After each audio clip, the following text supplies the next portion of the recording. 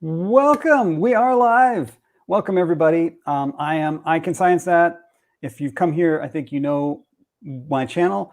But if you're watching this later, maybe you don't. I make this channel about honest investigations of everyday science. And a lot of that focuses on people who question what is, the mainstream science. People who have said, is it really, right? Is that really correct? And how do we know that? And so today I've invited Corey here to come from Flat Earth Intel. Flat Earth Intel is has gotten a lot of attention lately. It's a new idea in flat Earth, and I think that's pretty exciting. So, Corey, would you like to introduce yourself a little bit? Hi, Matt, and thank you for inviting me. It's great to talk to you. I like talking to people that are open and honest and look into or investigate. You know, what is this place that we live on? You know, we're presented with all these different cosmologies, and then we got to kind of wade through and filter through, what we're presented with. We're presented with all kinds of information via the internet, via television, whatever, right? Different kinds of mediums. So it's up to us to kind of discern or kind of understand, or we may agree or we may disagree, or we may be questioning it. What is that? How do I know that? How do I know what I'm actually living on is what they're actually telling me? Okay. So a little bit about my background. I'm a military veteran. I was in the United States Army for 23 years. And then I went into defense contracting right after that. I've been over at Kuwait, Afghanistan, been overseas. So about 35 plus years with defense contracting in the military. My background is artillery. So artillery, if a lot of people don't know, when we look at math, artillery is geometry heavy. It's 90% geometry. And that's kind of the basis for what I'm going to talk to you about today. And that's kind of what I had to look in and go back into when I was presented with flat Earth. Because to be honest with you, when I heard about flat Earth, I laughed at it. People think the Earth is flat. That's crazy, And it really had to come at me. It came at me on the internet via YouTube, of course. Say, hey, you ought to check out flat Earth. And I'm like, come on. I was getting annoyed, actually, because it was like, again? Come on, Earth is not flat. You're crazy, So then finally I looked at it, and it was Flat Earth's Clues, Mark Sargent's. Okay. So I looked at that. And from what I know, I call it the military decision-making process, or MDMP.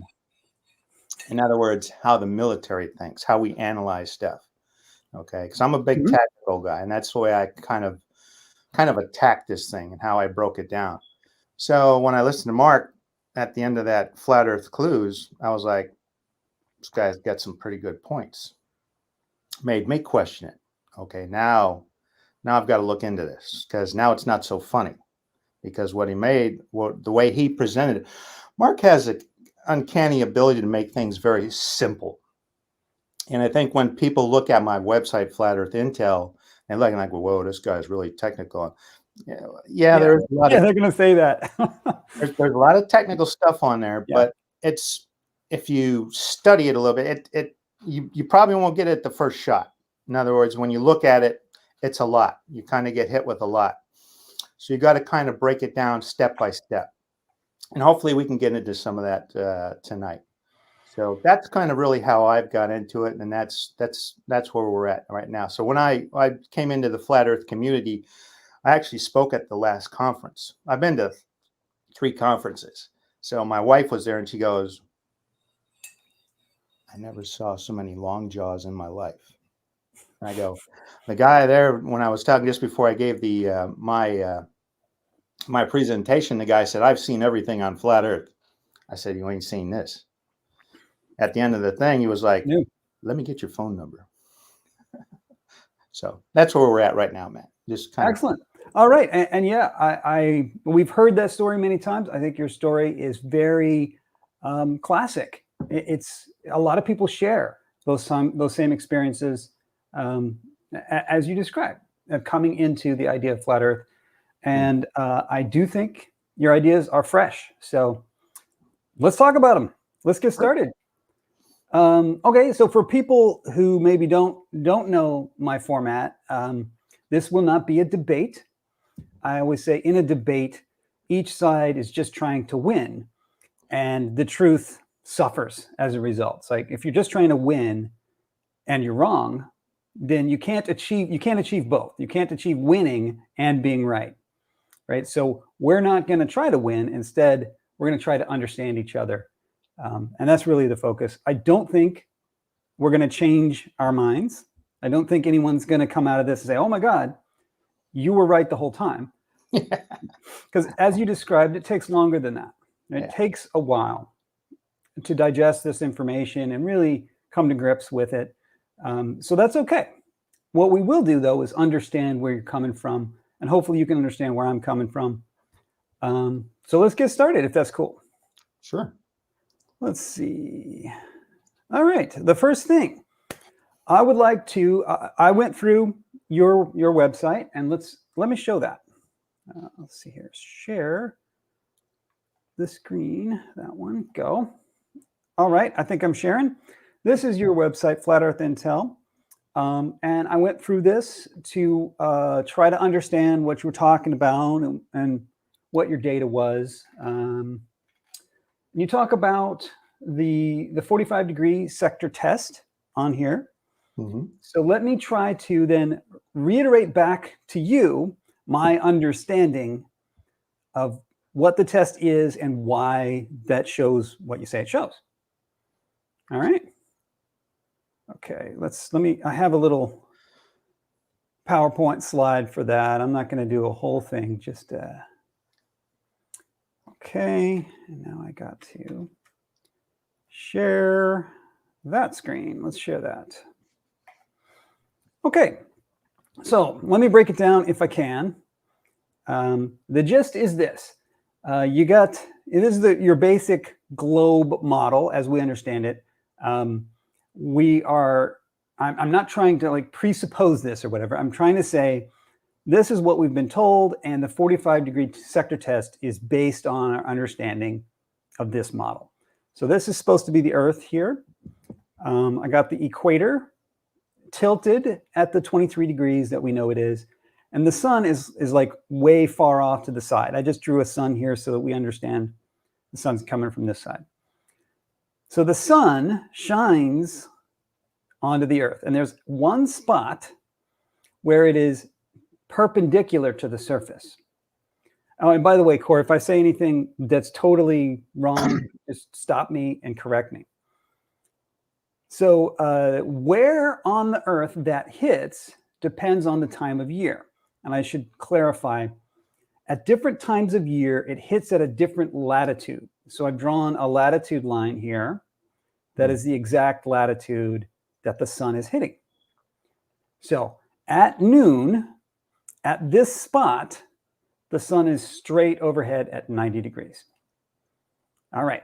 So anywhere else on the Earth, like further north, if we go further north of that latitude, the sun, being so far away, shining parallel light, will be at less than 90 degrees. And so I summarize that here. I say, if you're outside the tropics, right, this is the tropics, anywhere outside there, the sun can never get to 90 degrees. That's right? correct. Okay. In the model, yeah. Yeah, according to the model. Okay, and at local noon, the sun is at 90 degrees at one spot on the Earth. Okay, so that's here. And if you're north of that spot, it will be less than 90 degrees. So the 45-degree sector test comes in. And that says, that same thing we just said, that the sun is directly over something I'm going to call the subsolar point. I think you had a different name for that, but we'll call it the subsolar point for understanding. Mm-hmm. And at noon, it's at 90 degrees above that point, like we just showed. Anywhere that is not that same latitude, the sun must be lower than 90 degrees. So I drew that here. And Then I make the statement. Anywhere that is not the latitude of the subsolar point, anywhere other than this yellow dotted line, the sun is always lower than where the sun is at that latitude, because this is the highest the sun can get. 90 degrees is straight up. You can't get any higher. So if you're lower than that at noon, then you're going to be lower all day long. Fair? So let's, you're doing great so far. Okay. Why is that? In other words, that's a limit. We're talking about a limit now, a geometric limit. So now we're talking about, I call the terminology line of parallel. It's just now, like you did. Let me pause. Did you mean these lines, these yellow lines that I have? Is this lines of parallel? So that 90 degrees, okay, your first, where the sun makes contact with the earth, that's your first line. Okay. That's your first 90-degree line. Okay. So not to throw you off. Okay. So let's just say in the heliocentric model, I'm going to take this object. Okay. Oh, hold on. Let me tab out so I can see you. Go for it. And this is probably the easiest way to explain it to people. In the heliocentric model, this is my sun. Now, if I'm in the tropics, the sun is what? It's right over my head. Okay. So it's straight up above me. This is me, and it's straight up above me. Okay. So I'm 90 degrees. Now I always tell people, you can do this practical exercise at home. This is real easy. And we'll do the flat earth, we'll do the globe model, and we'll do the flat earth model. So if I take this object, and this is my pointer we're going to talk about the globe model first. See if I can get my. Well, I don't want to interrupt you. I wish, can you just clarify using the diagram that I have? Is that not clear enough, my diagram? This will help it. This will give it a little bit more relevance. Okay. And you'll understand because I've talked to people who had a hard time with it and they didn't understand it. So this seems to work. In other words, this seems to help. They seem to understand your approach. Yeah. Okay. So this see if I can give you solo. No, that's me solo. I want you solo. I don't know how to do that. Okay, go ahead. Okay. So I'll try and get the alignment. So let's just say this is me. Now I'm going to use both my arms. So I hold this object directly over my head at 90 degrees. Okay. Because some people say, well, I don't understand why it can't be more than 90 degrees at 45 degrees. Okay. Here's why. Now on the globe model with my other arm, this is my pointer arm. I have this arm to the ground. I bring this arm halfway up. At 3 hours on the globe model, I am oriented. In other words, I'm standing at 45 degrees to the sun. Okay. So that is my surface angle. That is my observer surface angle. I've just lost half my sky pointing at the sun because of the time at 3 hours. So now I am 45 degrees to this object that is 90 degrees. Remember, this object is always 90 degrees when it's tilted and you're in the summer. So I've just lost half my sky. So now I'm at 45 degrees. So what do I have left to make 90 degrees? I have 45 degrees. So between here and here, I only have 45 degrees. So I can come up anywhere in here is fine. My pointer comes up. So I'm halfway up. I start from 0 all the way up to 45, and I'm pointing at this object. I have to be on alignment with this object at 40. That's the maximum. Right. Well, we didn't get to the 45 yet. No, what I'm saying that. I'm just telling you, okay? So once I exceed that limit, I'm off the sun. In other words, I'm no longer on alignment with the sun. I'm coming off it. Right. That's the globe model. That's why I only have 45 degrees to work with in the globe model. The flat earth model is different. Okay. Well, before we get to the flat earth model, can we let's summarize this one. I have a time slot for the go ahead. Okay, go ahead. Okay. And I don't know if that clarified it for you, but that it seems to work for people. They seem to understand it a little bit better. Okay, I can appreciate that. This is my first time trying to explain it to people, so maybe your way is better. I'm putting the sun over here, and so I'm saying that at noon it's at. Whoops, I'm in the wrong presentation. So unprofessional. Okay, at noon it's shining straight on at this point. And so if you're up here, it must be lower than that. And this is the highest point it will be. This is noon. So this is the highest it will ever get at your location. For the rest of the day, the sun's going to go down after this point, right? So if the highest it ever got was something less than 90, then I say, All right, go back to that. okay. Go back. Yep. So you have to remember, you're out of the prime meridians. You're out of the prime or the tropics. You're out of the tropics. Remember, the 90 you can only get in the tropics between your lines. So when you talk about 90 above it, you ain't going to get 90 above it at that, because again, you're out of the zone. You're out of the sun's operating zone for that model. Good. And I did want to, I'm glad you brought that up. It's a bit of a tangent, but in your videos, I heard you refer to that as the prime meridian zone, but I think you meant the tropics. Yeah.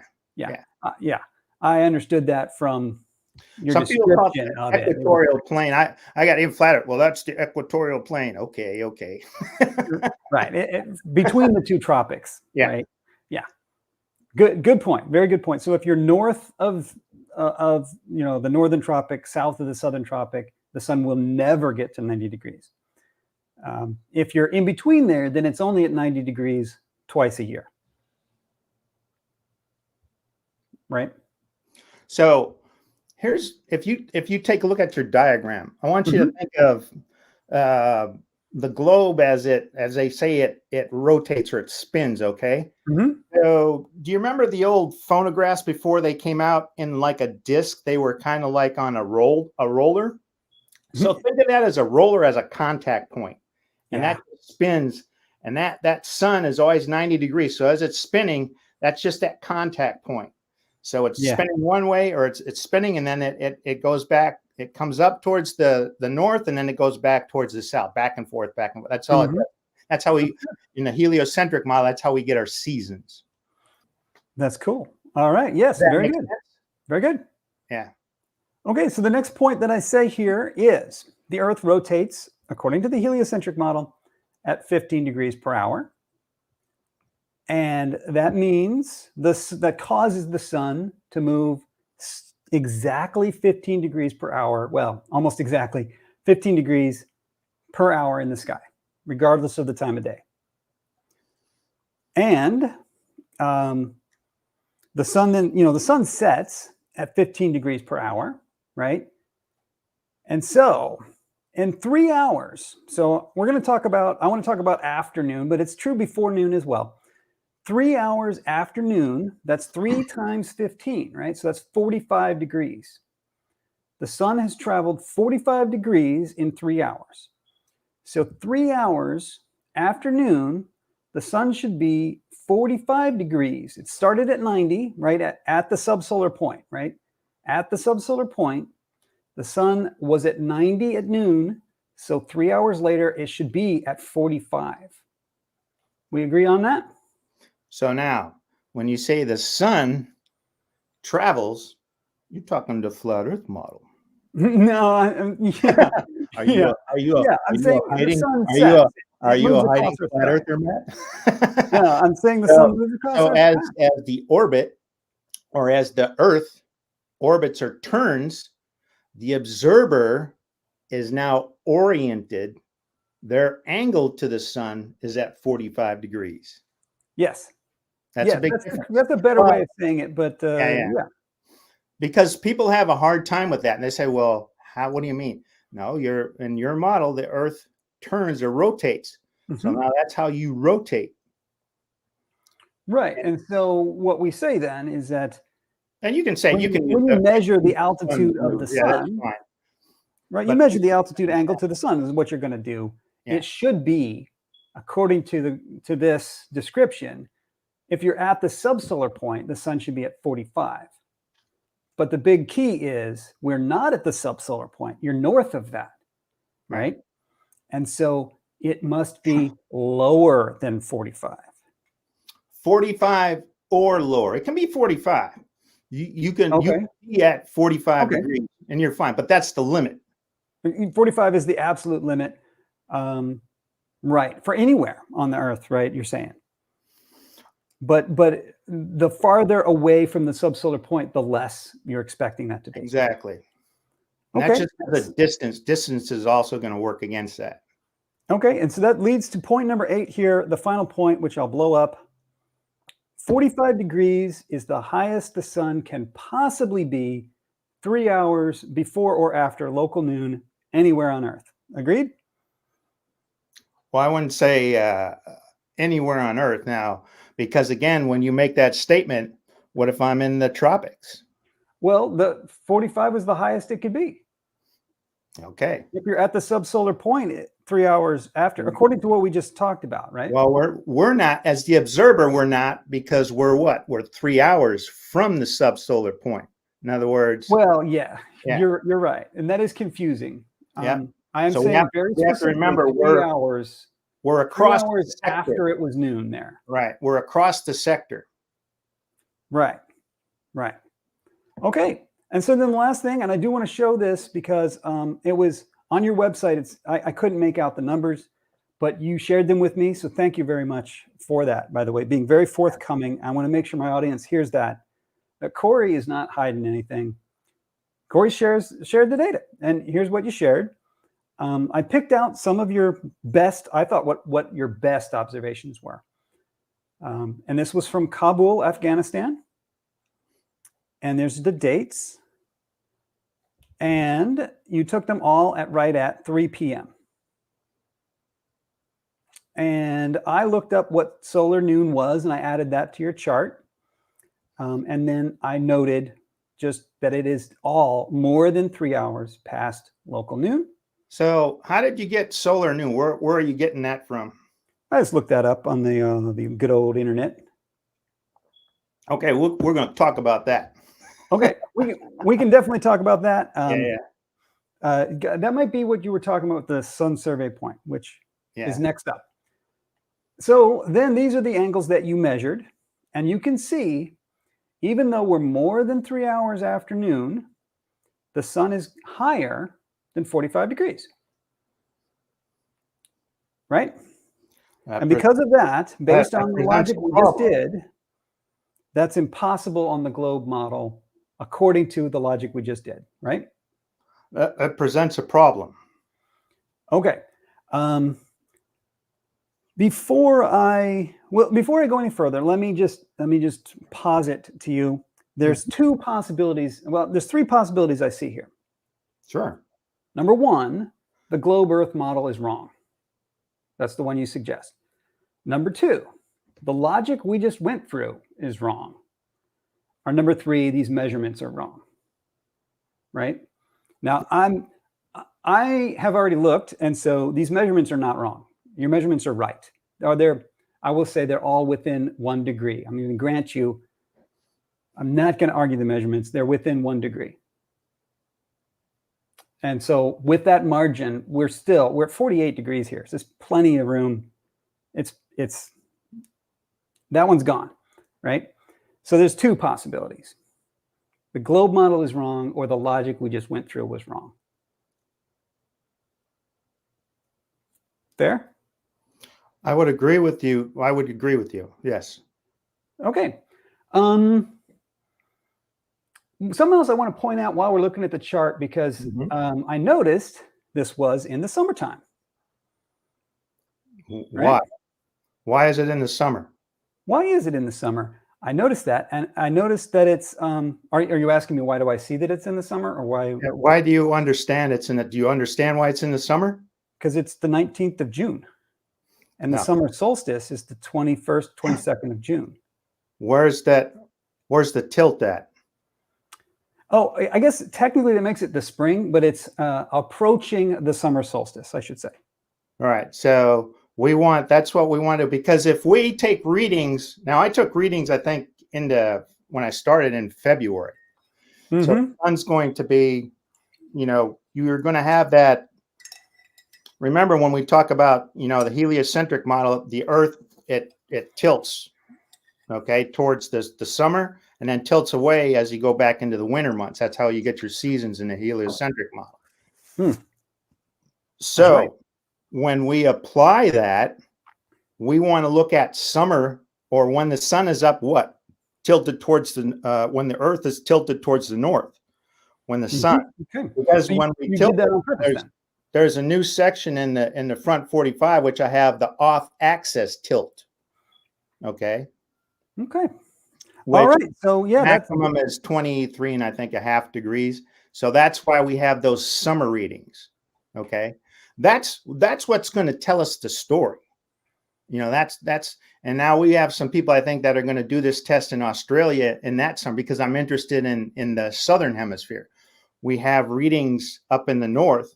I have them from Southwest Asia, and I have them from the US. Now, both those sectors have failed for the globe model. So now we have two sectors with major geometric failure.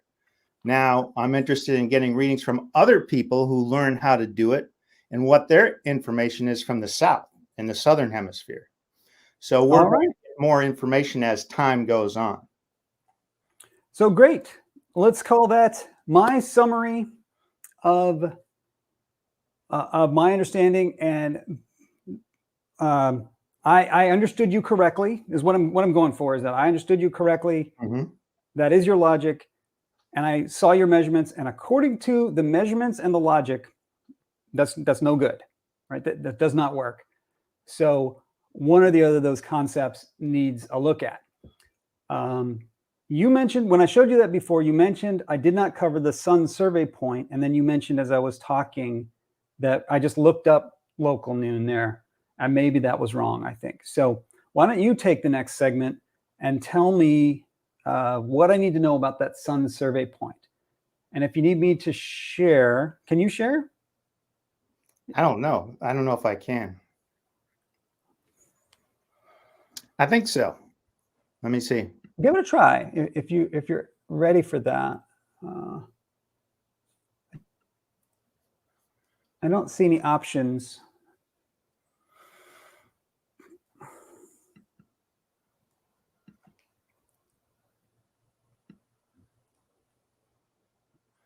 But I have your document, so I can share it if you want me to. Let me see.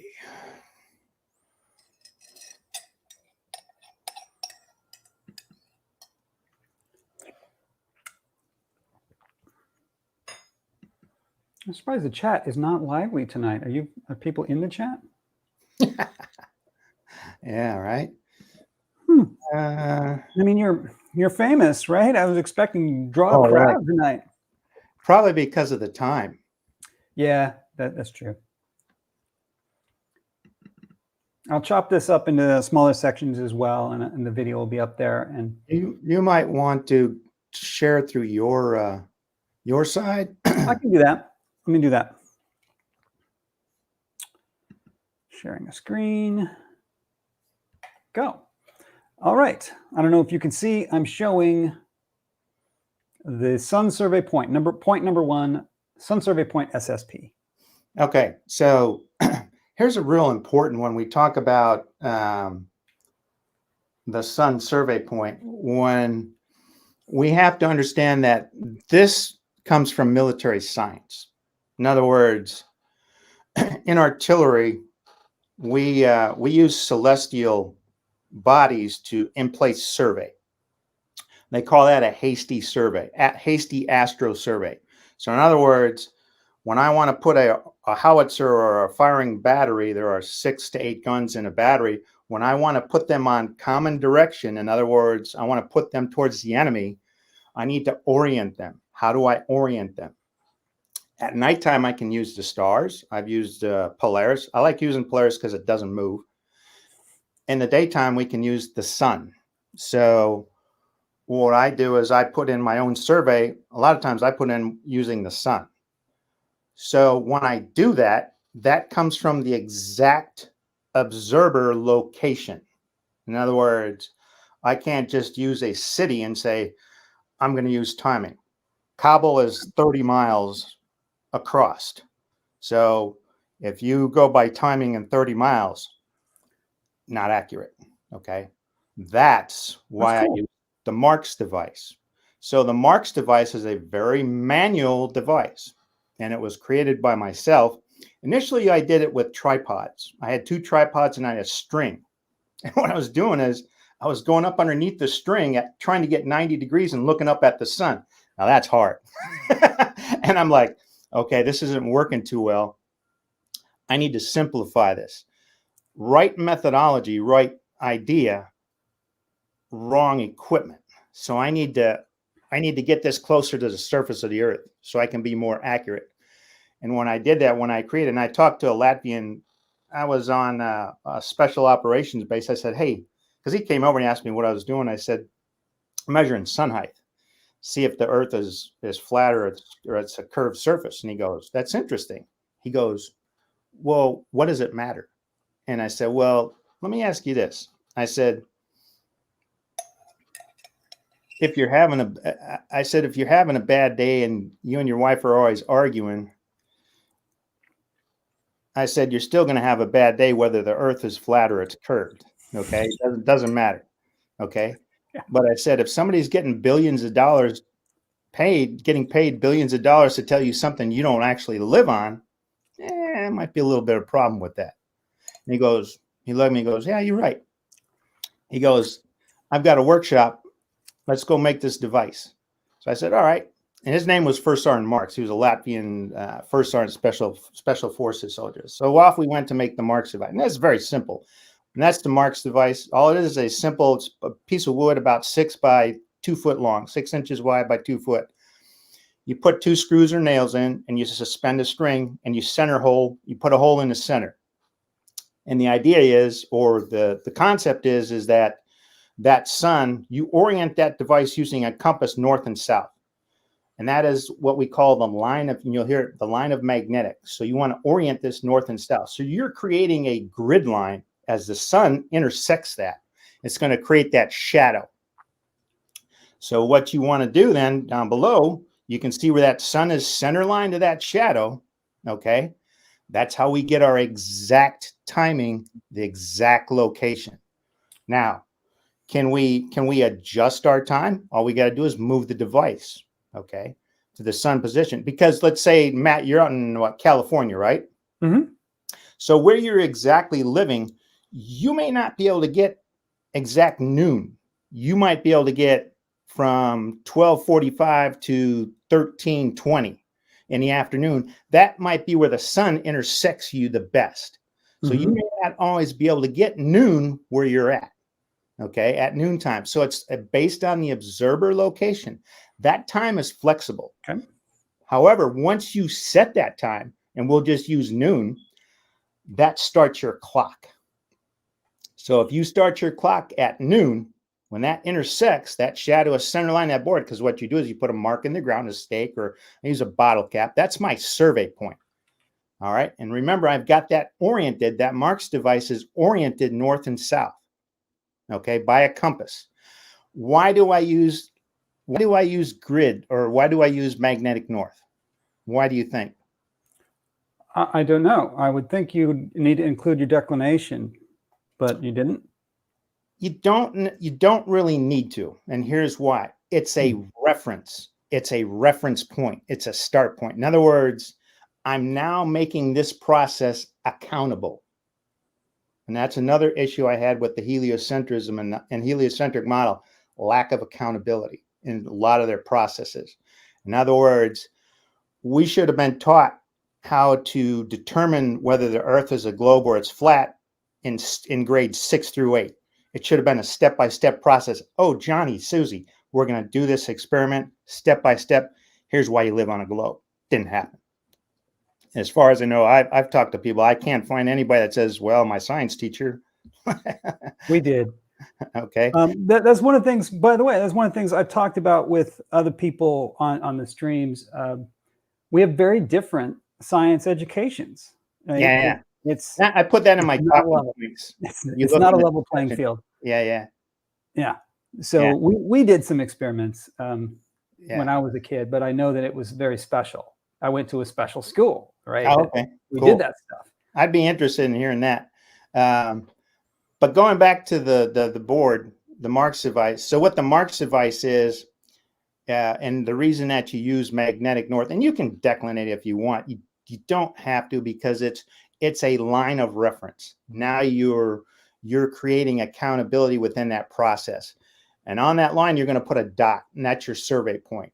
So now that's where you're going to take your sun angle measurements from when you set up your orienting station over that survey point. That gives you exact timing. So when I see all these charts come out with, well, this is your time is wrong, I don't remember seeing you at the survey point with a clock. Okay. That Right. doesn't work like that.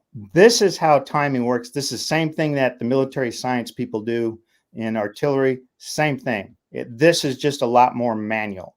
Okay. So you're learning the very manual how to get correct.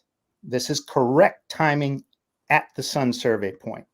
And that starts your clock. That starts your 24-hour clock. Now, how do we know that this is accurate?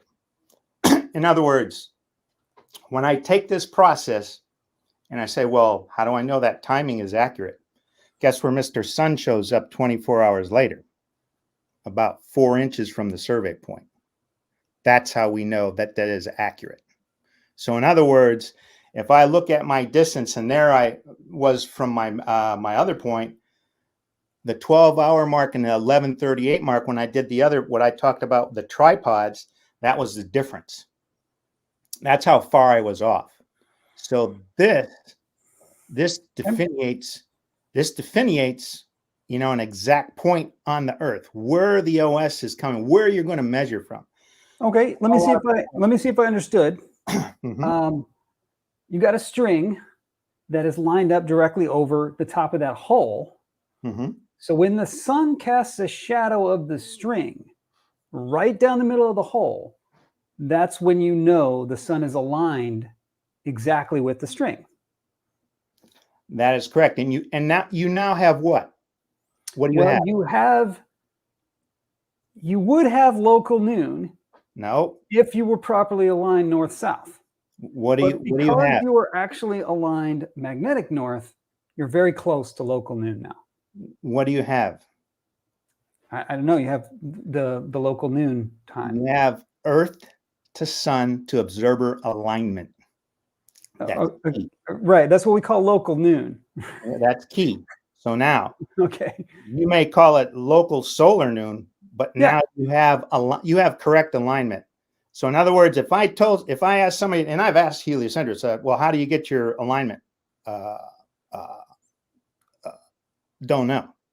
In other words, I'm going to point to a point on the ground. Give me alignment to that point. What do you mean? Give me alignment. So that doesn't mean anything by itself. You need more work. It certainly does. If I give you a point on the ground, I said, get me proper, correct alignment to that point on the ground with the sun and you as the observer, so where I can take angled measurements or I can measure sunlight. Oh, okay. You may get stumbly answers on that because the vocab you're using is not standard vocabulary. Yeah. So I don't know what you're talking about. But because we've been talking and I've heard your explanation, now I understand what you mean. You mean I want to align this thing so that the sun and the string and the dot are in a straight line. Right. Correct. Yeah. Basically, that's correct. Great. Why is that important? I would say we normally do it with shadows. That's where I'm going to take my measurement. That's where I'm going to take my measurements. So in other words, it's no longer ambiguous. So that's cool. It's not an ambiguous, because people say, well, and I've seen this in the flat Earth community, say, well, you can measure sun angle, but where's your point on the ground? In other words, it's an ambiguous measurement. Now this creates accountability. Okay. What I always do is I leave my point still, and I let the shadow move across. And then at the moment the shadow crosses either straight north-south, or else when it's the longest it possibly could be, that's when you know you're in alignment. All right. So now you can start once you have that, then you can start your clock. So you put your spot on the ground. So you started your clock using that. Exactly. Cool. So now our first reading, if our sun is at that position, is going to be a westerly read. So in other words, we're going to get a westerly read. That's going to be our first reading at west. Right. So when we look at that, so that's basically how you're basically setting I call it setting the geometric edge. Okay. Makes Very sense? cool. Yeah, I totally understand that. If anyone's in the chat, ask us if you don't understand. I don't see anybody, but we'll keep going. Okay. Uh, Does that kind of make sense to you? oh, absolutely, absolutely. Let me say it back in my own words. Mm-hmm. You could just look up local noon for Kabul, but that would be for the whole city of Kabul, not where you're specifically at, and maybe it wouldn't even be correct. So what we're going to do is with this device, you're going to use the shadow of the string to establish exactly where local noon is at that spot when the sun is at its highest, when it is right there. And then you're going to time off 3 hours later from there. Right.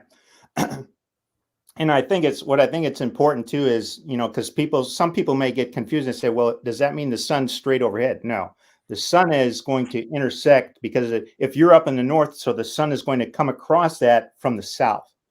Right. So It's not going to be straight overhead. It's going to be the highest point during that day, which will be something less than 90 degrees. Exactly. All right, cool. Is that wrapped up on the sun survey point? I think so. I think we're pretty clear on that. And Okay, very good. Very, very good. So what did I have next? I wanted to ask you, how'd you come up with this? Let me put a little banner up, switch the banner. Because I do think this is a fresh idea. I think, I hear complaints from time to time is, oh, it's the same old argument over and over again. And I think you mentioned it too. Like you got some you made some good impressions when you went to the conference with this because people had not seen this before. How did you come up with it? Two-parter question here. How did you come up with the idea to do this particular experiment? And why did you choose 3 hours and 45 degrees? Why not like 2 hours and 60 degrees or like 4 hours and 30 degrees or something like that? I think those are great questions, and especially, how did I come up with it? Those are great questions. And so when I first, I heard about flat Earth, I had to look into what I know. And I think that's what kind of a lot of people would do is, what relevance does this have? How can I understand this and how can I test it? In other words, can I test this? Yes, that's what my channel is all about, by the way. How can I test it? How can I test it? In other words, you tell me that the Earth is flat, okay, or you tell me the Earth is a globe. So I had to, and this took me about 4 years. So it wasn't something that came up because I was introduced into flat Earth about 2015. 2016, I understood some things about flat Earth, and it convinced me to say, okay, now I gotta look into this. I'm gonna test it. How am I going to test it? Mm-hmm. I had to look at my background, artillery, geometry. Is this a geometric form? In other words, okay, the Earth is a geometric form. The sun is a geometric form. Okay, so it's going to have to do with geometry. Geometry is going to help give me the answer. Now, what about the process and application? So I looked at other experiments, and a lot of people say, long distance photography. And so there's a big hoo-ha about, well, I can see farther than what I shown on a curve. Yeah, I've seen those. Some valid point. And then other people say, well, that's a mirage. Right. Yep, that's the problem, isn't it? Right. It's so yeah. When we look at that, I kind of look at things kind of tactically. Okay. So now I'm at lower elevations. I'm going to get interference. And even military science talks about it as well. And that's why we go up at higher angles to get more clarity. I want to go above 15 degrees. And when I went to the Flat Earth Conference in 2019, I talked to some people about the idea. Nobody knew anything about it. And I just wanted to see what people knew, if anybody had thought about it. So then I knew, okay, I've got my work cut out for me, because now I'm going to have to not only convince the flat earth community, then you got the other communities after the flat earth community, or other people that are looking into it. Guess who I get the toughest questions from? Do you get them from the flat earthers? Yeah. Really? They're like, okay. And I get diagrams. You are the first guy to send me a video with a diagram. Can you believe that? I asked diagram. Unfortunately, I can believe it. I think what you get is, for the most part, what you get is a flat earther comes forward with his talk, and then the Globers just go make fun of it, or they just deny it, or they just shut it down, and they don't really, most of them don't really want to pick at it. Yeah. I think vice versa, very much true. I think because I think it makes people uncomfortable too. I think mostly it comes down to most people don't make these decisions of like globe versus flat. They don't make that based on evidence. They just decide, and then they go picking up the evidence that supports them. Yeah. And to be honest, I really didn't care. And I didn't have a lot of interest before they hit me up with it, and I was like, okay, finally, it bugged me. They threw it at me enough where I said, okay, I got to look at it. All right. And like I said, because I laughed at the idea, but anyway, you're the first guy that sent me a diagram, because I said, well, send me a diagram. Show me what you're talking about. I get crickets. So I'm like, I'm going to talk to this guy. He took the time to send me a video diagram. Okay, this guy is openly, questioning, or he's interested in it. And I appreciate that. I look at it and say, now I'm going to take the time and I'm going to try and explain my point to this individual, because at least he took the time, to do that, to set it out. And I appreciate that. I really do. Very good. That's very genuine. And this day and age, that can be difficult. Yeah, it really is. And that's what I'm trying to do here. I'm trying to be an example for everyone on both sides, that we can talk about this, and ultimately we could theoretically come to an agreement. If we go based on evidence instead of based on our gut, we should look at the same evidence and come to the same conclusions. Ideally, that's what we'd be hoped for, right? Yeah, understanding. So when I look at that, again, military science, we want to get away from 15 degrees and below to the ground, because we're going to have atmospheric pollution, all kinds of other stuff. So I said, okay, I'm going up high. In other words, now I'm going to use the sun, because the sun is the ultimate aiming reference. The military uses the hell out of the sun. It wears it out. So I said, we're going that route. So we're going to use the sun aiming. It's the ultimate aiming reference. It's the wet dream of wet dreams, if you're talking about wet dreams. So it doesn't get any better than that. Okay. Sweet. Cool. So that I think answers one of the problems I have with your thing is, why didn't you just use sunrise, sunset? Why 45 degrees? And it seems like your answer is, down near the horizon, funky stuff happens, and we know that. So let's just get up away from the horizon. We're not going to talk near the horizon. So 45 degrees is, you're like halfway. It's like compromise land. Yeah. And it's kind of an easy number to work with. When I looked at it, I said, it's easy number, 45, you're at 45, 90. Okay. Too easy right there. You got to kind of get that process though. In other words, you have to get that understanding. So that's why I went up high. It deals on my experience and my knowledge with celestial survey. So now I'm going up high. What was that? Hopefully that answered your question. Yeah, I think it really does. I think it's a good answer. You ever try like 60 degrees instead of 45? You ever try like 2 hours later, 1 hour later instead of 3 hours later? You could, but 45 just seems to work a whole lot better.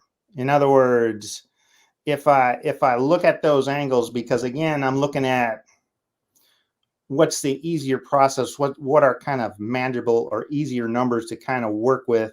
45 is kind of like your halfway point. So in other words, excuse me, if I'm on a ball or a globe, I'm oriented at 45 degrees. It's real simple to say, okay, I got 45 left to work with. doesn't get any easier than that, really. And that's No. why I use that Okay. practical exercise. And there's also the practical exercise on my website, and I talk about that. The flat Earth model is easy because there is a line of parallel. We have to understand line of parallel, and that's a limit. In other words, if I asked you in the heliocentric model, in your understanding, what would tell me if that model is out of tolerance? How would you go about that using geometry in the sun? I have done that recently. There's actually many different approaches. I like yours. I like this approach. Although I think I'm going to point out in a bit that there's a problem with it. It's actually, I don't agree with it. Mm-hmm. And we'll see why. But the approach we took actually on this channel, did we do it in the summer or the spring? We did it in the summer. We did it last summer. Mm-hmm. Had a bunch of people all around the world measure the elevation of the sun at local noon. And then we tracked what was the elevation of the sun at local noon at different latitudes and graphed that, and one of the viewers created a lovely interactive display where you start with a flat Earth, Mm-hmm. and then it shows all those elevations on there, and then you can, with a slider, you can bend it down into a curve and see what those sun angles do. Mm-hmm. And it was beautiful, really. It was wonderful. Cool. I'd be interested to see some of that information if you're willing to share it, or anything that you have on it. I'm always interested in looking at data like that. If you have it. If not, Yeah, I'd have to dig that back up. It'd take me just a minute. Maybe we'll do it like at the end of the show or something. We'll I circle mean, that you back don't up. got to do it right now. If you have it, I'd like to kind of look at it and just Uh-huh. look at, what and you can kind of explain your process in the email, or if you want to talk about it, in another meeting, we can do that. I'd like to look at that. Yeah, I thought that was really cool. Of course, I got the usual arguments from the other side, which mostly, frankly, they don't want to talk about the evidence or what it shows. They Mm. just want it to not be true. Um, Yeah. because you won't be surprised that when you show it on a flat plane, you graph all those angles on a flat plane, they don't line up. They're every which way. And then you curve that thing around to a ball, and then all of a sudden they line up and they become parallel. And you're like, oh, that's why people think it's parallel. And that's my point on it too, is not to say, look, I just proved it. I didn't prove anything. I just explained why we think this. I showed what the evidence is that makes you think, Mm-hmm. gosh, maybe these lines of sunlight are actually parallel and the Earth is curved. Right? Okay. Okay, let's circle back to that though, because it's tangential to what we're talking about. We want to talk about your test. Mm-hmm. What was my next question? Oh, I like this question. Boom. Okay, I stopped you from going into this before, so why don't you go into this now? Mm-hmm. How do these same observations work on the flat Earth model? Do you have a flat Earth model that you're testing these against, or talk to me about that? Sure. Flat Earth model is simple. What's the line of parallel? In other words, what's the limit for the flat Earth model?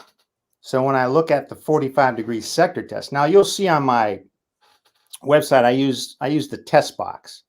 So when you look at both of the models, you'll see numbers in there. Okay, I'm looking on your slides. Can I show that? Yeah. Let me share. Just go to it's right past, I think, number 4. 2, 3. Timing. Sun clock 4. You want 4 or past 4? Right Test past box. 4, right there. So you'll see these are both models when I looked at testing them. Okay. So these are going to kind of give you your limits.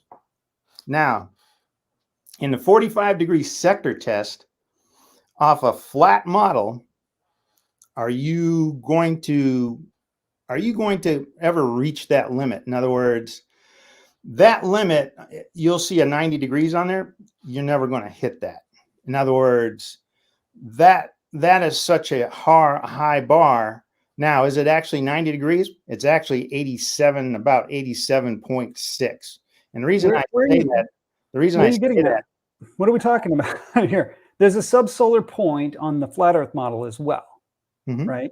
And at the subsolar point, you're still at 90 degrees, right? Yeah, but you see in the flat Earth model, your sun is a lot smaller. So your sun Uh-huh. is between 50 and 70 miles wide. In other words, you have to Okay. understand line of parallel. In other words, on the heliocentric model, you've got this huge sun. Yeah. Okay. You Mhm. have to remember your height measurement is a measured alignment. So, in other words, once you come off or once you exceed that line of parallel, you ain't coming off that model. That model's done. It goes into geometric failure. Mhm. So now the flat Earth model, you would have to get up over 85 degrees, 80, about What 87. can you show the math? Can you explain to me where you got 85 degrees? Are you talking about 3 hours later? No, 3 hours after because local noon? well, you take the sun size, and the sun size ranges anywhere between 50 and 70 miles. Now I have it at right about 69 miles.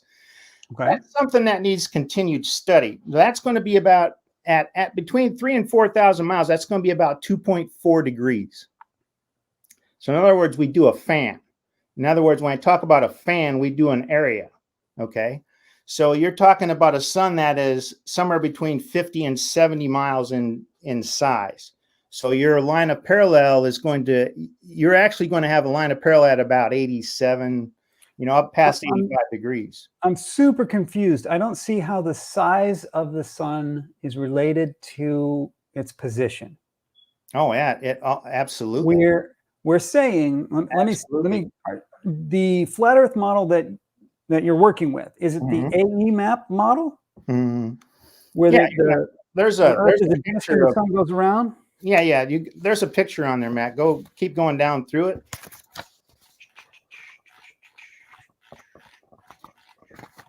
I think it's towards the end, actually. Go a little faster then. Past 13, right past item 13. Wait, 13, 13. That's This? right there. Okay, So, so the sun circles overhead. mhm, Um, and so you're saying that the subsolar point moves around at a particular latitude during the day. yeah, So like a yeah, record so player, the old 3 record player. hours so 3 hours later, it's over here. Yeah, that's your sector. That's both models. So, Uh-huh. Now, how did so you come up with the fact that that would be 89 degrees you mean 80, or 87. 87 or whatever number? How did you come up with the number? So all you do is I've you're done gonna that look at math, and that's not what I got. you're going to look at your fan or your distance at between 3 and 4,000 miles is going to be about 2.4 degrees. And an object that's going to give you an object size of about I have it at right at about Mhm. 69 miles. I see. So we say in Interesting. the community, your sun's between somewhere in the neighborhood of 50 to 70 miles in diameter. And all that Okay, does is it moves. So you're going to have to get up past I can 85 believe that. degrees to exceed your parallel, your limit. Are you ever going to do that at 10 o'clock or between 9 and 10 and 3 and 4 in the afternoon? No, you, Okay, you ain't so got a long way I to think I go. do get this now. I think I get this because I've never seen that particular number, because on the Mhm. flat Earth, it varies depending on where you are. The That's a sun the sun distance. arc rate is totally different depending Yeah. on if you're, And north, south, east. that's why and I talked to one guy up in Canada. He was talking about the North Star, and he goes, "Well, I don't know how people can think the Earth is flat," because he talked about the North Star, and then he had these positions from Cuba and a couple other places he was doing triangulation. And I Uh-huh. said, I just put a protractor on it. I said, "Well, what angle can't you get from here on a flat surface? It's less than it meets the line of parallel." So I said, Okay. flat surface is too easy, Matt. And people, It is very geometrically easy comparatively. So let me pause it at you. Mhm, You know your latitude and longitude. You can plop yourself down onto this map, mhm, which looks like you're kind of doing. You could calculate, based on the height you think the sun is above the surface, exactly what altitude angle, elevation angle you should get for the sun.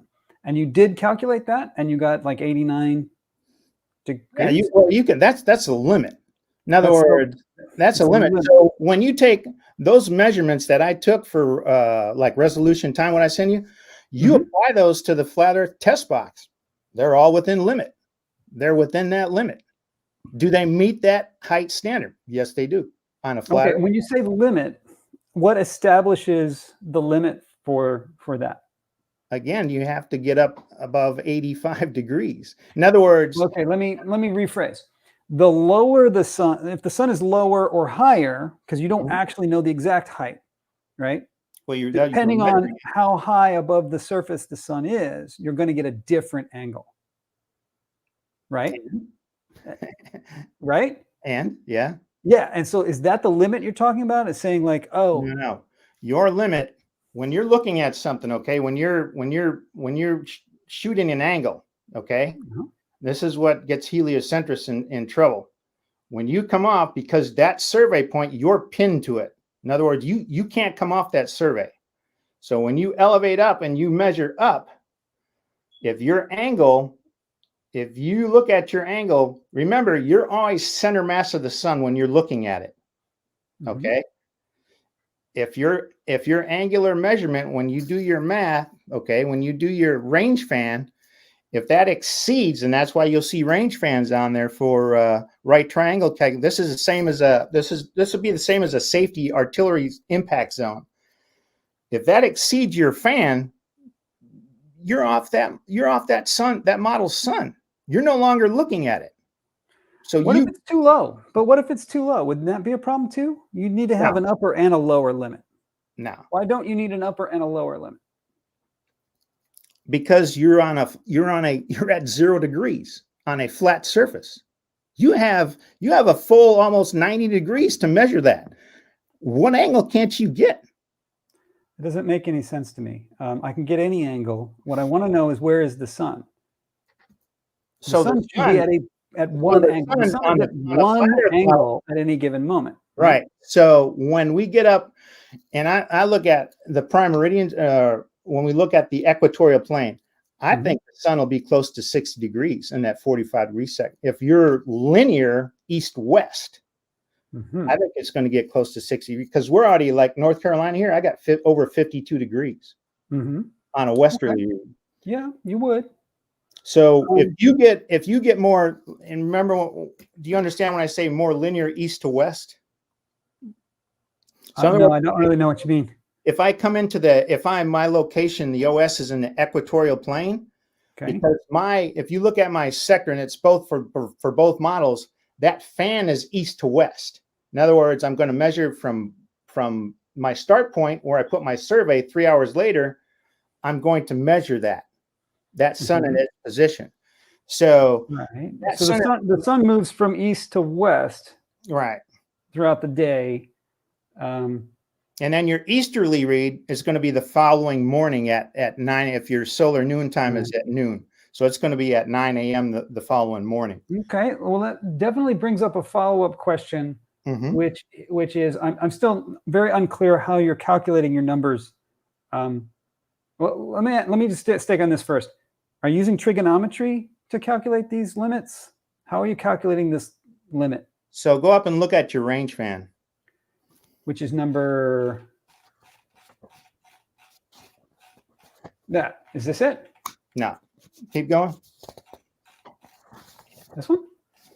Okay, go back to that one here. That one. All right. So now, when you say I don't understand how you get that, look at that diagram and tell me what you think you see. I see you showing that as you get closer to directly underneath the sun, the angle increases. Okay.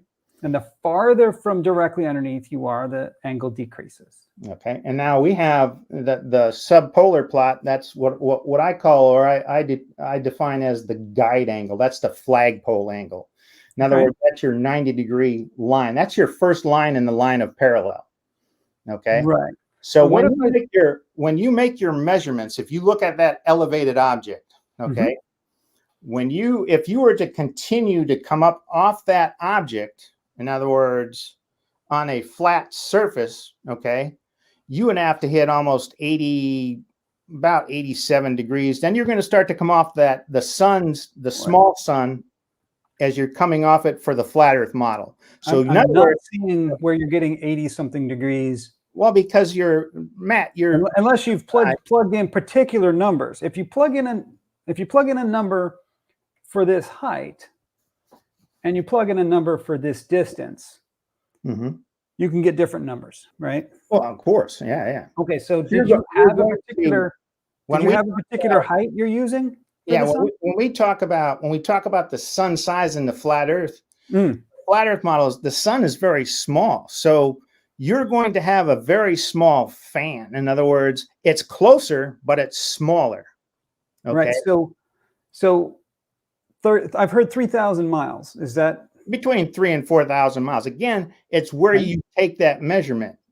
Okay. Now, to get accurate, to get perfect, you'll have to be within the tropics. You could get an exact measurement if you're within the tropics. You're going to get a more accurate measurement.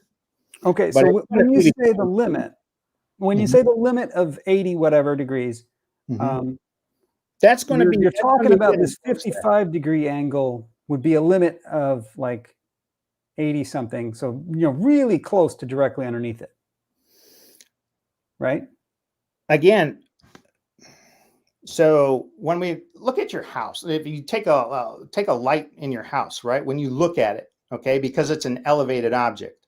Okay, so you can look at that object. The farther you get away from that object, it's going to your measurement's going to decrease. So the flat Earth model has a huge advantage. I mean, when you talk about height measurements, you're not going to exceed that model unless you got up into the mid 80s. When you get up above in the higher 80s, then you're getting close to that model's limit. Why? Because that sun is smaller. That object, the sun, what you're viewing in the flat Earth model, is a lot smaller. Okay, so your parallel, or your line that is going to exceed that ball or that sun, you're going to have to hit about 87, 88 degrees.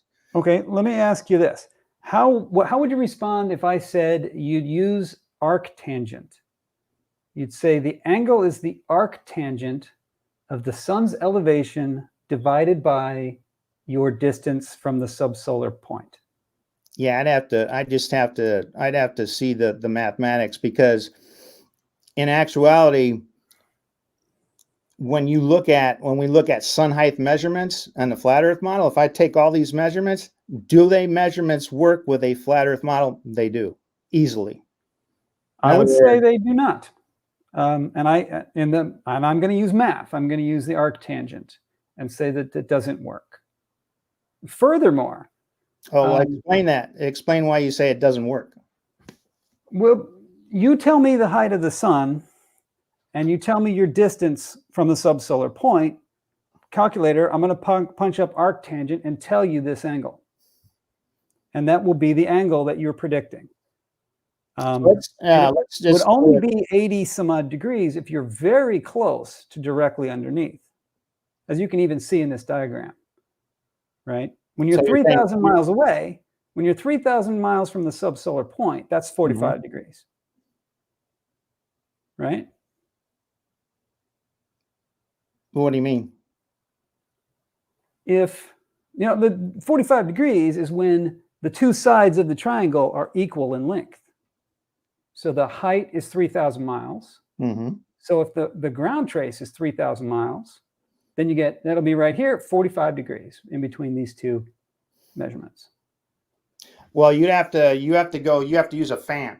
In other words, if I take an area and I look at like my ball size, what's the size of that small sun? The ball size we're looking at between 50 and 70 miles. That's going to be about 2.4 degrees. So in other words, the sun is half a degree across. Right? Say again? The sun is half a degree in visual angle. For what? 0.53, I think. for always. Is that what you're talking about? When you said it's 2 degrees, I'm not sure where 2 degrees is coming from. In other words, that measurement angle, if you shot a line up at the sun, okay, you would have to exceed that line of parallel. In other words, for that smaller sun, you would come off that model's sun. Okay. In other words, you're no longer looking at its center mass. Let me ask, let's get pretty blunt. Are you using mathematics for this? Sure. Trigonometry.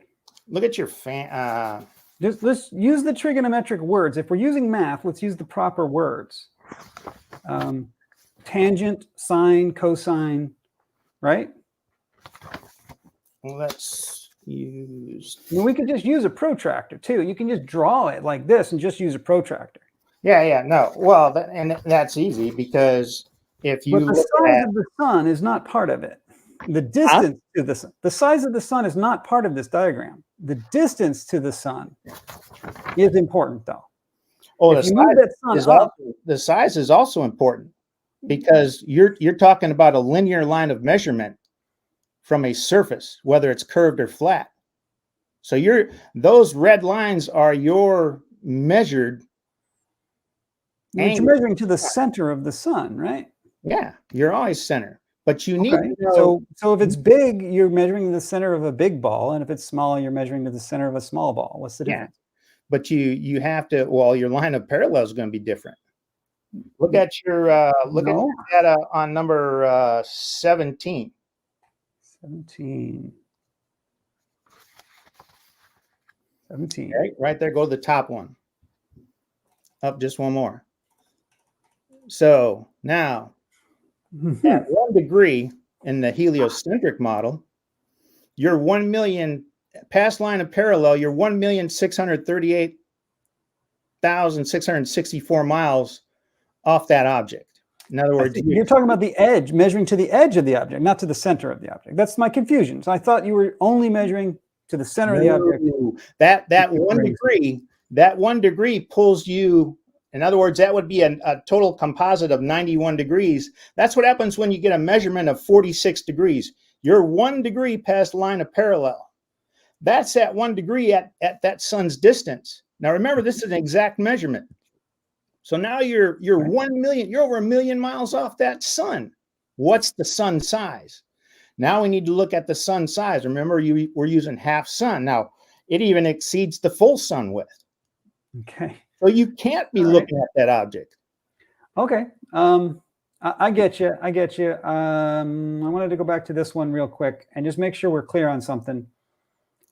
If I was standing here at the 55-degree person. The only reason that I use this, and this is just to show that distance, you're going to get different angles. This has nothing to do with the sun size.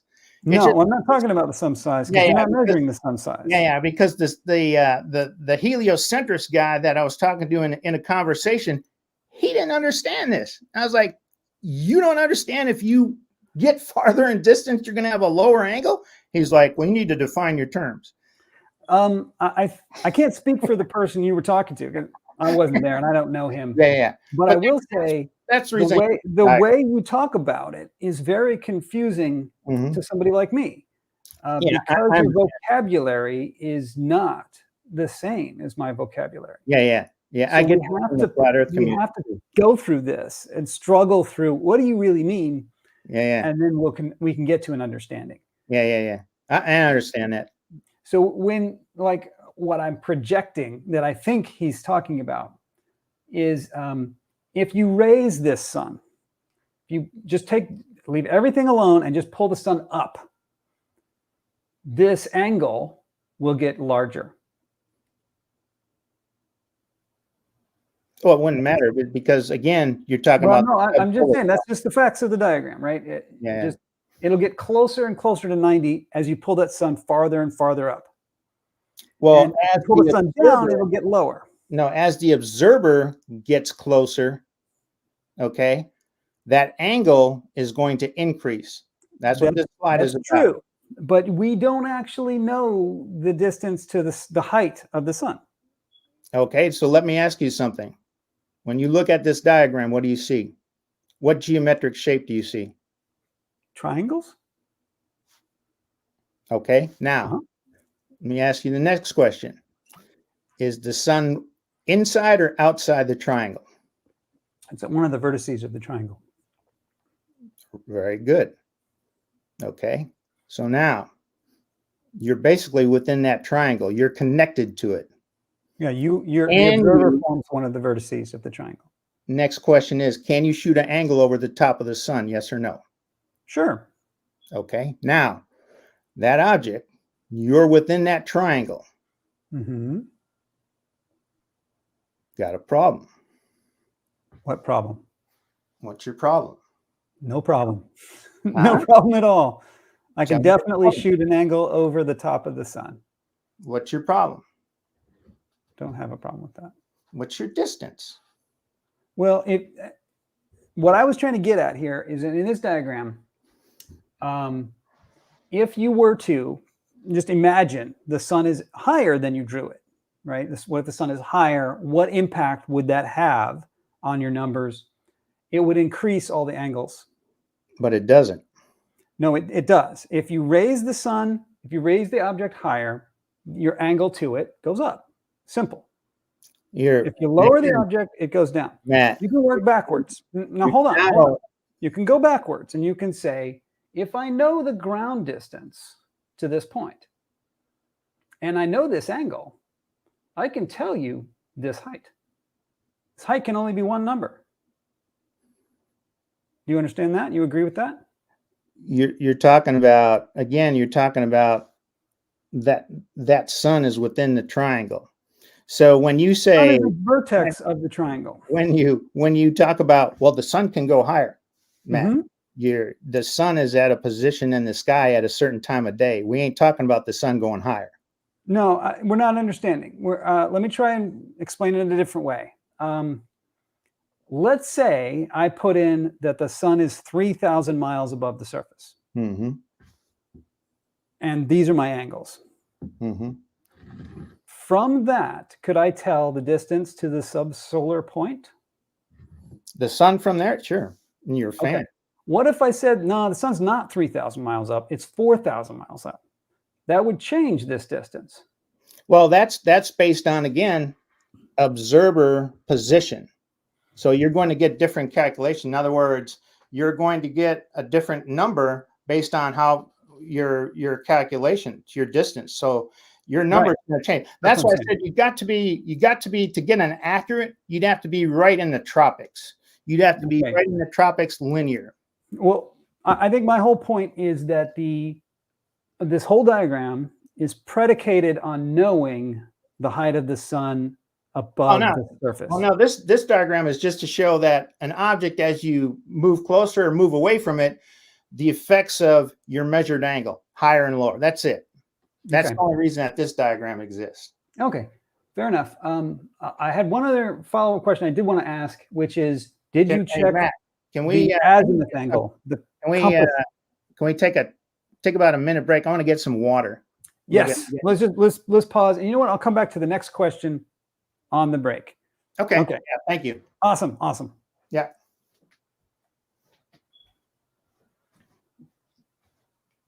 Nobody is in the chat. Or else the chat is broken. Let me take a look. We're paused for a bit.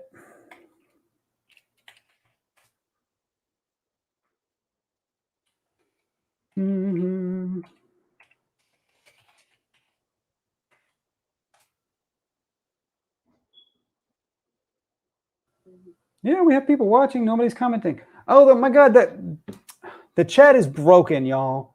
I'm so sorry. People watching. Nobody's commenting. Oh my God, the chat is broken. This sucks. How do I refresh the chat? If anybody knows,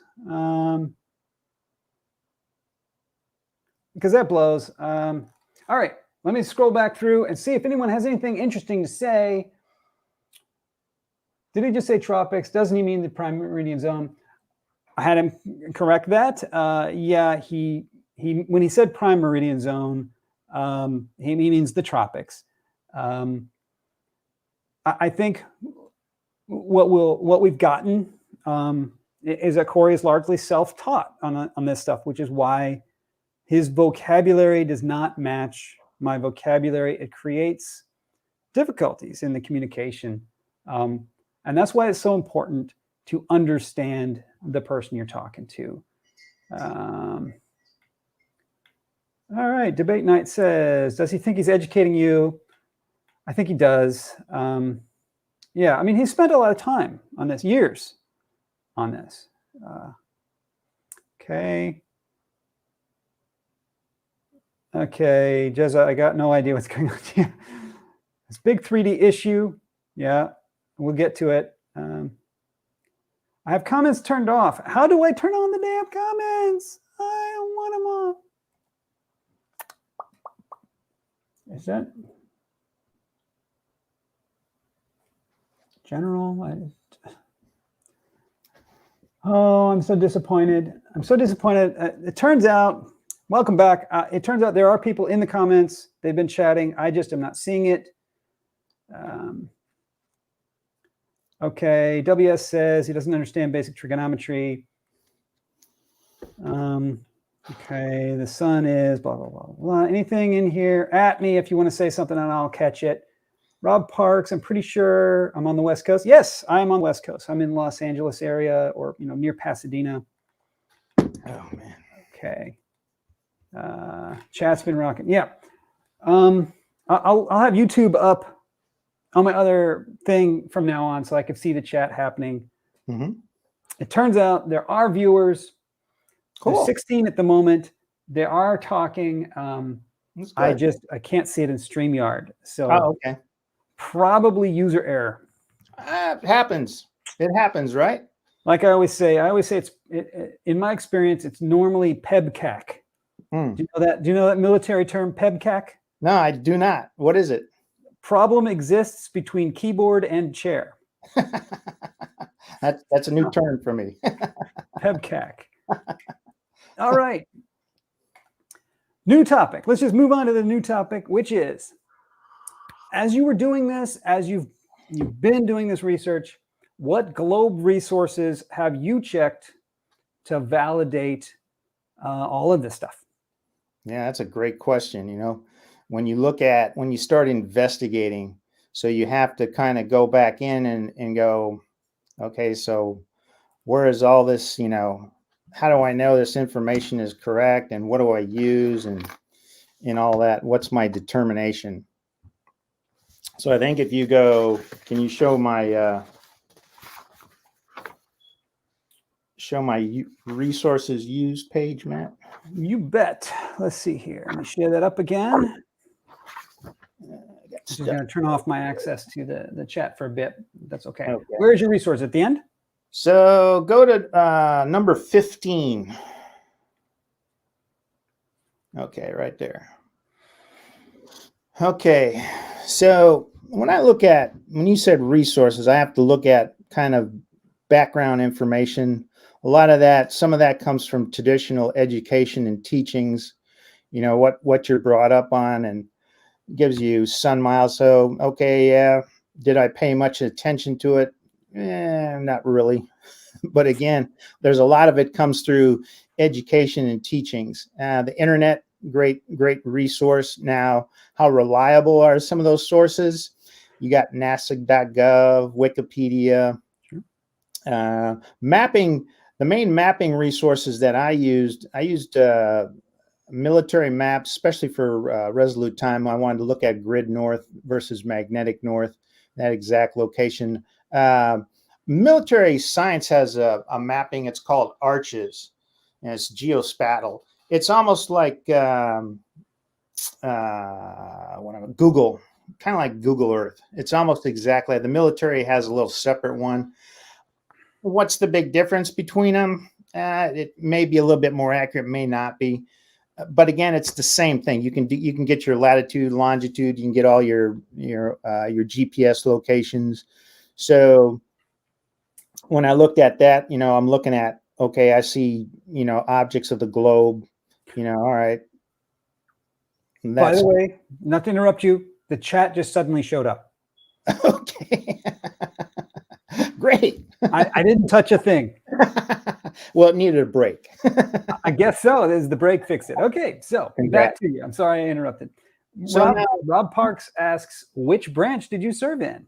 I was in the Army, right? Army, yeah. Army Field Artillery.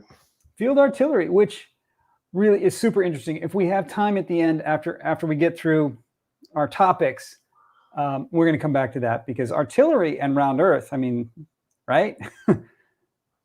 Yeah. Okay. Yeah. So yeah, you were saying so about Google Earth and the Army's version of that. Yeah, which is what they call arches. It's one of the mapping. It'll show a globe. It'll show the same thing kind of as Google Earth. So I looked at those. We're looking at, again, geometric shapes. NASA.gov, I looked at, and this is one of the things I looked at, what photos of Earth do we have? What are the pictures, the place you're telling me I live on? NASA.gov, I think the last image, and I may be incorrect, the last image was like the 2012 blue marble shot. I don't know. Do you know anything that's later than that? Absolutely. In fact, let me ask you a question. Did you hear about the volcano? Well, volcano. No. Volcano erupted. Y'all watch the news. Volcano erupted. And the most amazing thing is to watch the satellite videos of the volcano eruption. Yeah, we have a shot of the Earth, multiple actually, every few minutes from space. Okay, so it's a backdrop image, or what? How far are we talking about? What's the distance? I mean, can you see 1,000,000 miles? You can see it. Well, no. Okay, we have multiple. I think Discover is back online. Y'all in the chat can correct me if Discover went down again, which is 1,000,000 miles from the Earth, so it's just a one shot. We also have multiple geostationary satellites that are getting one shots of the Earth. Okay, so when I look at that, because I look at geometric shapes, is this, how close to this is a perfect circle or oblique spheroid, or right, what is it, so you want to kind of look at that. And, if we look at a top-down image, and again, when you look at arches or when you look at Google Earth, how accurate are these, as to what would look pretty circular as if I look down, top down, straight down on it. Now, when we look at our latitude and longitude, and again, when I talk to some people, I said, well, that also, you're looking at curvature as far as what you look at your latitude and longitude, okay? Because you're looking at your distances. So that's another reference point you can use. So one of the heliocentrists didn't know that. I said, well, yeah, you can use that if it's accurate, if it's correct. So that's one thing. Now, when I had to look back at, and I listed my military references. There's also video links on there. You can find these on my website, and this goes into the video links show actual how you do a hasty astro, how you do grid magnetic. So if people don't know about that, they can go to my website and click on those links, and they can kind of watch. Now, it's very technical, but again, it'll show you that Mr. Corey is kind of talking. He's not just giving you a line. In other words, this is an actual process. Some people may question that. You can look at video links. Well, let me ask you. Oh yeah, we'll look at the video links. While I do, let me ask you. I think you mentioned before. It seems like I'm the first Glober who's sent you a video with diagrams specifically to reach out to you about this. I don't want to claim I'm the first one who's done that. I know that Ruhif, for example, I'm a subscriber of Ruhif, plug for Ruhif. Mm-hmm. He showed what I'm going to show here in a few minutes. But I don't suppose you watched that stuff, and I don't think he sent it to you. He said he was emailing with you to get the content, and that you shared the data with him. Mm-hmm. But I don't think he really reached out in the same way that I did about this. No, and again, that's why I asked, because I asked people, said, well, show me a diagram or something that you're talking about, so I can kind of get get an understanding, kind of get your point or what you're seeing and what you want. And you've made some good points about, you're talking different language, Corey, so that is an issue. And flat earthers tell me the same thing as, oh, and you're talking stuff I don't know. And again, it's because the community that I work in, so I'm used to talking that language, that lingo.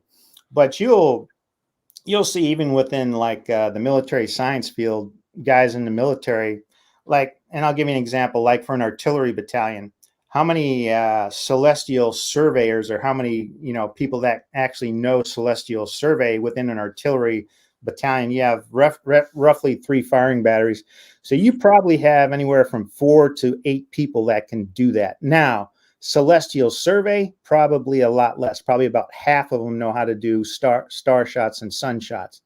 I didn't get introduced to it until I got into the airborne community. I know the Marine Corps does it. So some of your, I'll call them high speed units, do the celestial survey, celestial survey activity. So it's very limited field, because when I ask people, well, where are all your celestial surveys? Most of them are in the military, believe it or not.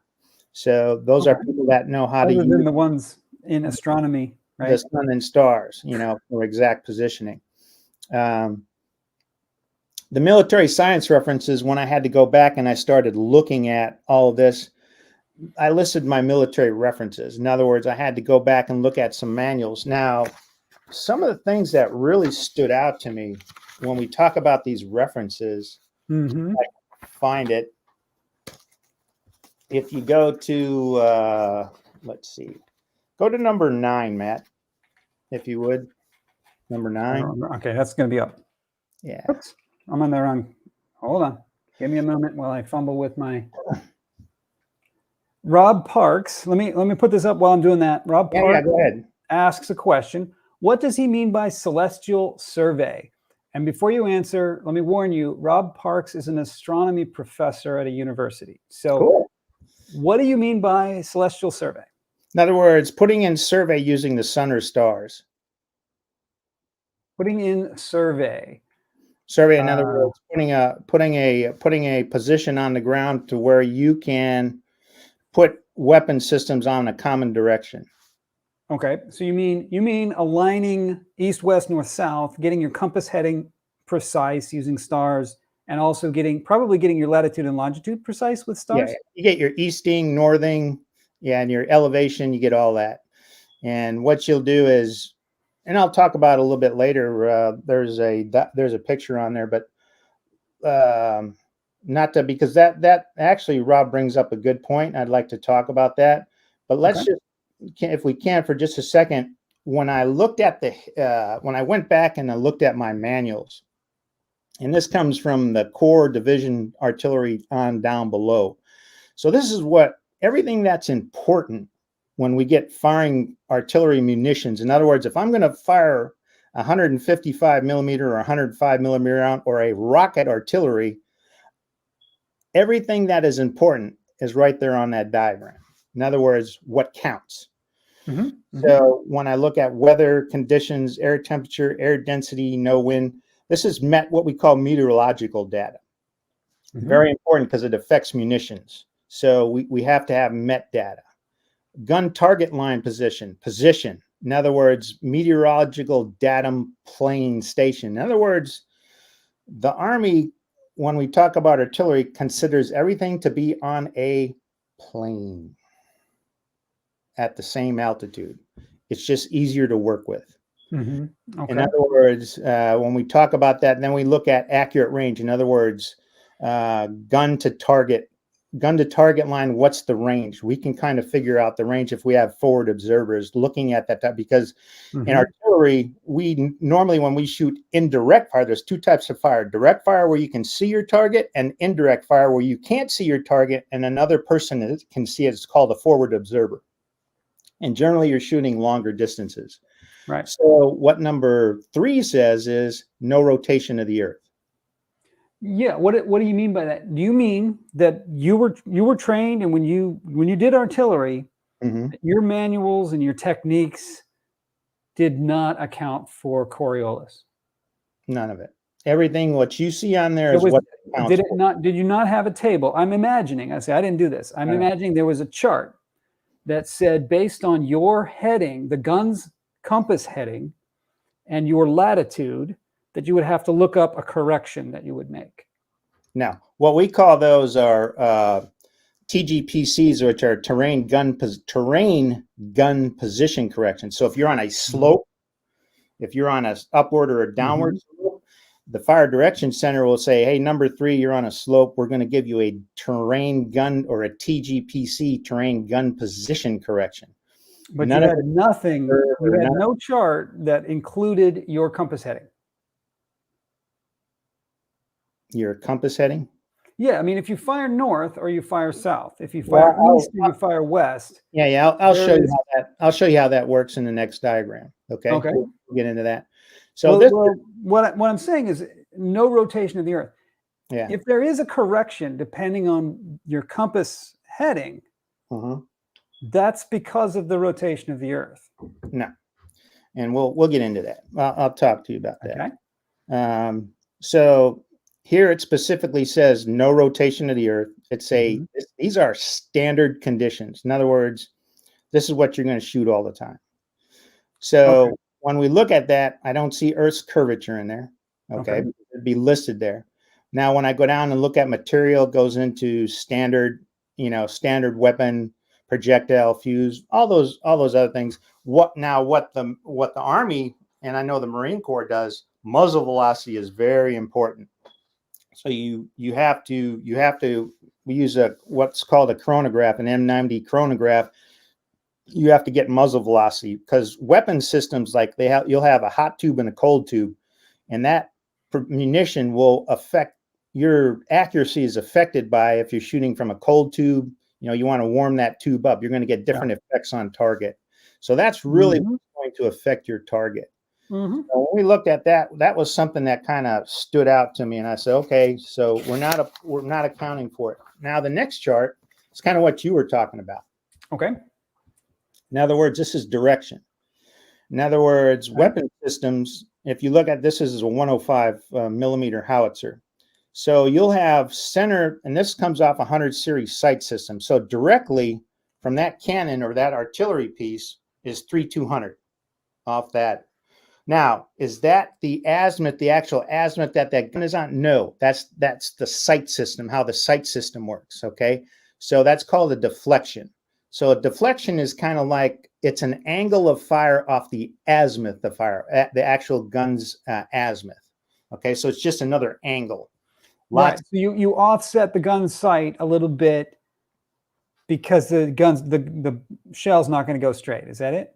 Well, no, that the gunner's sight, or the gunner's sight has has scales on it. So basically, what you're looking at, these are scaled numbers. So directly out in front of that gun with that scale is going to be 3200. Now you're going to lay that howitzer. In other words, those aiming circles, there's going to be 2 surveyors basically out in front of that firing battery, or out in front of that gun. One is going to lay, the other one is going to safe, or it's going to verify its lay. So in other words, we have safety, we have accountability. So now we're going to orient that gun on a direction on what's called the azimuth of fire. In other words, the azimuth to the enemy, where we want to shoot the direction. That's going to be on the gun, that's going to be 3200 when they set their sight up. So in other words, they're going to use aiming references. Not to get too technical, I don't want to get too far into it. But just know that there's a fan. So you can go 200 mils left and 200 mils right. Okay, so if you see that, I have the 200 mils left, 200 mils right. So that deflection to the left is going to be, the max is going to be 3,400. The right is going to be 3,000. Now, the gun can't fire beyond those 200 mils and 200 left, because what would happen is the gun would flip over. In other words, the ballistic, the recoil would flip that gun over. So that's as far as you're going to be able to traverse left, and as far as you're going to be able to traverse right. Okay. Following me so far? So now that fan, that's your firing fan. That's basically your range and your fan for that weapon system. If that weapon system has to fire beyond that, that weapon has to physically shift. In other words, it has to move. It has to You have shift to rotate. or shift right. It has to make a physical shift. So the gunner's crew has to make a physical shift because Right. now you're exceeding the limits. So when I looked that up, and this is very clever, whoever did this, it said a weapon must incur a shift to fire beyond these limits. A weapon will normally displace from 1 to 10 mils on average during a shift. In other words, you're going to get a little displacement. So I'm going to get about a 1 to 10 mil displacement. This has been used in Table I, ATP 03-09-22, and as Earth's curve. They listed in as Earth's curve 1 mil beyond 3,400 mils and 1 mil beyond 4,000 mils. Now, I want you to sit back and think about that for a second. If I can't go beyond that shift left and I can't go beyond that shift right, am I ever going to use that number? I don't know. Let me throw this one up there.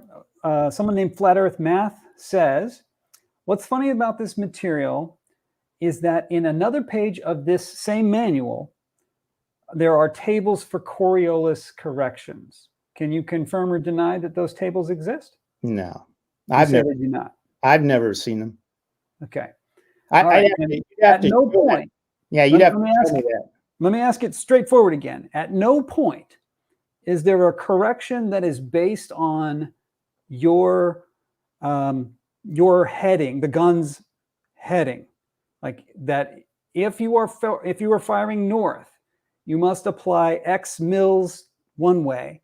If you are firing south, you must apply X mils the other way. That's not in there. Well, you're talking about direction now. It's a pretty clear question, and I'd like an answer. Yeah, you're talking about azimuths now. Yeah, so based on that, yeah, of course, that's the word. Weapon system has a 6,400 mil firing capability. I'm not asking about the capability. I don't see how that's relevant. What I'm asking, sure it is you have the azimuth of your target. Okay, define that. That would be, I usually define it as the compass heading, but it's not. You want the celestial, not the compass heading. So the celestial heading would be ideal. Oh, we're talking about a compass azimuth. We're talking about an azimuth. Okay. An azimuth that is 0 degrees is north, 90 degrees is east, 180 is south, 270 is west. Azimuth. So at some point, do you take the azimuth to your target and then either look it up in a chart or punch that into a computer and generate a correction based on that? Based on Earth's curvature? No. No, I didn't say anything about it. I just, you have to. But you have. Is there an azimuth-based correction? There is in the table, and it's Table I. But you don't use it. Used. Okay, so there you go. So for the audience, this is someone with artillery experience who says the table exists, but we never use it. Okay, so I think that's something they'll want to know. Sure. Yeah. Right. And it's and again, when you talk to people, because even in the military, and when you get a certain certification, and I'm a master gunner, I have master gunner certification. When you start talking about ballistics and trajectory and stuff, you'll get some people in the military. Oh yeah, you know what? I've heard drill sergeants talking about it. I go up and I said, dude, that's not how it works. And I go, you talk about the grain of the bullet, and you talk, because I've had to write standard operating procedures for Udari Range Complex in Kuwait. Now that complex has over 100 training facilities. It has over 40 live fire ranges, from small arms, from pistol to machine gun to mortar to artillery to rocket. I've had to write SOPs for all those ranges. Now, in any of those SOPs, it never, ever lists use Coriolis, use Earth curve, none of it. You know, I get out when you talk to people, and I've went out people shooting snipers and artillery, and nobody uses any of that. Okay, I think that's cool. I'd like to put a pin in the Coriolis discussion, and instead, like, take a moment to just get right back to your 45-degree sector test, and then ask, have you checked I think you said you talked to some Globers. Have you checked with any globe-based resource to say, hey, is this 45-degree test sector test? Is this correct? How would they know? Okay, that's cool. How would they know? You In other haven't. words, you're talking about something that is, by what you said, is new. It's and a lot of people are interested in it. So I think when we talk about that discussion, and are we done with references? Because that's really about when we look at. Well, I would. I just misspelled your name. I'm sorry. Somebody was asking your full name, Corey Kell. Yes. Correct, right? Yes. Okay. Are we done with references? That's what I mean by references. I meant references specific to your 45-degree sector test, which I would. I mean, I'll show you my references here in a minute. Sure. But you'd say no, you didn't. Yeah, I wouldn't say I talked to it says, hey, is this, You didn't talk to anybody. who You are didn't look up anything. Well, now when you say didn't look up anything, now I'm using resources like Arches and Google Earth, specifically. Yeah. Okay, So, but they don't have 45-degree sector tests on there. but I'm looking at the geometric makeup.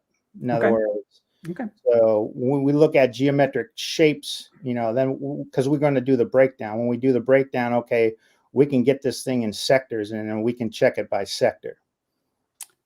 All right, that's fair. And this is what I've found.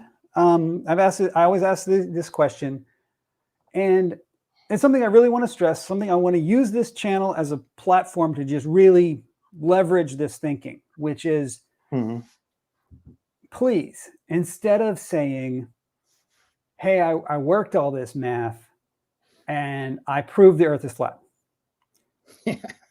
Let's instead say, hey, I came up with a test that I think could tell the difference between flat earth and globe earth. What do you people think about this test? Can anyone shoot a hole in this for me? Right? And then ideally, somebody like myself could come along and say, I love that test. Let's do it. Let's do it together. Or I could say, no, I don't think that test's going to work. I think peer review. You're talking about peer review as well.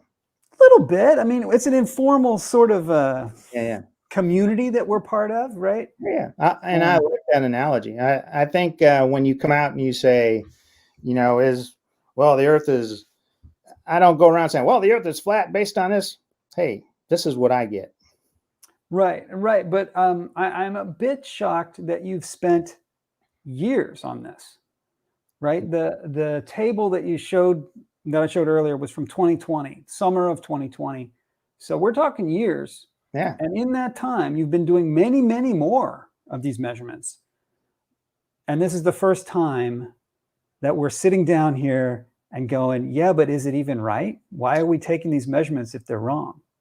Yeah, and that's you bring up a good point. When I first got into flat Earth, so I took my time. In other words, I'm not on anybody's timetable. In other words, I'm going to let, and just FYI, I wrote in 2017, I was working on a different project. I wrote the Defense Contractor 101 Handbook. So published that in 2020. So I was working on several things. So you get pretty busy, doing other things. So it's not just something I was doing alone. Right. So it's not full-time job. Yeah, it's not your full-time. Now, being in Afghanistan allowed me to kind of really, when we got restrictive and they restricted our movement, it really gave me a lot of time to work on it. Now, one area I would like to do is I'm looking at doing is the sun survey point, because I noticed, and I just, not to go off on a tangent, but one thing I kind of noticed in the survey points in the summer solstice, as the sun came into the summer solstice, the survey points were about, I want to say about 4 inches apart, real close.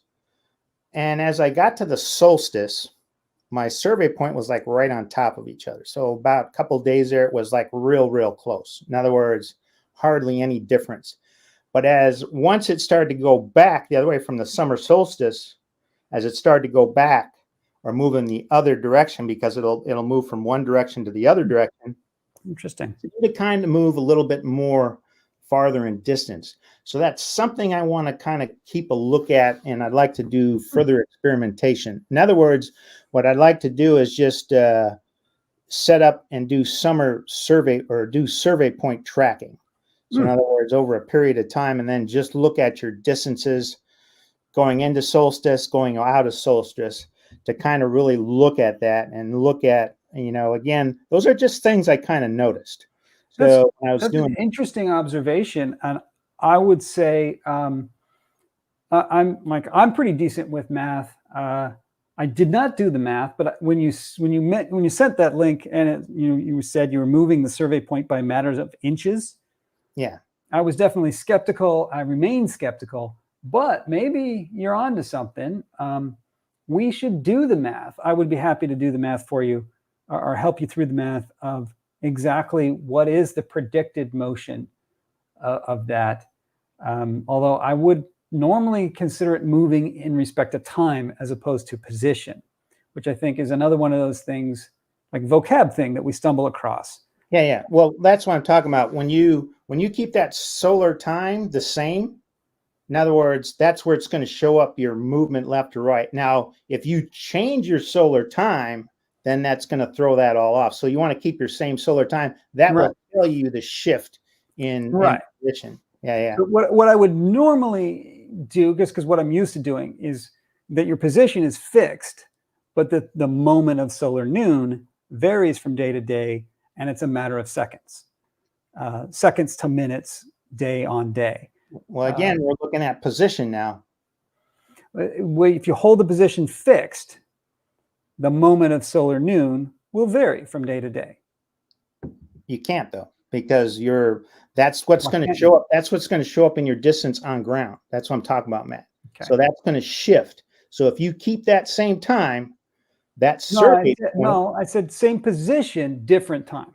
I think you're doing same time, different position. Well, yeah, that's based on, again, that intersection where the sun intersects with the observer. And that's what you want. That's what you want. That's what you want to find out, because that's what's going to tell your distance. That's how your accuracy, how accurate you're going to be able to tell.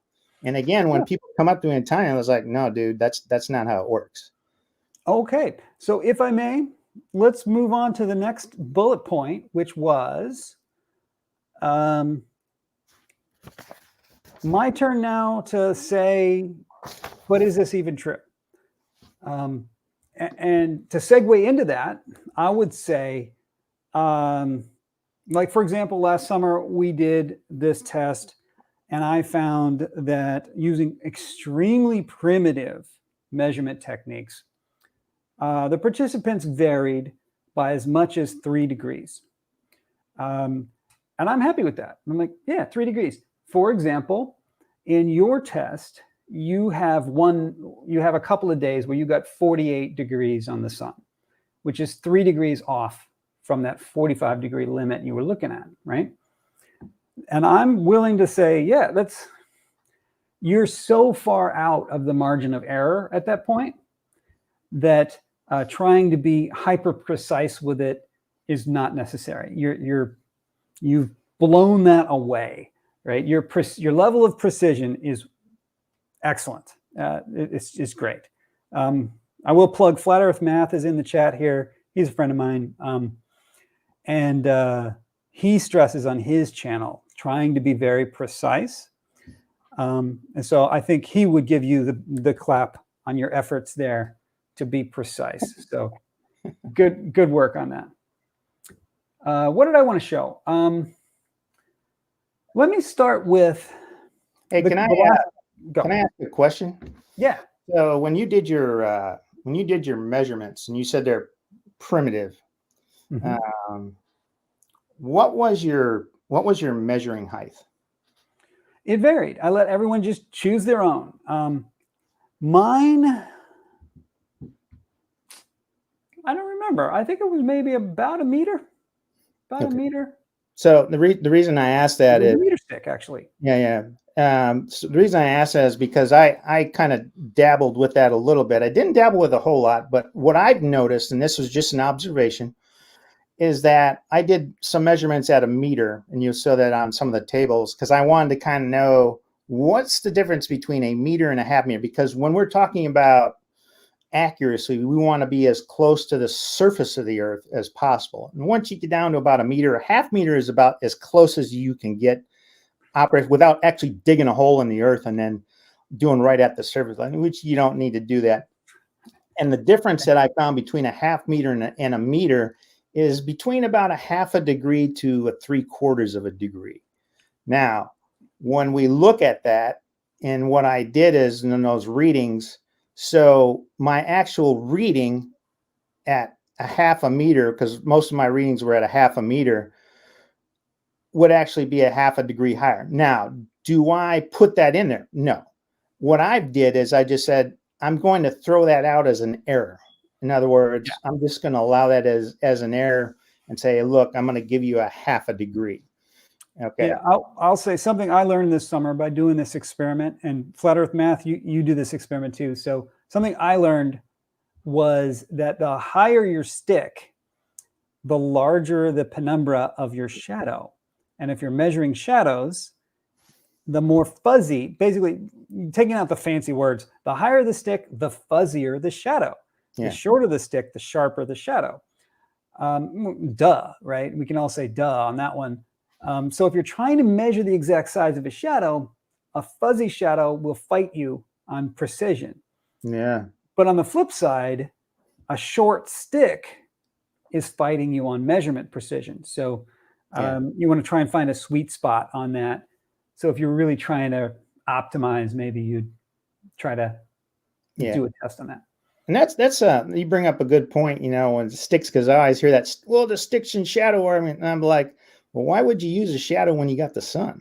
Just use direct sun angle. Well, okay, something I should say, we're all adults here, you do your own thing, but I say don't look at the sun, right? I've always been told don't stare at the sun. I know Newton practically blinded himself by staring at the sun.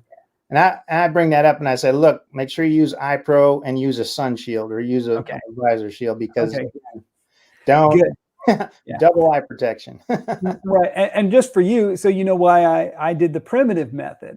Something I like to do on my channel, and I'm giving another plug to Flat Earth Math. I definitely was inspired by him on this, was what can anybody do? What can you do with, actually a friend of mine calls it dollar store science. What kind of science can we do with a trip to the dollar store?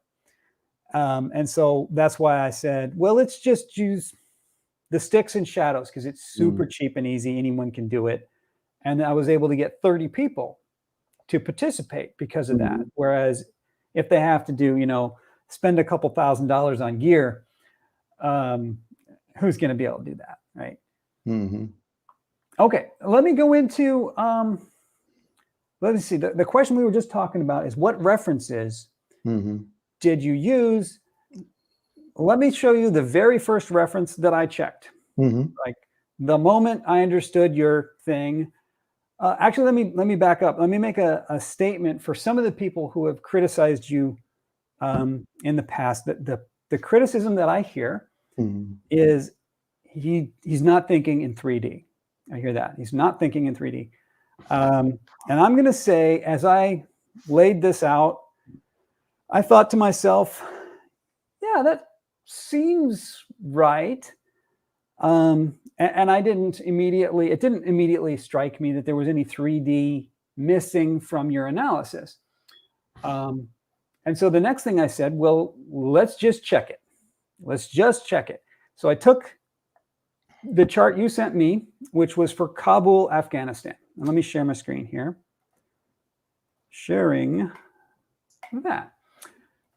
And I just went to SunCalc. I said, hey, it's not like this is not known, right? The position of the sun is well known.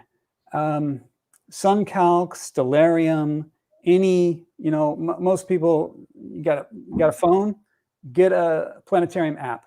it'll tell you where the sun is. Right? It'll tell you where the sun is anywhere on the planet at any moment. So I just punch in Kabul here. And so that's going to be like city center. It won't be exactly where you're at. So it could be, you could be way over here or way over here. You can punch in your exact latitude and longitude though, if you want. But like I said, a couple of degrees, I'll just spot you that. I'm just going to spot you a couple of degrees. It's fine. And then it'll tell you when local noon is. Oh, you have to choose the date. So June 19th, 2020. I got the wrong year. June 19th, 2020. Let's punch that in. Oh, come on, 2020. Hello. Now I broke my sun calc. How did I do this? There we go. 2020, go. Take the time. It's not taking it, y'all. June 2020. Okay, there we go. And the 19th. There you go. Got it. And it'll tell you local noon here. What year on year. Guess what? It's about the same. It's fine. So we've got it set for local noon. Little diagram and everything. And it tells you the altitude of the sun. And I say, oh, but I want 3 hours later. Or really just 1500. You said it was 1500. That's 1502. 1500. Oh my God. There. Okay. And sure enough, the altitude says 48 degrees. Exactly what you measured. So now I come right back to it and I say, okay, Corey's measurement matches SunCalc. So this improves my faith in SunCalc. SunCalc and Corey, they're on the same page. But according to our logic, we said that it couldn't be greater than 45 degrees. But SunCalc says that it is. And SunCalc is based on the globe. And so your model, so this is the thing, did you do this? Did you just go and punch it in and say, hey, is this what the planetarium software, is this what SunCalc says?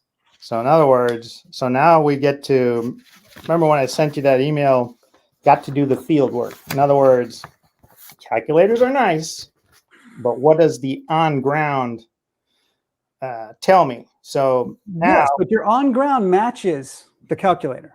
No. Yeah, exactly. So look at your position of the sun. Where's it at? You're in the center of Kabul. Yeah. I'm about 20 miles east of that.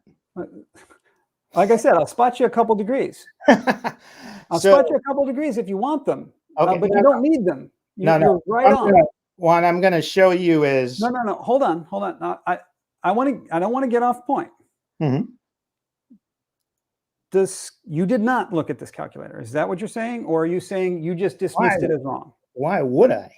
Why would I? Okay, fair enough. Why would you? Is because I would think you want to check your logic. This is what I'm doing.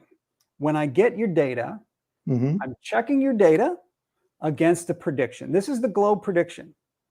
The globe prediction is 48.39 degrees. Your measurement was 48 and change. That's confirmation. So now what you're telling me is SunCalc just disproved the globe. Okay, rolling back to what we said, there were two possibilities. Your measurements were wrong, or your logic was wrong. Yeah. Or actually, well, we dismissed the measurements. This is why I dismissed that your measurement is not wrong. There was a third, right? Your logic was wrong, or the model is wrong.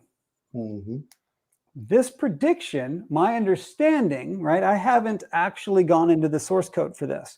My understanding is that this prediction is based on the globe, and every other prediction from, you can check them all, Stellarium or, astronomers, right? Astronomers, backyard astronomers with solar telescopes. Are you aware that just regular consumers can buy a solar telescope, a computerized tripod that will look at the sun? So here's the problem with, and the heliocentrists get in trouble with this. In other words, they don't know how to do line of parallel, and it gets them in trouble. And this is a prime example. In other Okay. words, from the observer position at 3 hours, you are 45 degrees. No, not according to the actual globe model. Here's the actual globe model. What So you presented. here's what I'll tell you. Hold on. What you presented was your interpretation of the globe model. Well, no, the mathematics also works. Actually, it doesn't.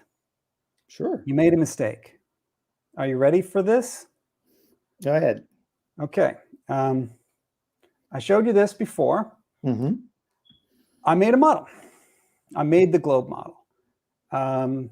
Let's let the viewers see the model real quick. Mm-hmm.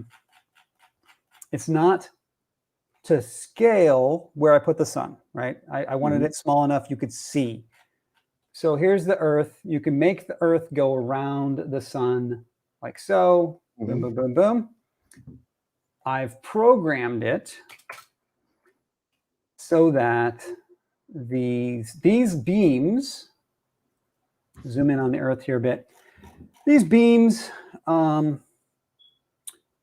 pointed the way the globe model says the beams should be pointed, which is back towards the sun, parallel. They are lines of parallel. Okay? All right, and I have put, you may recognize, I don't know where, but everybody knows, this one is in Kabul. This one is at the subsolar point below Kabul, south of Kabul. Where at? I don't know, wherever that happens to be. Oh, by the way, I should say, where I have this model set right now is for the June solstice. So 2 days after you took your measurement. 3 days after you took your measurement. So the one, where's the Tropic of Cancer? Right there. This one happens to go right through the Tropic of Cancer. Okay. All right. And what I put a little ball there, and I put a plane, because what I want to show is how this all works, right? I wanted to show that this beam is perpendicular to the surface, and that this beam is not perpendicular to the surface. Can you see that okay? Yeah. Turn that back around. So. Okay. Keep turning it. Okay. Okay. So you're at the start point. Okay. So your subpolar plot, you're at the start point. So now your subpolar plot needs to go 3 hours beyond that. So for your east or your westerly reading, you're going to be over in Africa. So that bottom yellow line is going to be over in Africa. Okay, what I'm going to do with my sim is now I am going to pin these 2 points and then roll us forward 3 hours and see what happens. Fair enough? Yeah, sure. Go ahead. I'm watching. Okay. And if you're curious, these are the angles that I'm calculating.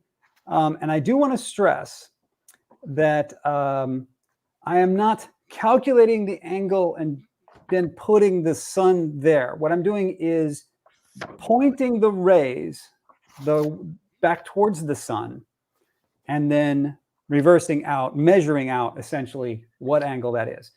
So I've labeled this as Kabul. At Kabul at noon should be at 79 degrees and subsolar point is there. So to get that, let's see here. Let's dig down into, here's Earth rotation. So if I want to go, I forgot which way is positive. Yeah, I got to go negative to get it to go east. Okay, so I'm going to subtract 45 degrees. I just typed it in there, minus 45. We see that the Earth has rotated 45 degrees. Can you put grids on there? Grids. Yeah. Not instantly. No. Not instantly. I could add those later. I do have, let's see, I do have these if you want. I have latitudes for those 2 particular spots. Does that help? That help? Yeah. No, because I'm looking at your longitudes. Oops. Oh, come here. There you go. So there's the longitude lines for, that's the Tropic of Cancer there. That's the longitude of Kabul, latitude of Kabul. Your longitude or your other way. Longitude, yeah, they're just straight north-south. Yeah. So, I have them punched in if you want to see, like if you're thinking maybe those are wrong. No, I'm just for reference. Okay, longitude, I put 69.21, which I think was Kabul. I just looked it up. I'm in the city center. I didn't know exactly where you were at. Yeah. So, okay, and look what I see. I see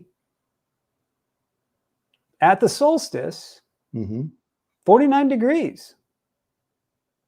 According to globe theory, this is the globe model. This is the globe model right there.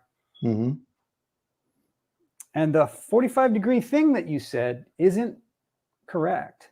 You got a problem. And that's the problem with the heliocentrists. They don't understand the limit of their model. Okay, let me go on and make a few more points before you criticize my understanding of my own model. Go ahead, keep going. I would like to ask the next question, which is, how long is a summer day? Well, I look at a day as 24 hours. How long is the sun above the horizon in the summertime? Well, it depends. In the summertime, depending on what part of the summertime, beginning summer. Yeah, that's correct. It depends on the day of the year. And it also depends on your latitude. Well, again, observer position is everything. That's right. That's right. That's why you want your survey point. Rob is asking, what is the software? This software is called Unity 3D. I like to use it. It's free. Pretty easy to learn. So, yeah. Okay. So back to the topic of summertime. You agree that summer is longer than winter, as far as, sun being above the horizon. In winter, the days are shorter. Right? Sure. We can visually see that. So your measurements were taken very close to the summer solstice. And we found that at the summer solstice, which is what this is modeling here, the days are longer than 12 hours. Meaning that 6 hours after noon, the sun is still up. 6 hours after noon, according to our previous slide, we had worked out the sun's got to be below the horizon. But Globe Earth math says, no, that's not correct. And let me show you. I'll show you right here. Let's just go to, instead of going, let's just go another 45, right? Let's just take another 45 degrees. I think you can see in this view, it's still, this one, right? The subsolar point is almost about to go into twilight. Kabul's still in the daytime, which, as we know, is true, right? We know that summer nights go, the sun's up late, right? You can get sunlight all the way up, probably around 9 in the evening. You can still see light. Right. And so let me just pin that for a moment. Let's just slam the brakes on this whole conversation. Up in the northern hemisphere, the sun's up until like 9 at night sometimes. That means the sun does not move across our horizon at 15 degrees per hour. Just does not. That's wrong. Well, you'd have to show that in timing, because my timing shows that it does. Well, I'm showing it. You're using a computer program, but you're going to have to show me some field work to support that, and you haven't shown me. But you did the field work for me. Your measurements agree exactly with my modeling. 48, 49. You've exceeded line of parallel by 3 degrees. What's 3 degrees at the sun's distance? All right, I'm gonna repeat that I don't really expect you to change your mind about any of this. What's 3 degrees at the sun's distance? Do a right triangle. Irrelevant. What it is irrelevant and not relevant. It's Well, 3 degrees. We sure measure. it is. We're measuring angles. You're No, no we're longer measuring angles. you're no longer on the sun. In other words, Correct. you The sun is a you half a degree. you've just shown me by your globe model that you're incorrect. You've exceeded line of parallel, Matt. That's by your own math. Are you going to toss out a right triangle calculation? Are you saying that math is wrong? I'm saying your math is wrong. Let me The right if I will. calculator. Are you saying that a right triangle calculator is incorrect? I'm Matt, saying. Come on, Matt. Okay. Now you're throwing out mathematics. Hold on a minute. That's not what I'm not throwing out any mathematics. Let's back up a little. That's what gets you in trouble. You should have sun below 45 degrees, 44, 43, 45. That's what your sun angle measurement should be. You've just shown an incorrect model. Hold on. I understand this is going to be it's contentious. Yourself, Matt. There's a contentious moment. It's going difficult. down. Let me ask you to back up. Let's back it up and remind you that we had agreed there were 2 possibilities, that either the model was wrong or your analysis of the model, your logic was wrong. Well, I think your model's wrong. Okay, I understand that. Let me show you first this chart. The angle that you measured is labeled angle. The angle that the model predicts, the actual globe model, predicts, is in the globe column. And then for error, I showed the difference between those. And so on the 19th of June, your measurement matches the actual globe prediction precisely. So you just made my point. You made my day. No, what I've shown is that the globe prediction does not match line of parallel. It does not match your understanding, and let me show you why. Okay, this was our logic that we showed before. The problem here, there's multiple problems, and the main problem here is this one. Anywhere that is not that latitude, the sun is always lower than it is at that latitude, right? We said that the latitude where the sun is. Why is that? Line of parallel. Because the math is a bit complex, let me try to point out that you actually already know this. You already know that this is true. You just forgot. Let me remind you. In the Arctic Circle, in the summer, where's the sun? In the globe model specifically. What time does the sun set in the globe model? In the Arctic Circle in the summer.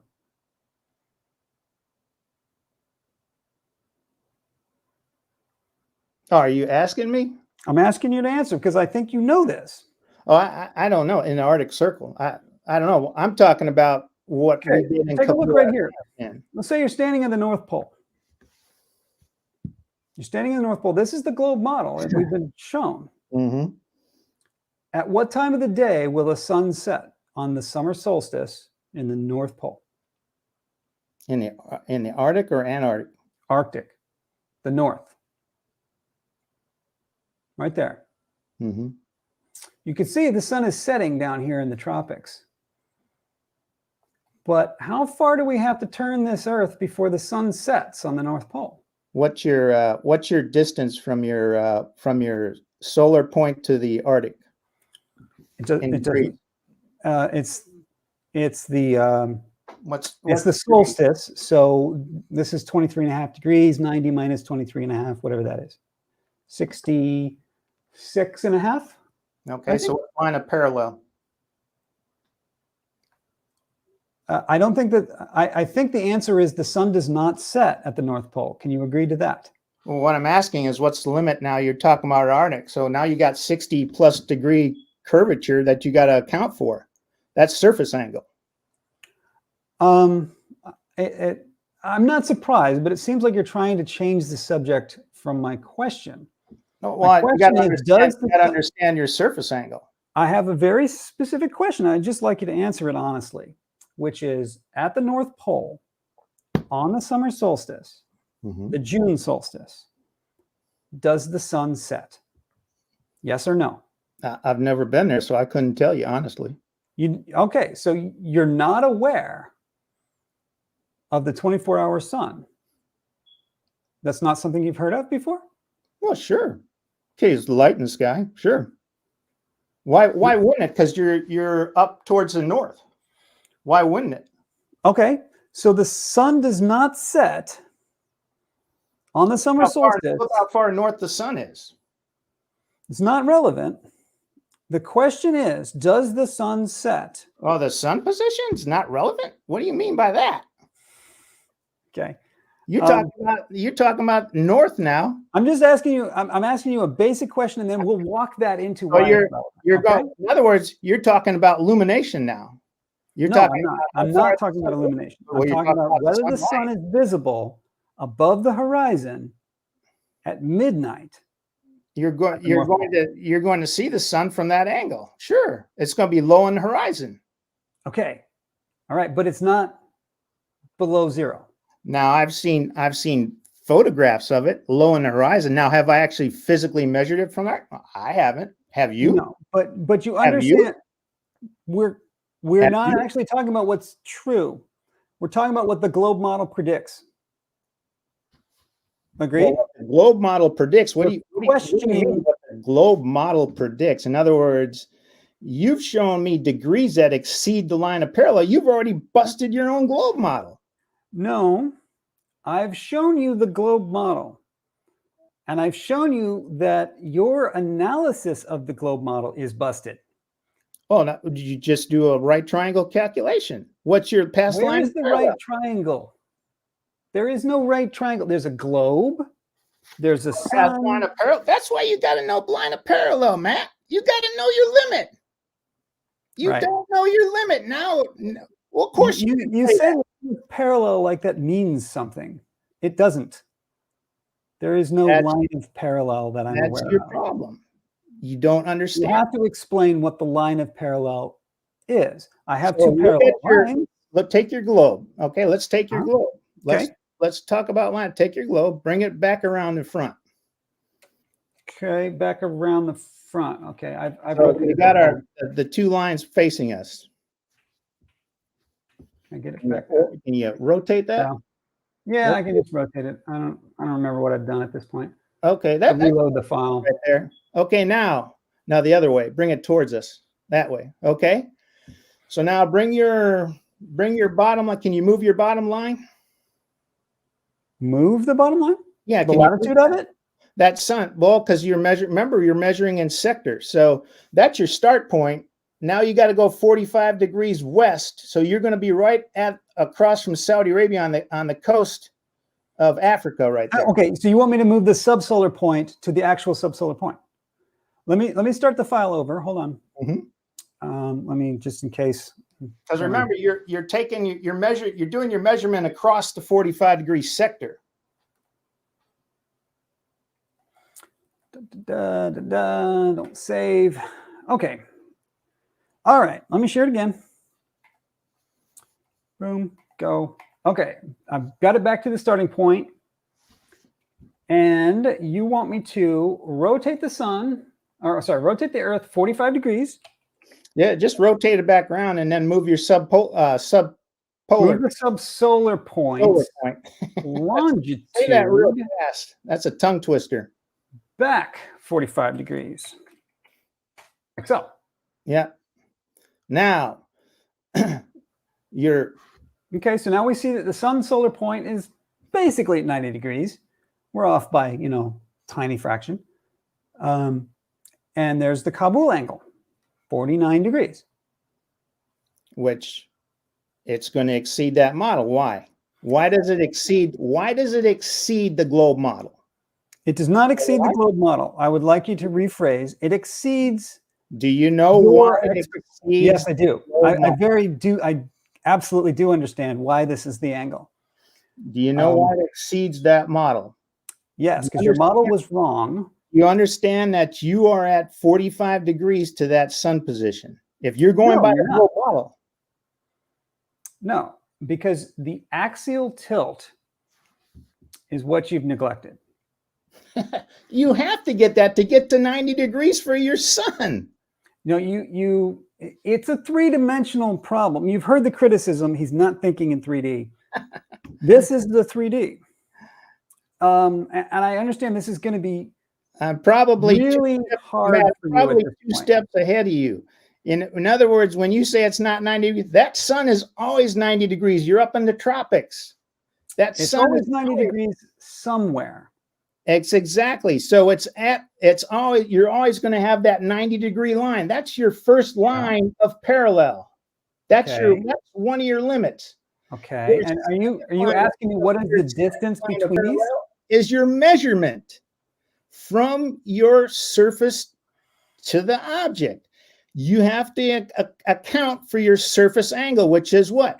45 degrees. No, it isn't. Let me ask you this a different way.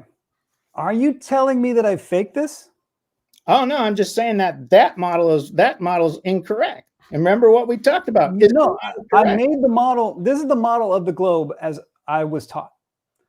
Right. Okay. So how far? The globe is tilted 23.5 degrees. What is your Kabul number beyond 45 degrees? So now you're telling me that 49 degrees from 45, you're talking 4 degrees. What's 4 degrees at your sun's distance? What do you mean? 4 degrees. Do a right triangle calculation. What's 4 degrees at your sun's distance? I don't know, millions of miles. Sun. Does it exceed the sun's object? It sure does, because I showing you at 1 degree. It exceeds it. Now you're off the sun. This is why you would be that object. You would be if your analysis was correct. But your analysis is tragically flawed, and you're going against mathematics, Matt. You're killing yourself. That's the math. The math. Actually, I haven't shown the math. Would you like me to show the math? Do a right triangle. Do 4 degrees. Let's do the distance. Let's do the math. Is Middlewell in the house? Middlewell would love to see the math, I think. Okay, but let me just, before I get to the math, let me just bust through this really quick for the audience. My logic goes like this: when I got your numbers, first step, I compared against the published numbers, and I found that the published numbers match Corey's numbers. Step one. So whatever you measured confirms that the published numbers are accurate. Can we agree to that? Confirms what? Your measurements confirm that suncalc.org reported accurate numbers. Based on what? They were the same as yours. And they exceed the globe model. We're not there yet. We have to logic. We most certainly are. The logic, the method of logic, right? The method of logic is to start with one point and then build from that to the next point, so that the way you've constructed this connection, it is true. Okay. So we're going to start from something we agree is true and build a connection to the next most logical step. We agree that you measured 48.4 degrees, was it? Yeah, there are some readings over 50 degrees. On the particular day, I'm just choosing one day. On the 19th of June, you measured 48.4 degrees. Agreed? Yeah, that's what you reported, yeah. Okay. Suncalc.org says 48.4 degrees. Can we agree on that? That's what your model, the globe model, says. Well, that's what SunCalc says. Okay. Who's SunCalc? SunCalc.org. That's what they say. Okay. It's also going to be, if you check, that's what SunCalc check any Stellarium or any Gotcha. other online calculator. It'll all tell you the same thing. Gotcha. Okay, so from that, I say that the logical connection now is they agree. The online calculator matches Corey's physical, real world, precise measurement. Can you agree to that? Well, I'll tell you what I measured is on what I've gave you. So if your SunCalc says, well, that's what you should get, then I would question them saying, well, okay, if you're going to say it's 48, you've just blown your model out of the water. Okay, but do you see how that's a leap forward in the logic that you're making? I'm trying to wonk the logic baby step at a time, and then you're like, jump to the end. I don't want to jump to the end. I want to go one step at a time. Yeah. And let's look at your model again, your globe. Now, when we look at, and you have to look at item number 10 on the handout that I gave you. So we'll match it up. Look at item number 10. Okay, stop right there.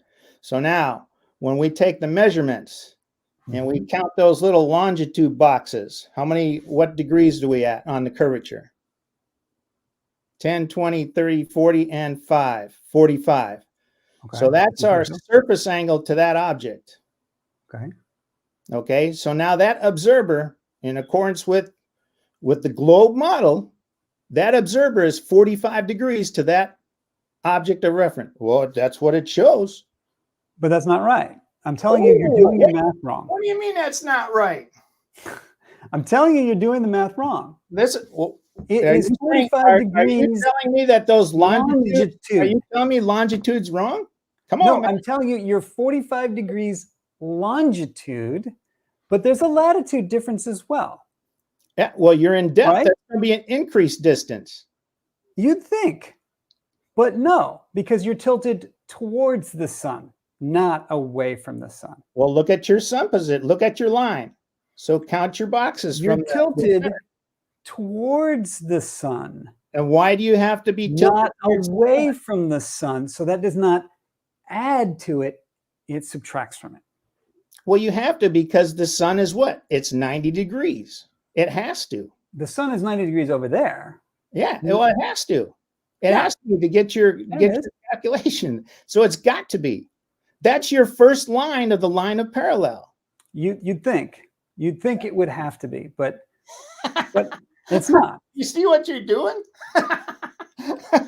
You're like, well, that doesn't count when that doesn't. What kind of logic are you using, Matt? Well, I think actually the audience saw the difference between my logic and your logic. Look at my your logic. Let me illustrate it again. Look at your longitude. Look at your longitude. Let me illustrate the logic, the concept of logic again.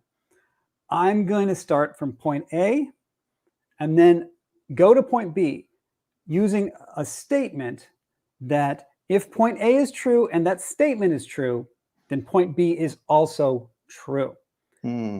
That's how logic works. Now, you seem to be going from point A straight off onto point E without doing the steps in between.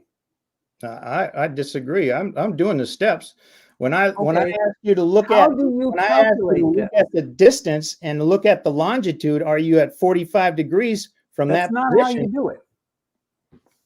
Now you're ignoring observer angle. You're saying observer angle doesn't exist. Is that true? What is observer angle? Define. In other words, where you're at, that line up in Kabul from the sun's position, are you 45 degrees at a 45 degree angle, surface angle? Yes or no? No, you're at 49.5. In other words, you're saying that the globe model is incorrect. No, I'm saying you misunderstood the globe model. No, I don't think so. This is, okay, let's reset. Let's try to reset. Can you push back, just flush everything out of your mind completely? Sure. I just took the parameters of the globe model and I put them in this simulation. Okay. I didn't make any assumptions about anything about distances or observer angles or anything. Just plugged it in. Okay. I just looked at the results. Okay. I expected, let me be very charitable here. I expected that your logic was going to be right, and it was going to show that the angle had to be below 45 degrees. But my simulation showed my expectation was false. According to the globe geometry, the number I got is 49.5 degrees. This is right. My expectation is wrong.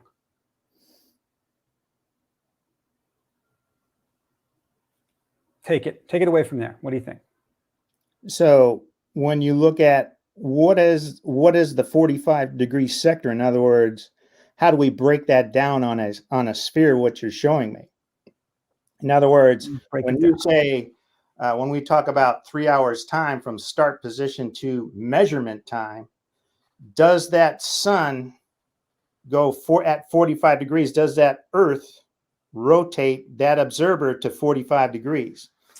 And the observer has gone through 45 degrees of rotation. If we break that down into sector based on our sun survey time, and if you say that when we're looking at the globe, when we mark that, then you'd have to say that is correct, 45 degrees in 3 hours. Now, with what you're showing me here, this solar calculator, okay, when you talk about that, and this is the difference between field work and somebody giving you a calculation and going, well, this is what you should get. Big difference. And again, you got to know your limitation. What's your limit? What you're showing me is this sun calculator doesn't know its limit. In other words, it's exceeded at 45 degrees. You've just exceeded that model's limit. Let's do something else. Let's look at this another way. And thank you for showing me, because this is let's be Santa Claus for a minute. Let's go up to the North Pole, everybody. We're going to go do it in the North Pole. The globe model invalidates itself. But it's interesting that you say that. That's going to be my headline from. I have a different theory. I'm just funning with you, man. No, I get it, and I love that we can have this conversation. No one's going to get angry, and we can tease. It's all good. It's all good, you guys. Yeah. I actually think, and this is what fascinates me. Uncle Drunkle, if he's still in here, he always teases me that I'm just way too into the flat Earth. The thing that fascinates me is that your model is wrong, and I can show that. Not only can I show that your model is wrong. Well, if I knew can show that you know that. I wouldn't have came on your show and said, "Hey, Matt, I just wanted to come on your show and let you know that my model's wrong." Let me take you through how I work that out. Somebody will get a soundbite off of that and they'll go, "Yeah, you admitted it on Matt's show." Yeah. Okay, I've got one up in the North Pole. Right? I got one up at the North Pole. Oh man. Okay. You must like the North Pole. I do, because it's the extreme. It's the most extreme moment. Something that I've learned over the years is that when you're stuck on like a geometric puzzle and you're like, how does this even work? If you push it to the limits, you start to see how your assumptions about the geometry break down. So let's push it to the limit. The farthest limit is the North Pole. So I've just thrown a dot up on the North Pole. And you see the beam of light pointing back to the sun. Is that beam of light above the horizon? Say again now. This beam of light right here, pointing back to the sun from the North Pole. So if you did your observation at the North Pole on the summer solstice, the sun at this time, like we're still at 45 degrees later. The sun has rotated, or the Earth has rotated 45 degrees. 3 hours. We're at 3 o'clock afternoon. The sun is above the horizon. You agree? When you talk about that beam of light, now, are you going to give me a measurement? Are you going to say like, well, this is this height? Are you going to ask me that, or what are we talking about? I'm just asking if the sun is above the horizon at the North Pole at 3 p.m. No, I've seen video and camera footage, you know, from people fishing in the fall and stuff. So yeah, that the sun is visible, you know, Okay. at extreme hours. I So would like you to sort of reset your brain. We're criticizing the model, not at the moment. Let's just set aside reality. There is no reality. We're not going to talk about reality.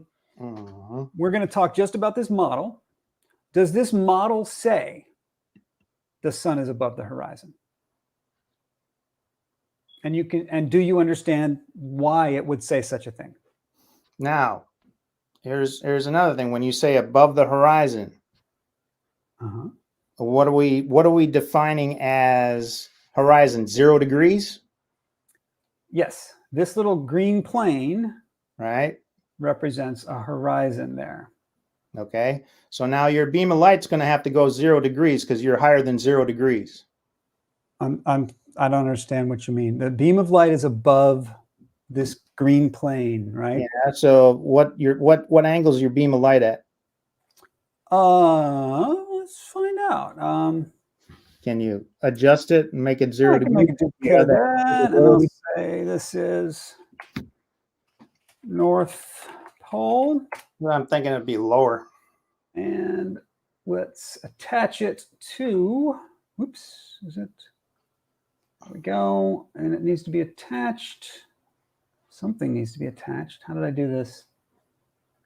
This is North Pole. Let's drag it down. North Pole's too long. MP. Okay, and then it needs to be connected. How did I connect that? I must have connected it somehow. I'll be right back, Matt. While you're doing your connection, I'm gonna get a coffee refill. All right, that's a good call. Good call. It's gonna take me a minute because I don't remember how I connected it. Oh, I think I connected it the other direction. Did I? Aha, the city has the connection, maybe.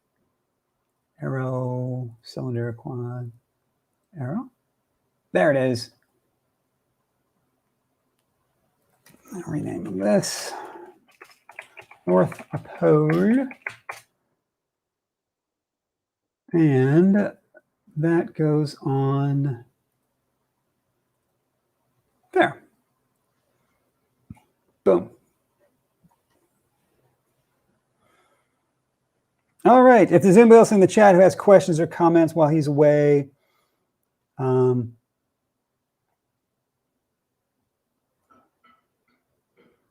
shouldn't surprise anyone that it's at 12.5 degrees.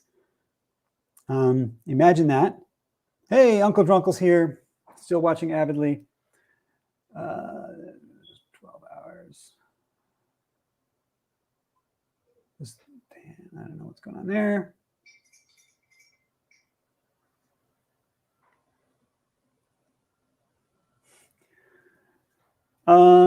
Yeah, I mean, put yourself in Corey's shoes, y'all. Those of you who are, Globers, who are just dumbfounded at this.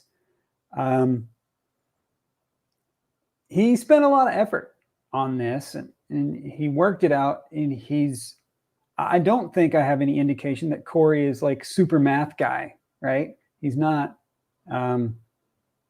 looking at this through the lens of trigonometry. He's not looking at it through this lens. He's looking at it through a lens of, basic understanding of flat geometry. And I'm not going to lie. When I did it, I did it too. And I did the same thinking. And I came up with, my first thought was, yeah, I think Corey seems right. His logic seems legit. And so what did I do? I question it. This is critical thinking then starts, right? Critical thinking is when you say, yeah, but how can I test that? So the very first thing that I did was I plugged those same times and dates and positions into SunCalc and found that SunCalc agrees with Corey on the measurements. So the measurements are not wrong. What's wrong is my understanding of the model. So the next thing I did was I built the simulation. Actually, the next thing I did was I looked up the formula. Now there's the formula, and I'll show you all later. No, I'm sorry. The next thing I did was I derived the formula, and then I went and looked to see if my derivation was correct, and it was. And then I made this model to try to visualize. So Corey's back. I have added a label NP here at the top that shows the angle of the sun above the North Pole, above the horizon at the North Pole. And it's 23.5 degrees, which is an interesting coinkydink of a number, right? You know what 23.5 degrees is? So is that line 0 degrees, or is that line at 23 degrees? Is that line at 0 degrees, or is it that line is pointing straight back towards the sun? I know. What's the angle though? What's the angle from the North Pole? What degrees is it? 23.5 degrees from the horizon above. Okay, so now remember, your sun is at 90 degrees. Now you're telling me that you're looking at the sun at 23 degrees. So that's quite an elevation. That's not 0 degrees. That's right. That's the prediction. So put your sun at 0 degrees, because we've got to be at 0 degrees at the horizon. You're at 20. No, this is the North Pole, right? Yeah. And your understanding of the globe model includes that the Earth is tilted towards the sun at 23.5 degrees in the summer on the northern hemisphere, right? Well, yeah, but you got to get the sun at 90 degrees. So you just leave your sun at 90 degrees. There's your 23.5 degrees. There's the pole. That's what this gray line is. It's the north-south pole. So now from your position on ground, because you're standing, what you're telling me is you're standing on ground at the North Pole at a 23-degree cant. What is it? What do you mean 23-degree cant? In other words, your axis is tilted 23 degrees, okay?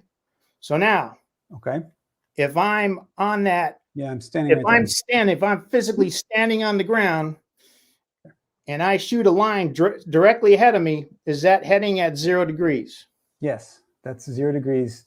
So this green thing is the plane of your local horizon. Yeah. So you need to put that yellow line up by the North Pole at 0 degrees, not 23 degrees. This is it. Oh, okay. Can I do that? How do I get it like that? Maybe I could do that. Can I? Because you right now you've got it at 20 degrees. So what you're telling me is I'm looking at a sun at that time at 23 degrees. That would be way off.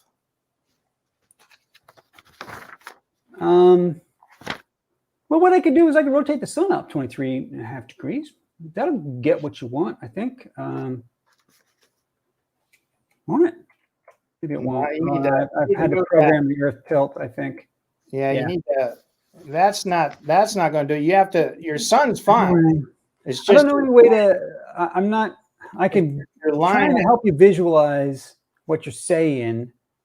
Because you have to remember, I'm standing on the ground. If you tell me rotate sideways, if I'm standing at the top of the Earth, okay, you see that little pole that goes up from the top of the Earth, right? Your North Pole. Yeah. You're already telling me that I'm looking out at 23 degrees. Well, I'm not. I need to. If you tell me at 0 degrees, I want to look at 0 degrees. Right now, you got me looking at 23 degrees. I want to look at 0 degrees. Yeah. Okay.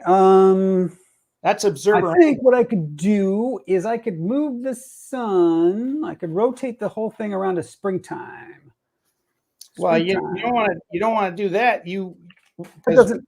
No, my point is going to be that it doesn't matter at the North Pole, right? But yeah. Okay. No, it's not going to work. Okay, don't worry about it. I don't have a good way to change that view the way you're asking me to. Yeah, I got you. But I do get why you want me to. I think you're saying it's kind of hard to visualize the fact that your observer is standing like this in the picture. So they're like the pole. They're at the angle of the pole. So your North Pole. So that's what the angle of your observer is going to be at. Right. And I don't think If there is a way to understand do a Dutch roll of this, I don't know how. I could do it with this camera. Ooh, that's a thought. Hold on a minute. Where's the dang camera at? Here it is. I could roll this camera. Why didn't I think of that? I could, whoop, there. How's that? And I want, there you go. Yeah, that looks better. There. The sun is up above the horizon. Does that help you? Yeah, so now that observer is looking at 0 degrees out. Okay. Okay. This is 0 degrees right here. And they see the sun is up above the horizon. That model on your right side is not 0 degrees. Well, unless it's. This is 0. I don't know. It looks like maybe it's tilted a little bit. Yeah. Like that. I don't know. Okay. Okay. You see what we're talking about here? All right. Now go back over what we were talking about. Just refresh because we got. Okay. I have a very simple point I'm trying to make, which is on the summer solstice, right? On the summer solstice, this model with the sun, or with the earth tilted towards the sun, the North Pole is tilted towards the sun by 23.5 degrees on the summer solstice. Do you agree with that? That's what this model says? It's got to. Yeah. Okay. The globe model. So that means throughout the day, no matter what I do to the earth throughout the day, the sun stays 23.5 degrees above the horizon all day long, according to this model, because it's tilted towards it. It's like it's spinning. Right. Okay. Okay. It never changes from 23.5. Even though down here, down in Africa, in Egypt, it looks like the angle changes throughout the day. Right? At some times of the day, Egypt has the sun at a higher angle than the North Pole. At other times of the day, Egypt has the sun at a lower place than the North Pole. Agreed? What are you talking about now? The lower place. When you say lower place, what are you talking about? The sun is the elevation of the sun. If you take out your Mark's device and your whatever, and you measure the angle to the sun, at some point the sun's going to get super low. You know, as the sun starting to set. This model predicts that the sun will set in Egypt. It'll hit 0 at some point, right? Right. But not at the North Pole. The North Pole is now 23, and Egypt is at 2, according to the model. And you can see that in the model. You can see the light. The North Pole is at what now? North Pole, the sun is at 23.5 degrees. At what time? All day. Now, is that a physical measurement from on ground at the North Pole, or what are we talking about? This is what the model is predicting. I want to know if it's on ground from the observer angle at 23 degrees. So you're saying that. So you're saying that the North Pole during the summer solstice, Northern Hemisphere summer, the June solstice. Okay, is at 23.5 degrees. Yeah, well, that's what I call the tilt angle. Somebody might want to get more precise with it. But yeah. That's awfully high. But you see that's what the model says, right? Well, the model could tell you that hell is up north and heaven is below. Right. That's what the model says. At the moment, I'm asking you just to critique the model, not to critique its accuracy, just to look at what does the model predict?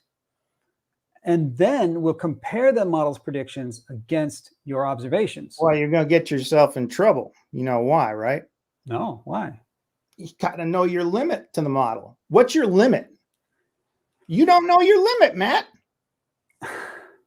Do you know My your limit? limits, What's I do your know limit? my Tell limit. me My what your limit limit says is. this is the correct answer. Now, what's your limit? What's your limit for sun height at 45 degrees at 3 hours? What is your limit? What is your Depends what on is your where you are and what time of the year it is. what's And your I don't have a one Oh, limit. we're The talking fact about that you, summer. I have a number. I have a prediction. It's not a limit. It's an exact prediction. How do you check that limit? You measure it. Measure what? You measure the actual angle against the prediction, and you compare it against the prediction. You measure, you get your physical measurement, okay, from on ground, Uh-huh. okay?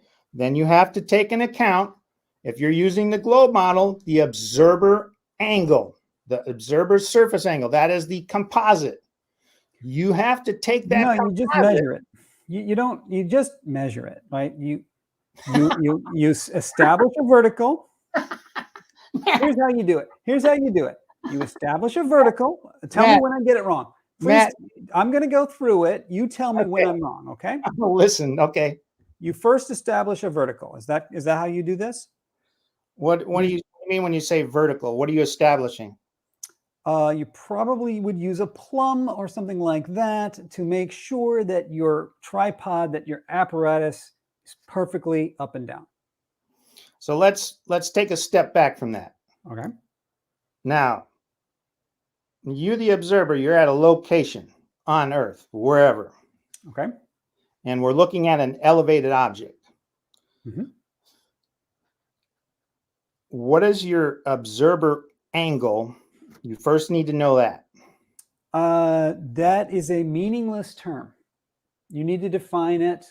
In other words, based on the flat Earth model or the globe model, at 3 hours, what is the observer angle? Because the printout that I gave you, I talk about that. Angle. Observer I'm angle. going to be measuring. Let me back you up even further.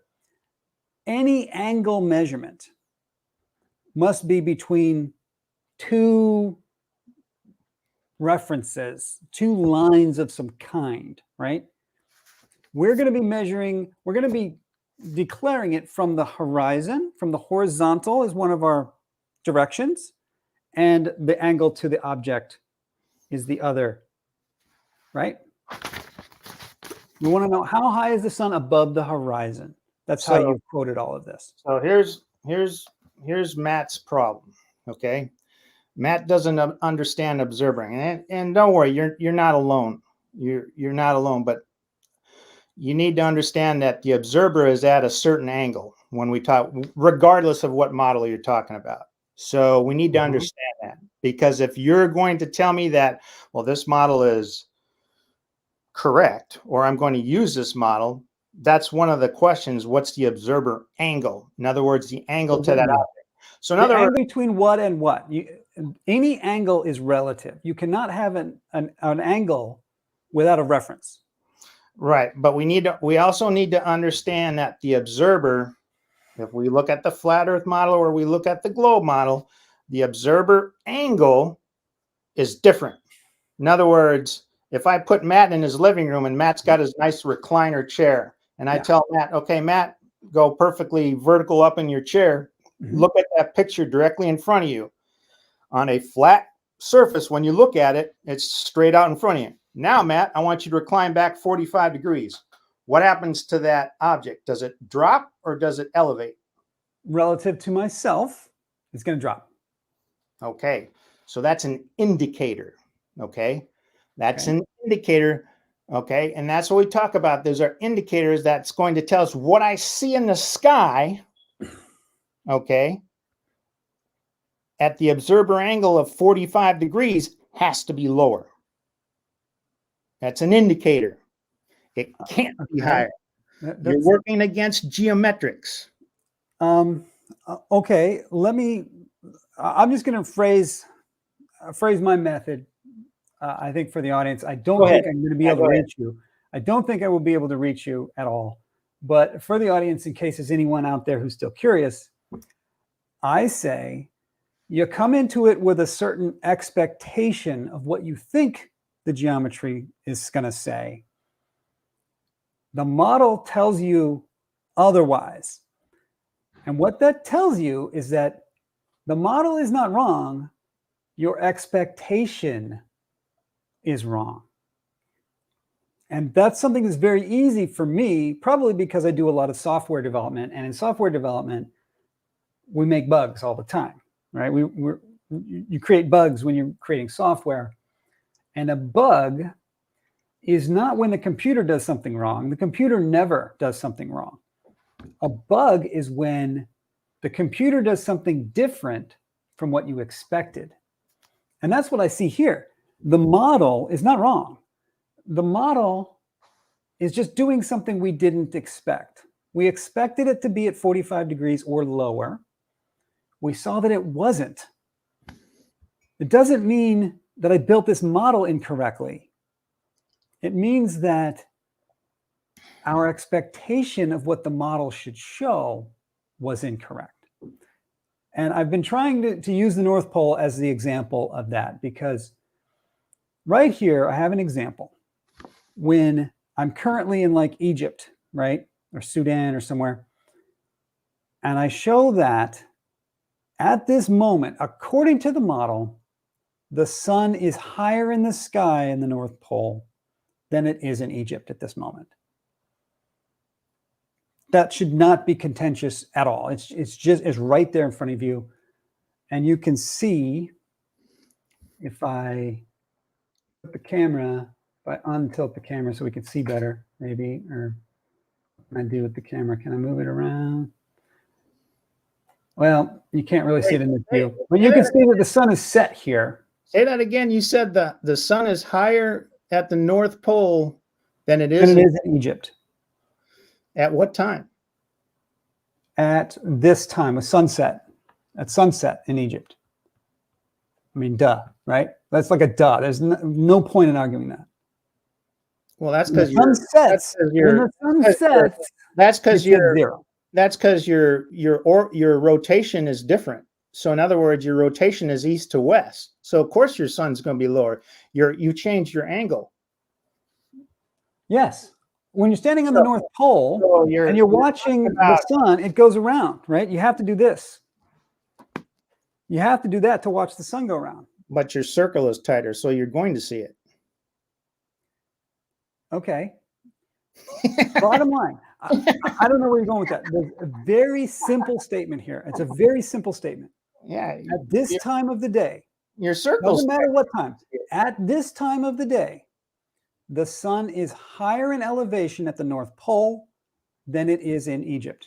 Can you just say yes? What's your defilade? What's your defilade measurement? I don't know that word, defilade. In other words, the curvature you're going to have in military science, we call it defilade. In other words, you're looking at something that one person can see, but another person at a different position can't see because they're at the wrong angle. So in other words, you have Earth's curvature would come into play, or the distance of that sun, which you can physically see, just goes out beyond that. So yeah, that's going to be different. All right. I don't know where you're coming from. I'm just looking at, it's really very simple. Let me get a ball. Be right back. I got a ball. I won't use the globe. I'm going to use a Chuck E. Cheese ball. Chuck E. Cheese ball. Here we go. Here's a Chuck E. Cheese ball. Ooh, it's green. Maybe I better not use green. Crap. Figures I pick a green ball, right? Yeah. Okay. Here's Chuck E. Cheese. I don't know if you can make him out. Yeah. Damn it with the green. Cool ball. I got a pumpkin. Use a pumpkin. Hey, even that isn't working so good. Okay. Let's say that's the North Pole right there. Okay. Uh-oh. You went out. Can you see me? Okay, now you're back. You cut out for just a second. Okay. I'm going to point that right at the camera. And I want you to tell me if the Earth were rotating at a 90-degree tilt, isn't it true that the sun would stay at 90 degrees at the North Pole all day long? Sure. Even on the flat Earth model, it'd do that. Correct. Correct. Okay. So the axial tilt matters. Well, it has to for your model to work. Okay. If the axial tilt were 90 degrees, then your 45-degree sector test would not work. Well, Can you agree to that? you just changed the configuration. I did. And what I'm emphasizing is that the axial tilt has an effect on your 45-degree sector test. Can you agree to that? That you're talking observer angle now. Okay, you can call it observer angle. Great. Yeah. So the axial tilt of 90 degrees would completely break your 45-degree sector test. If we were at 90 degrees, Okay, it would so always be at so zero stop right on there. the So equator. stop right there. You've just, in other words, you've went out of the test parameters. In other words, now you're talking about something completely different. So there's test parameters. So in other words, we're testing the 45-degree sector. We're not, now you're tilting at, and you're out of the test parameters now. Now you're out of the test parameter. And there's a reason that I did that. It's because I'm trying to ask the question, does axial tilt affect this result? Because in our analysis that we did early on, your logic, axial tilt was not mentioned. The angle of the axial tilt has not gone into any of your calculations. Yeah, well, it's 90 degrees. In other words, the sun has to get to 90 degrees for you to do those configurations. That's why I said when you're looking at your summer. Now, the other, if you look on the website, there's an off-axis tilt calculation of at the winter solstice at 23.5 degrees. You have to include that if you're doing a winter solstice reading. Okay, so let's put it at 23.5 degrees now, and we're going to do the rotation. On the summer solstice, the North Pole is still facing straight at the sun all day long. Agreed? And is the sun according to this model? Is the sun at 90 degrees? The sun is right where you are the sun, right? The camera is the sun. So you can see the little black thing all day long. It's right there at the same spot. You're talking now 23.5 degree tilt in the summer, right? Yeah, 23. There's summer. Here's winter. Now in the winter, you can't see it ever. Now that's because the sun, in order for the sun to get 90 degrees, it has to do that tilt. So that just puts you on alignment. Okay. All right. I'm probably a little bit too technical for you, Matt. I can see that already. Okay. All right. I'm going to pause you right there. You're claiming to be more technical than me, but you don't use trigonometry. You didn't make a model. You didn't look up the data. No, you're not more technical than me. So just don't go there. Okay, let's just don't go there. I don't want to be insulting to anybody. No, what I'm saying though is because you don't understand observer angle, and you don't understand that your model's limit.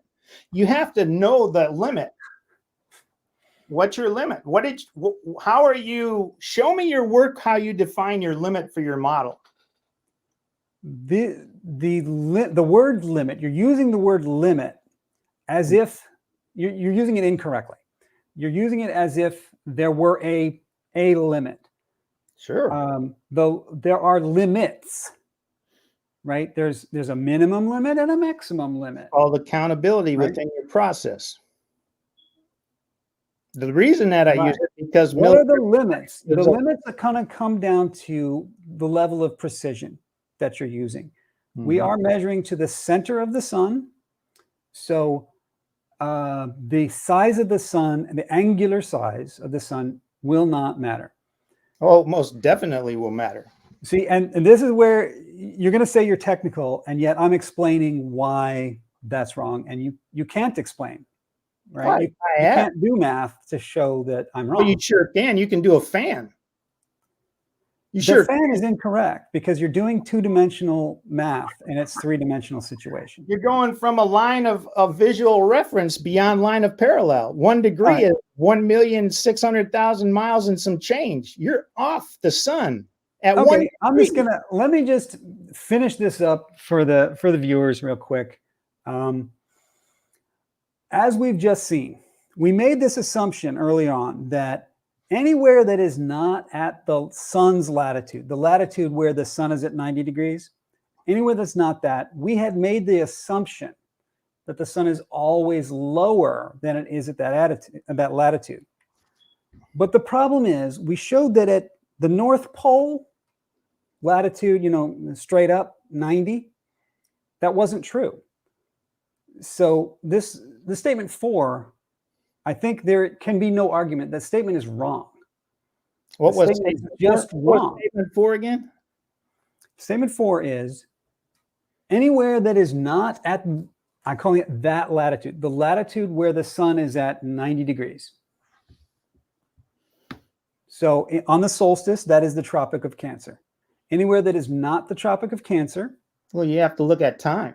The assumption we have made is that all day long, the sun is always lower than it is at the Tropic of Cancer. But that is not true. Okay, so we strike that. And as soon as we strike it, we have to strike number 7. And we have to strike number 8. We were wrong. This whole sector test is based on bad assumptions. I showed SunCalc, showed you what the actual prediction says. The actual prediction for 1500 on June 19th of 2020 matches to the 10th of a degree your measurement. The actual prediction does not say the sun cannot go below 45 degrees. That is not what the measurement, that is not what the model says. It was a misunderstanding of the model.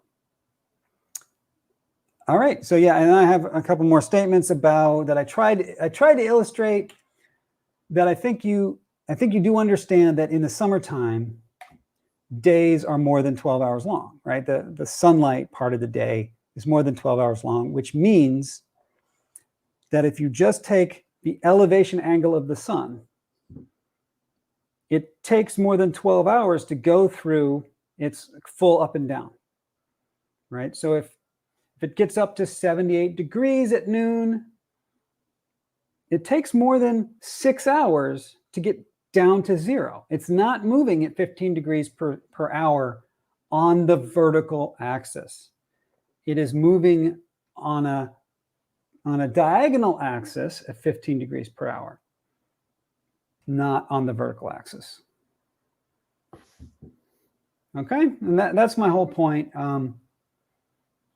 I would be curious if, particularly if Uncle Drunkle, if you're still here, I'd like to hear what you think. Do you think that Corey is the more technical one who understands this, and that I am incorrect on this?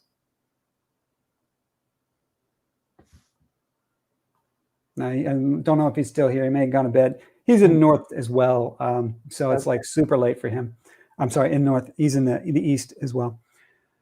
Yeah, if there's anybody else who's a flat earther out there who wants to chime in on this, I'd love to hear your thoughts. Like I said at the beginning, I really don't think I can change your mind on this, but I'd love it if you could acknowledge that I made a model, and the model says the globe lets the sun get above 45 degrees. That whole 45 degrees, that's what the model shows. So I don't know what you want me to do with this. That's what the model, that's the actual model, right? What you showed is diagrams and some words. I did the actual math. Oh, and you know what? I didn't show the math. That's the next thing that I said I did after I derived the formula. Mm-hmm. I went and I looked it up to see if I'd botched it, because I do botch my math from time to time. That do. Math, real easy. And it turns out the math is not trivial, but I went and I looked it up. I looked it up and I found this website, PV Education. So what is PV Education? They're selling solar cells, or they're talking about solar cells. Do you want to buy a solar panel for your roof? You want to know what is the angle to the sun. So they they got it, right? They know the angle to the sun Mhm. because, right? Solar panels. And they've got the math for you on there. And there it is.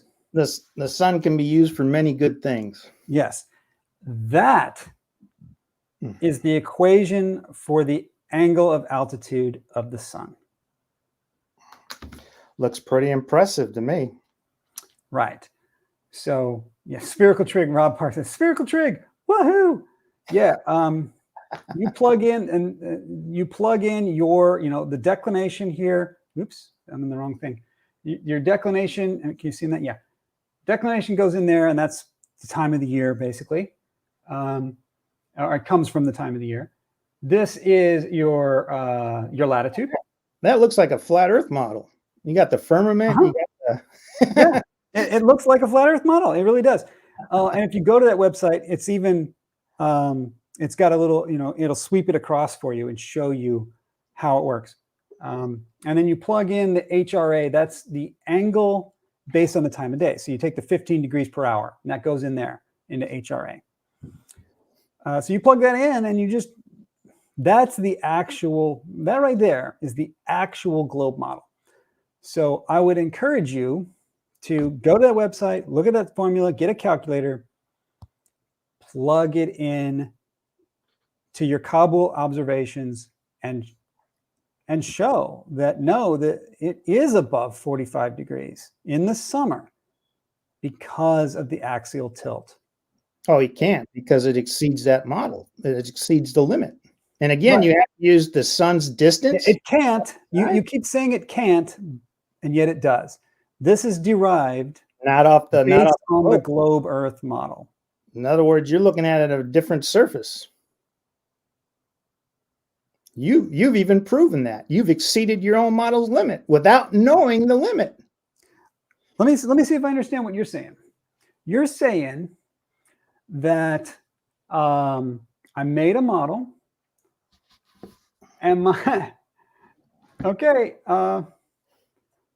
I don't know if let me back up and read this. Uncle Drunkle is here, and he says, Corey, he says but he means you.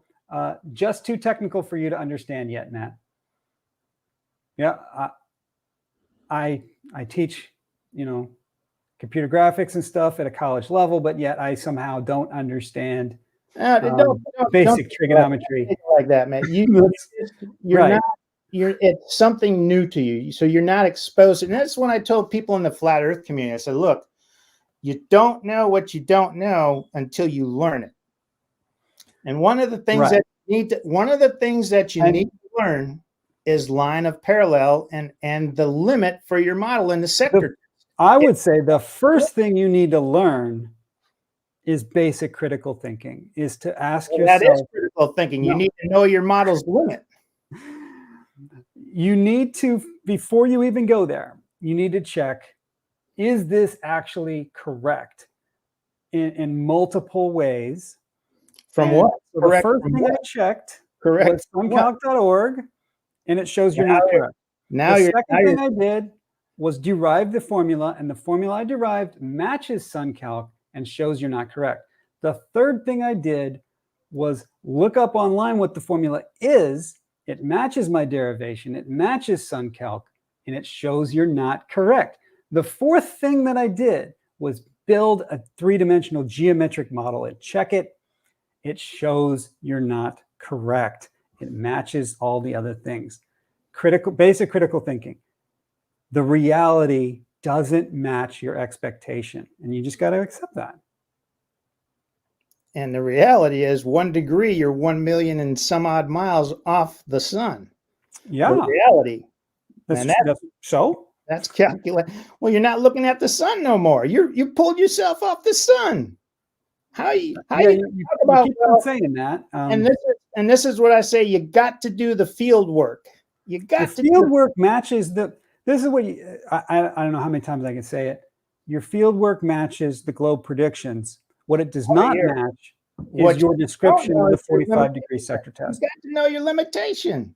You don't know your limit. So how do you know you're correct? What does that mean? I know the angle. What do you mean when you say know your limit?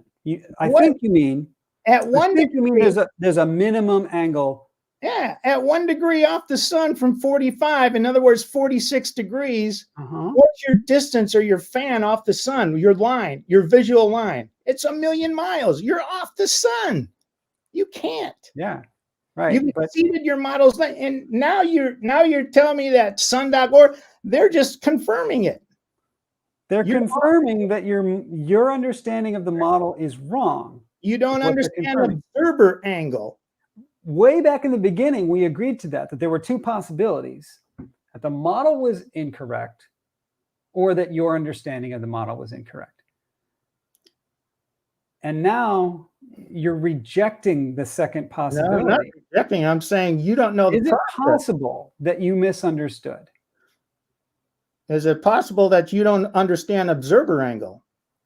Well, since that's a term you made up, yeah, it's possible. I don't know what you mean. Term. Yes, it is. Observer angle. What angle are you to that object at 3 hours? You're 45 degrees. No, you are not. The sun survey point says you are. No, it does not. It says 49 degrees.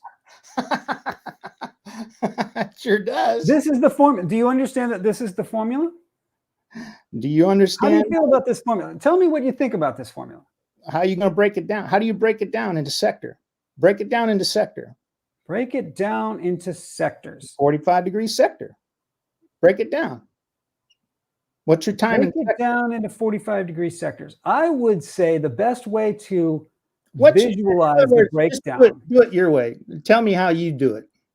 How would I do it? I take the fact that the sun, I started with putting the sun and the earth on an axis, X, Y, Z, and just said, okay, put the sun straight down the X-axis.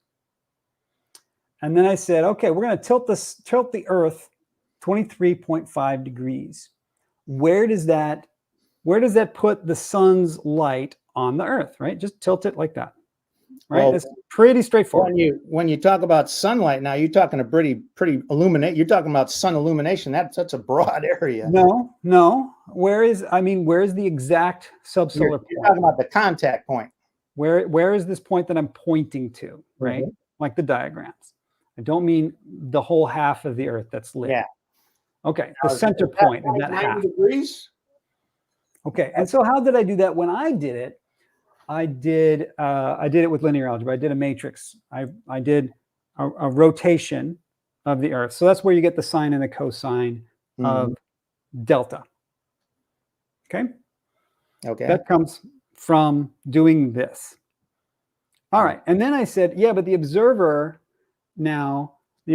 is somewhere on the earth. So it does another rotation. So I'm going to want to take the observer and put them there. And now I want to align this whole thing so that the observer is the one that's straight.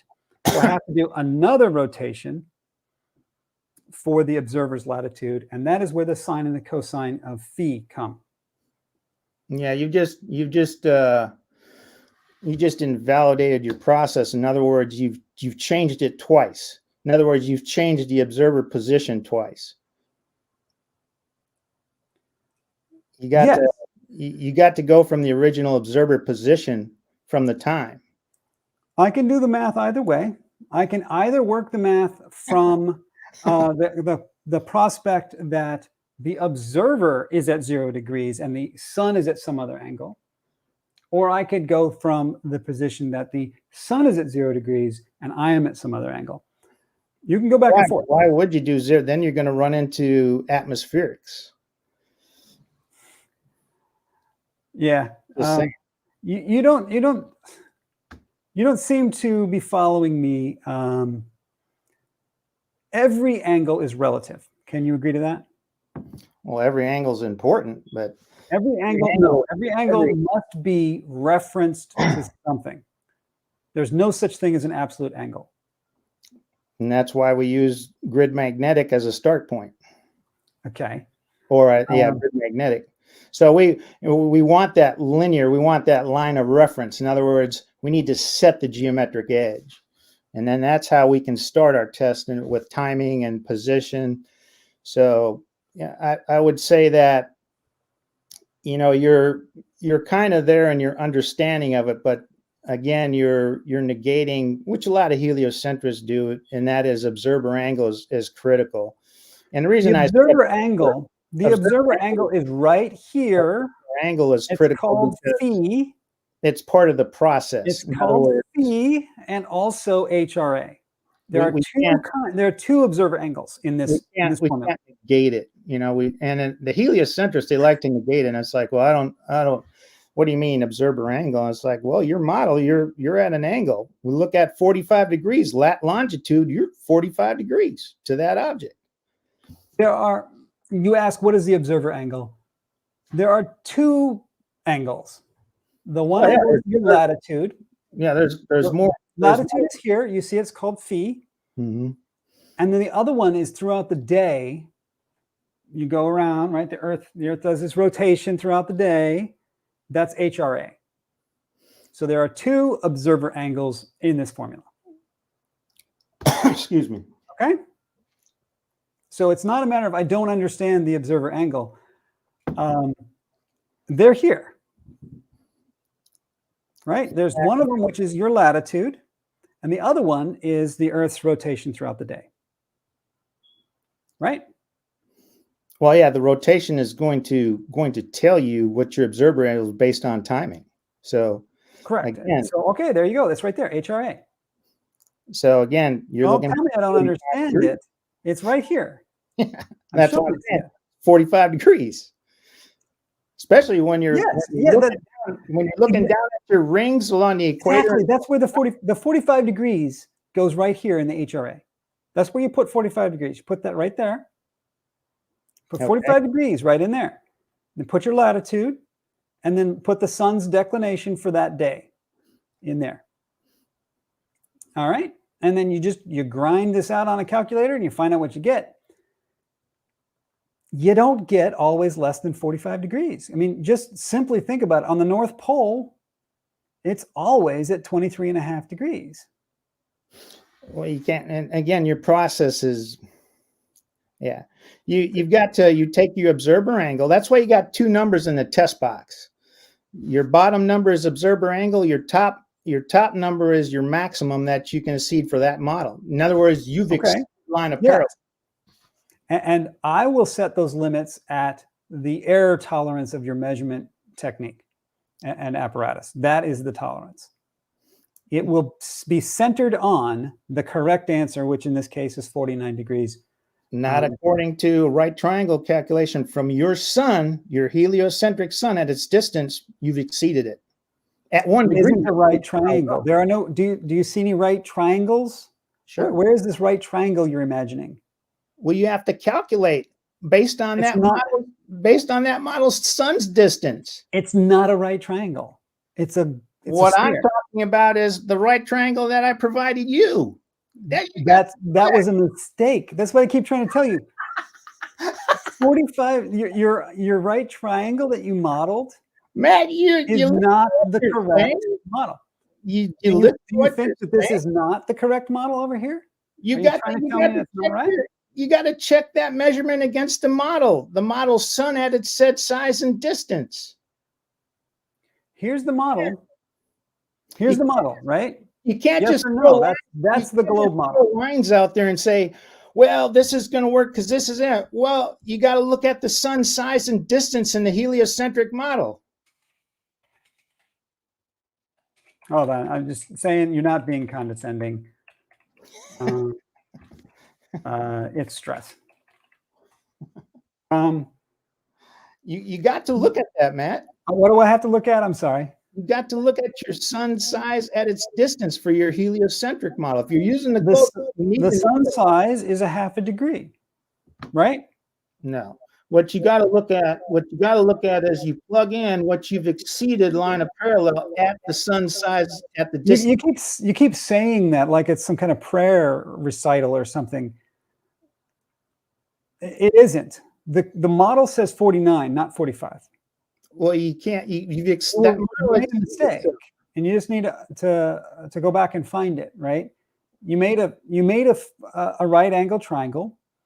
Please point out to me on the actual model. Here it is over here. The actual model. Mm-hmm. Where is the right angle you're even talking about? There are no right angles here. Sure. Right triangle. When you look at the sun and you look at what it exceeded for its limit. So let's go to. Now, hold on. You can't just declare that there is a limit. If Sure. there is a limit, you need to derive where that came from. Model size. Go to number 17 on your printout that I gave you.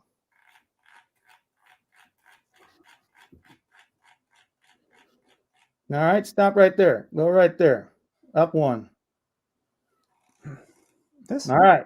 Now let's talk about the right triangle calculation, because this is what you hear. Where is the right triangle? Well, you need to know that, because that's going to find your limit. In other words, okay, what you've exceeded, your angle, your observer angle plus your measured angle, those are your composite. So in other words, 45 and 45 is 90 degrees. So now your line of parallel at 1 degree over 46 degrees, you've exceeded 1 degree. At 1 degree at the sun's distance at 93,879 and some change, your 1 million mile, your fan is off. In other words, your line goes off the sun, your visual line. That line that's to the left there where it's got the little cross, that's now your visual reference line. You are off the sun at 1 degree. So now you just invalidated your model by telling me, well, you're agreeing with me. You've just invalidated your model. It's funny to hear you say that.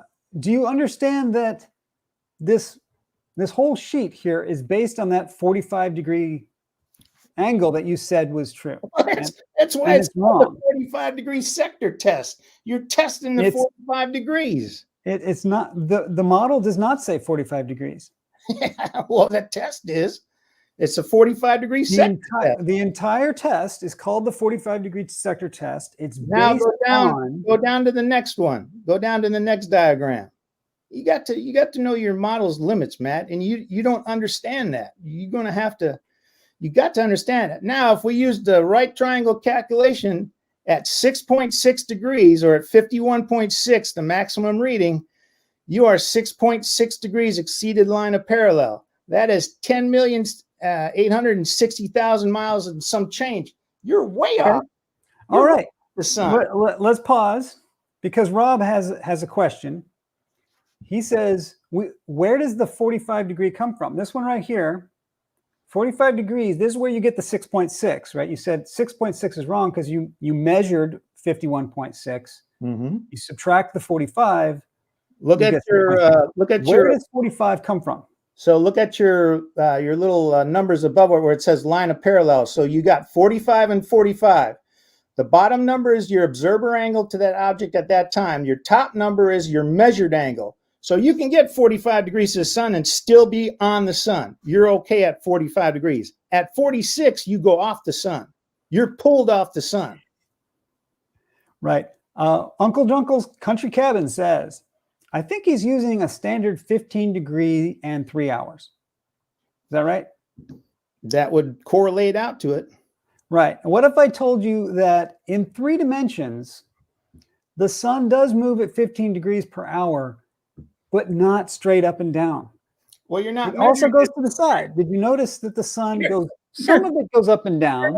You're not measuring. You're measuring at position. It's got to be in that window. In other words, when you look at that window in the sky, if that sun is too high in the sky, you're measuring it off a flat surface. It's the reason I told you, look, when you look at a picture in your living room from a recliner straight up, okay, that is going to be straight on. When you recline back, what does that do? It drops it. That sun's got to be low in the sky. If you're let's do an exercise. Let's do an exercise.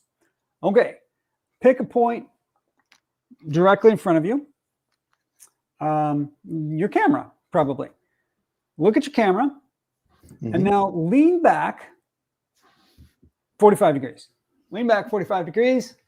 The camera has lowered 45 degrees. Agreed?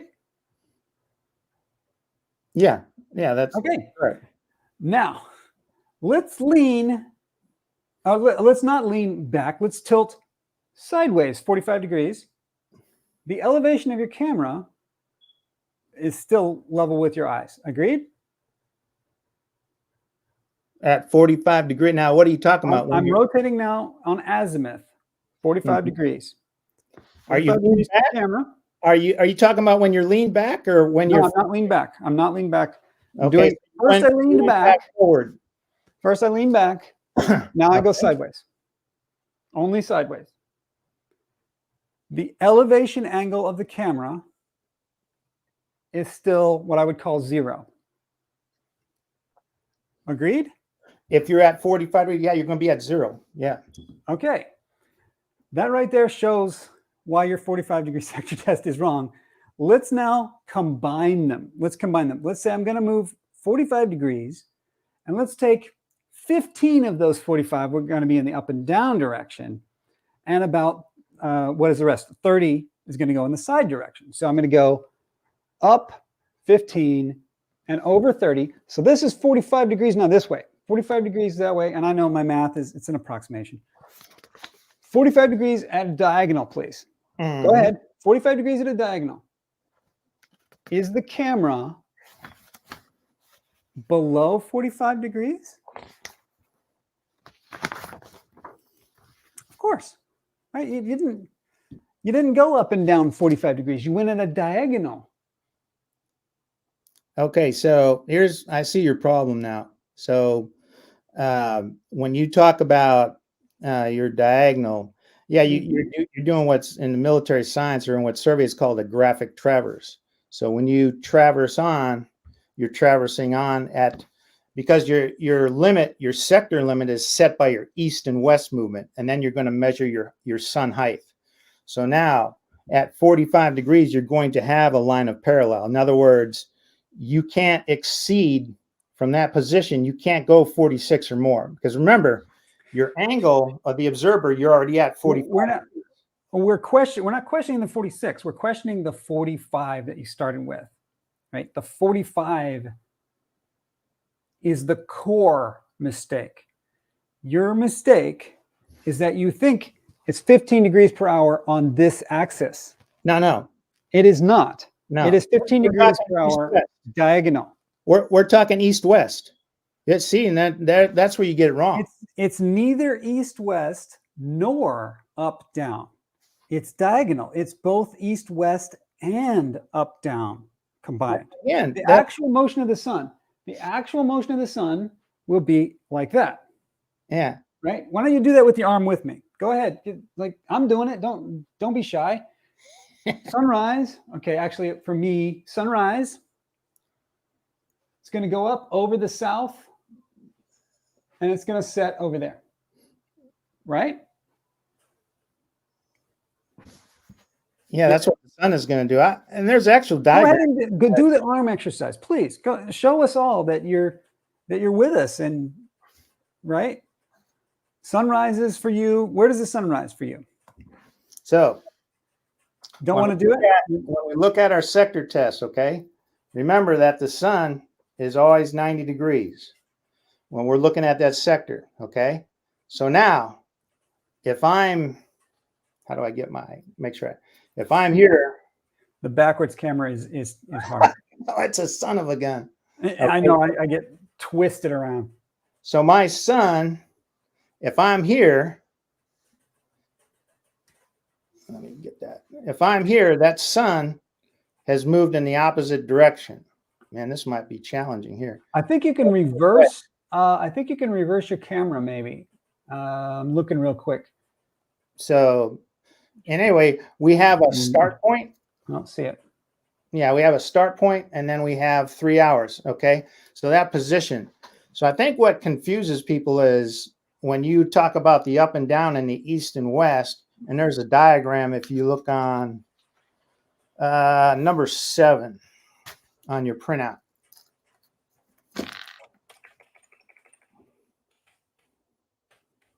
Right there, go back.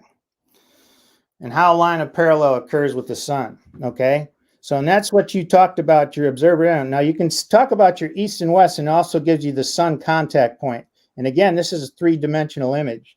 So when we talk about sectors, we're looking at the geometrics of it, okay? So this is how we get our observer angle, okay? Now you're contending that it's not a perfect 45 degrees. No, you can contend that. But again, you have to understand what your line of parallel, in other words, what's your limit to the sun, because when you go above 45 degrees at your angle, the observer angle, you're pulling off the sun. So your sun width is indicated by your arrows, your black arrows. Your observer angle when you measure is 45 degrees. Once you start going from that 45 to the outside of the sun, which is about 45.3.4, you get separation. In other words, you're no longer looking at the sun. You would get separation if you get off of the angle to the center of the sun. But the angle to the center of the sun is not 45 degrees. That is incorrect. So just stick to that. Just stick to where you got the 45 degrees. Don't go on past it, because you have to understand you're already off, right? If you don't understand line of parallel, you'll never understand that. And that's your limit. You have to know your limit. What you're telling me is I'm not going to argue with you about the limit. What I'm arguing is that your 45 degrees that you've based all this on is not correct. So from that point forward, the rest of it is bunk. So what you say is, yeah, the 45 doesn't exist. However, the sun survey point timing all says different, especially if you're going from a spherical. Especially the globe model does not say. Oh, you most certainly are. Especially the globe model doesn't say that. Oh, sure does. It's my model, right? I get to say what my model says. My model says that the Earth is tilted 23.5 degrees towards the sun in the summer, right? So this assumption that the sun should move 45 degrees per hour on this axis is not true. That's left and right. At this axis. Hold up, time out. Go diagonal back. Across the ball. Go back. No. That's, and again, see, you're let's get you straight, because right away you're talking about something that's entirely different. I'm talking about the globe model. That's the globe model. This is my model. I don't know what you're talking. That's the globe model. Go to section 1 where we go to the sun survey point. There's a diagram on there I need to show you. Keep going down below that. Right there. Okay, stop. All right. So that's what we're talking about, the sector. You look at the OS. The OS, when you start from your line of magnetic north-south, that's just your position. That's your east-west. Okay. When you take your measurement, you're measuring across the 45-degree sector. Okay? You understand that? So just make sure we're clear. Because what you were talking about is, well, you're talking about, no, you're starting from one sector, then you're going to measure the sun position in the sky from the other edge of the 45-degree sector. What's a sector? Define sector. You keep throwing that word around as if we would know what that is. What does that mean to you? So in other words, you look at that fan, that's 45 degrees. In other words, that's based on, that's the globe model broken down into sectors. In other words, 8 3-hour sectors at 45 degrees. Okay. And let's look at the globe model now and look at that in terms of sectors. The sectors are not parallel to the east-west. It's not. We're not talking about east-west. Well, we're not talking parallel. Go back to the diagram. That's not parallel. We're not talking about parallel. We're talking about these rings through that pole.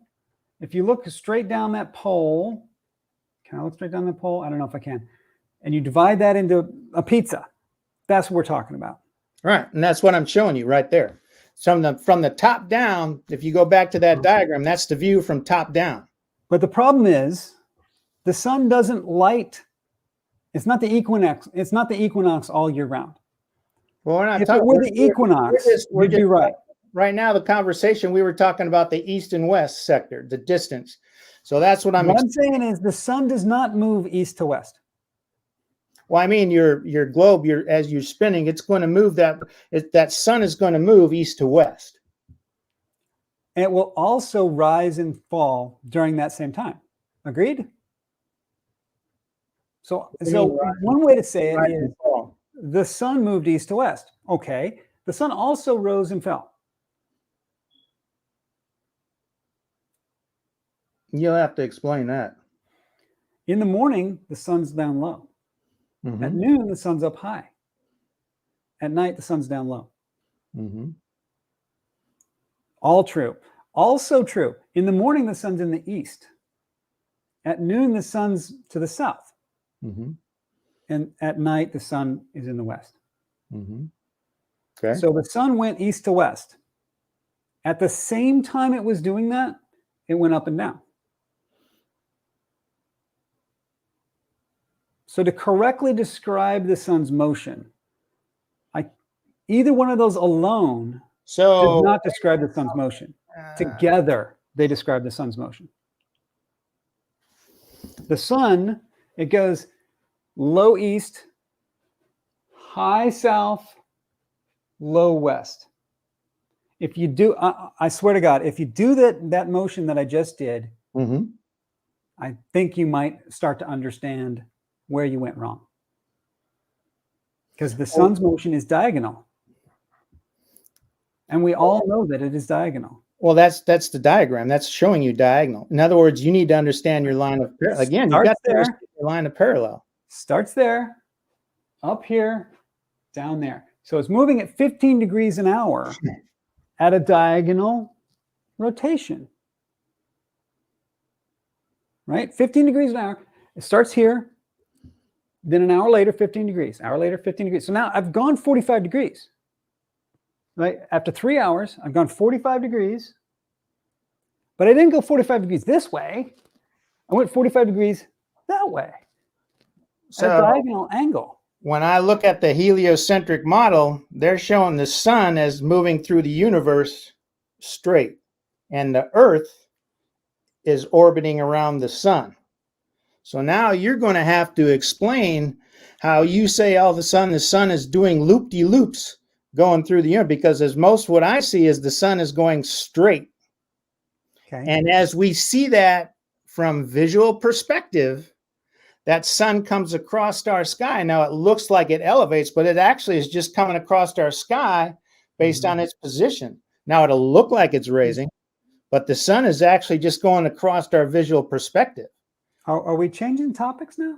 No, well, I'm just talking. You said the sun elevates, so I'm saying, well, yeah, that's my perception. When we look at on the ground, the heliocentric model, show me where the sun's doing loop-de-loops and it's changing as it's going through the universe. At how fast does it go through the universe? Right. How fast? I don't know. I'm just asking. I know. I don't know. Maybe Rob, you got it off the top of your head. What is the speed of the CMB? 100,000 some odd miles or 700,000 miles an hour. I don't know. It's freaking fast. Yeah, fast. So now you're telling me that the sun it's not going straight. It's doing loop-de-loops in order to. I'm not saying that. Well, it's got to now because you're saying it elevates. Relative to me, yes. That's when I measure an angle. I don't know about the rest of you all. You're talking about an angle. It's relative to myself. Right, exactly. Relative to my local vertical. I establish a vertical, and then I measure the angle. What you're talking about is I like to use the horizontal plane as my reference. So that's actually the vertical plus 90, right? You're talking about visual perspective now. You're talking about that sun comes straight across the sky. Now, as it comes straight across the sky, it's going to look like it's elevating because it's coming closer to you. And when it gets to a point where it's 90 degrees to you, that's the high point or the solar noon. And then it moves away and it looks like it's lowering because it goes away from you. But it's on basically on a straight line. I think you're trying to describe the flat Earth model. I'm talking about the sun in your model too, because I don't see no loop-de-loops in the sun. Show me where that. You don't have to show me tonight, but if you can give me a reference and show me where that sun is rising and lowering as it's traveling through the universe. It's here next to you. By next 20 on the left. By 24 hours. I mean, I want to see that going a 500 million miles an hour. You ready? 24 hours. We're going to do it. We're going to start from. Well, no, I don't want to see that. I don't want to see that. Because you're showing me. I want to see the sun move. I want to see the sun path. In other words, this is the sun path. No, that you show me the Earth. Show me the sun path, because the diagrams that I see show the sun going straight through the universe. and it's moving. It's not and then relevant to this planets- discussion. That's and then not all the relevant to this planets are discussion. orbiting around it. So now you're telling me not only are the planets orbiting, because now you're talking about rise and fall. You're talking about the sun is rising and falling. Oh, by the way, 500,000 miles plus more miles an hour, and now it's doing these little shakes. It's going up and down as well. No, that isn't what I said. Well, you're talking about the sun's rising and falling. Yeah, you know that the sun rises, right? Well, that's the perspective that's coming across. Okay. Straight across. I'd like to ask you to just take a moment. I understand what's going on, but we're trying to have a collaborative discussion, and we have gotten pretty adversarial. So let's try to get back to collaborative. In collaborative, we would try to understand each other. So when I say the sun rises, I think you know what I mean. And I think you're being unfair to try to act like I'm saying the sun is physically moving up and down. We know that the sun visually rises, and this is not contentious. We understand that, right? Can we get back to that place? Across our visual perspective, across the sky. It starts in the east, low on the horizon. And then later on in the day, when I look, I'm going to see the sun. 3 hours later, the sun's going to be there. It's going to be farther to the south, and it's going to be higher up above the horizon. I'm not saying the sun is physically moving. I'm not saying it isn't. I'm actually I'm glad you cleared that up, because that scared me there for a minute. I was like, how's the sun moving? So in other words, what you're telling me is at distance, you could put the sun like an abacus, a bead on an abacus or a line, and I could slide that line. In my visual perspective, that would show the sun's path. No, it would not. Really? I'm afraid you're going to have to rotate it in your line will have to be a ring. To get the correct look. You're talking about the firmament. It's like up in a dome, or I'm talking about the globe Earth model, and I'm also talking about just what we see. If we forget about the models and just talk about what we see, maybe we can get back to visual perspective. Now we're on visual perspective. See that the sun starts here. And I notice you just will not point with me. I don't know why, but it's right there. Can you do that? Can you say, there's the sunrise? Where is sunrise? To the east of me. Point to the east. I don't know which way is east for you. It'll be actually be this way. Wait. Okay. And then 3 hours later, where is the sun? I say closer. For me, to this time of the year, it'll be right about there. Okay. Okay. And you'll notice my arm is higher above the horizon, and it has also moved to the south. Okay. Keep going. Okay. So let's go another 3 hours. We're at noon. The sun is due south and at some angle above the horizon. Okay. Higher than it was earlier, right? And then 3 hours later, and then finally, sun will set in the west, right? Yep. And actually, when I say 3 hours later, the reality is it's winter here, so it actually won't be 12 hours to do the traversal. No, it'll be like 9 hours to do the traversal or something. So you're talking about distance and visual perspective. So in other words, I could put that sun on a string and just run it across you and tell you and ask you, I could do this experiment and say, is that sun rising or falling? If you couldn't see the string, would you be able to say yes or no? You wouldn't be able to, because as that sun gets closer to you, it gives the visual perspective that it's rising, but all it is it's positioned to you as changes. So it comes across our visual perspective. And then it goes from rises, or it comes at us from the east and goes to the west. I mean, that's what I see. And all right, cool. I get people that say, well, we can see extreme distances, and I'm like, why do you say when we look at vision, we're talking about the weakest part of human anatomy, and that's our vision? We have extremely poor vision. Okay. It is late, so I don't want to get off topic onto like limits of vision or whatever. Yeah. I do want to stress so that I teach perspective at college. Mm-hmm. So let's make sure you're not imagining that I don't understand how perspective works. Oh, I'm not. And there's, Okay. I dedicate a section And to what you just described military science. is wrong. What you just described is not correct. If we made a straight line at the consistent height above the Earth, the sun would never set, because that's what perspective says. Who told you that? Well, like I said again, not wanting to really dig into that topic. It's a separate topic. But here we have a college professor who teaches perspective, telling you that. Have you looked at the visual perspective on my website, the military science? I haven't yet. I'm not. Have you looked at my video on how perspective works? Yeah, I haven't actually seen go any. through it. I would like to see it. Explain So it. send me the link to it. Please send me the link to it, Matt, and I'll take a look at it. I'd like to see it.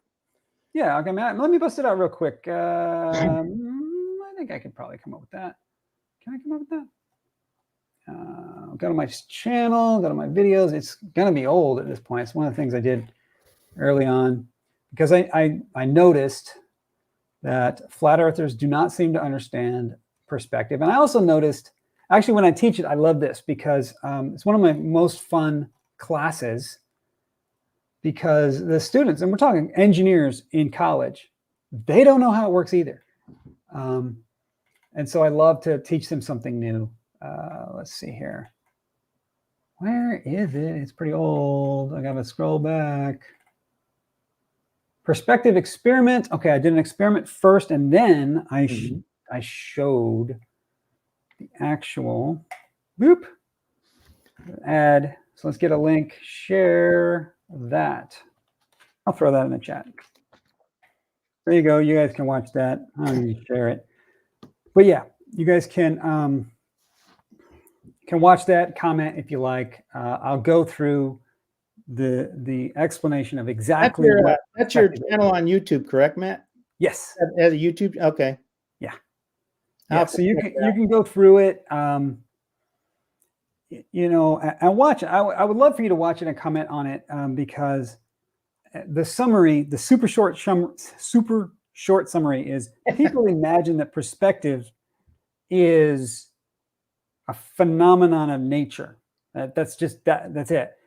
The reality is it's emergent. It's what we call emergent, meaning it is caused by simpler principles. If you understand the simple principle and you just apply them, perspective falls out. And those principles are: light must hit your eye to be seen, or the light must hit the camera to be recorded. And the other principle is that light travels in straight lines. Now, I know light does not always travel in straight lines, but the phenomenon of perspective is caused by the straight line travel. Now, would you say that our human anatomy, our visual, the way we see things, interacts with that, or?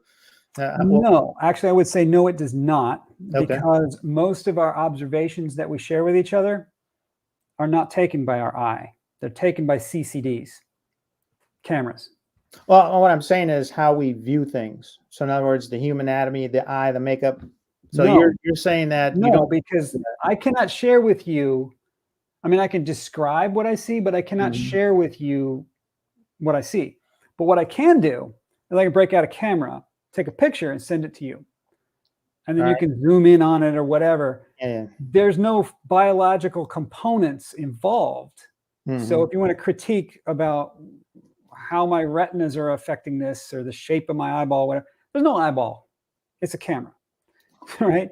So if you wanted to say, do I think the optics of a camera could have something to do with it, then yeah, we could talk about the optics of a camera.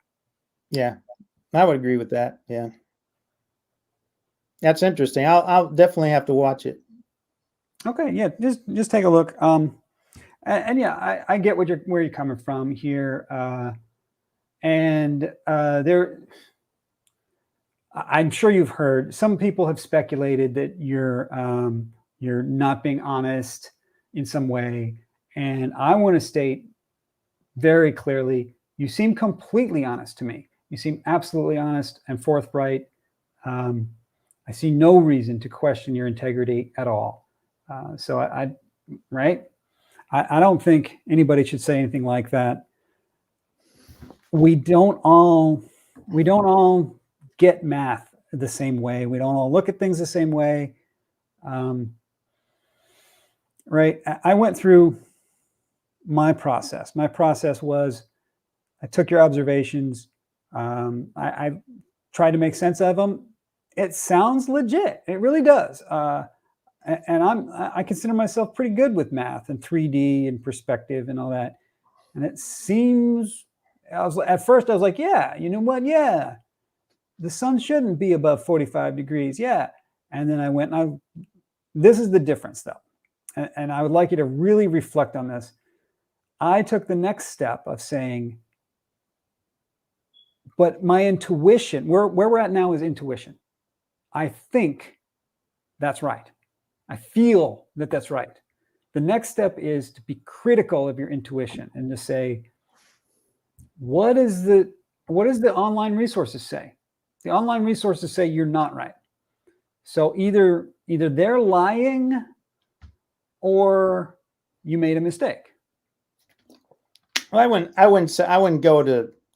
I never like to use the term, people are lying. I think it's a matter of understanding.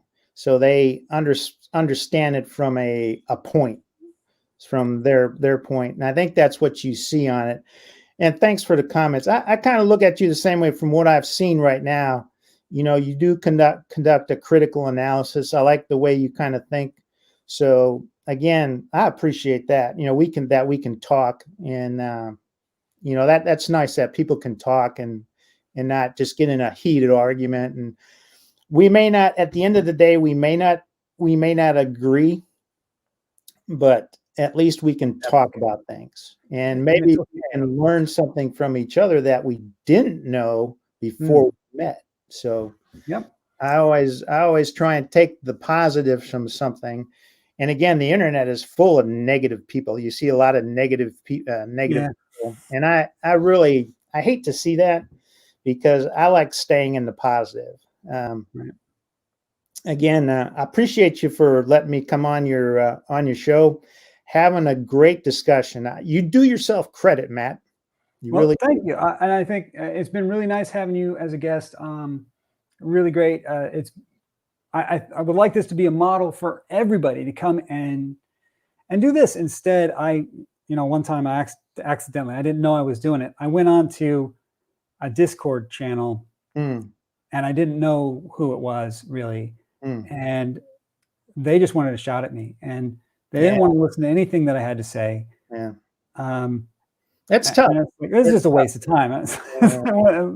Yeah, it's tough.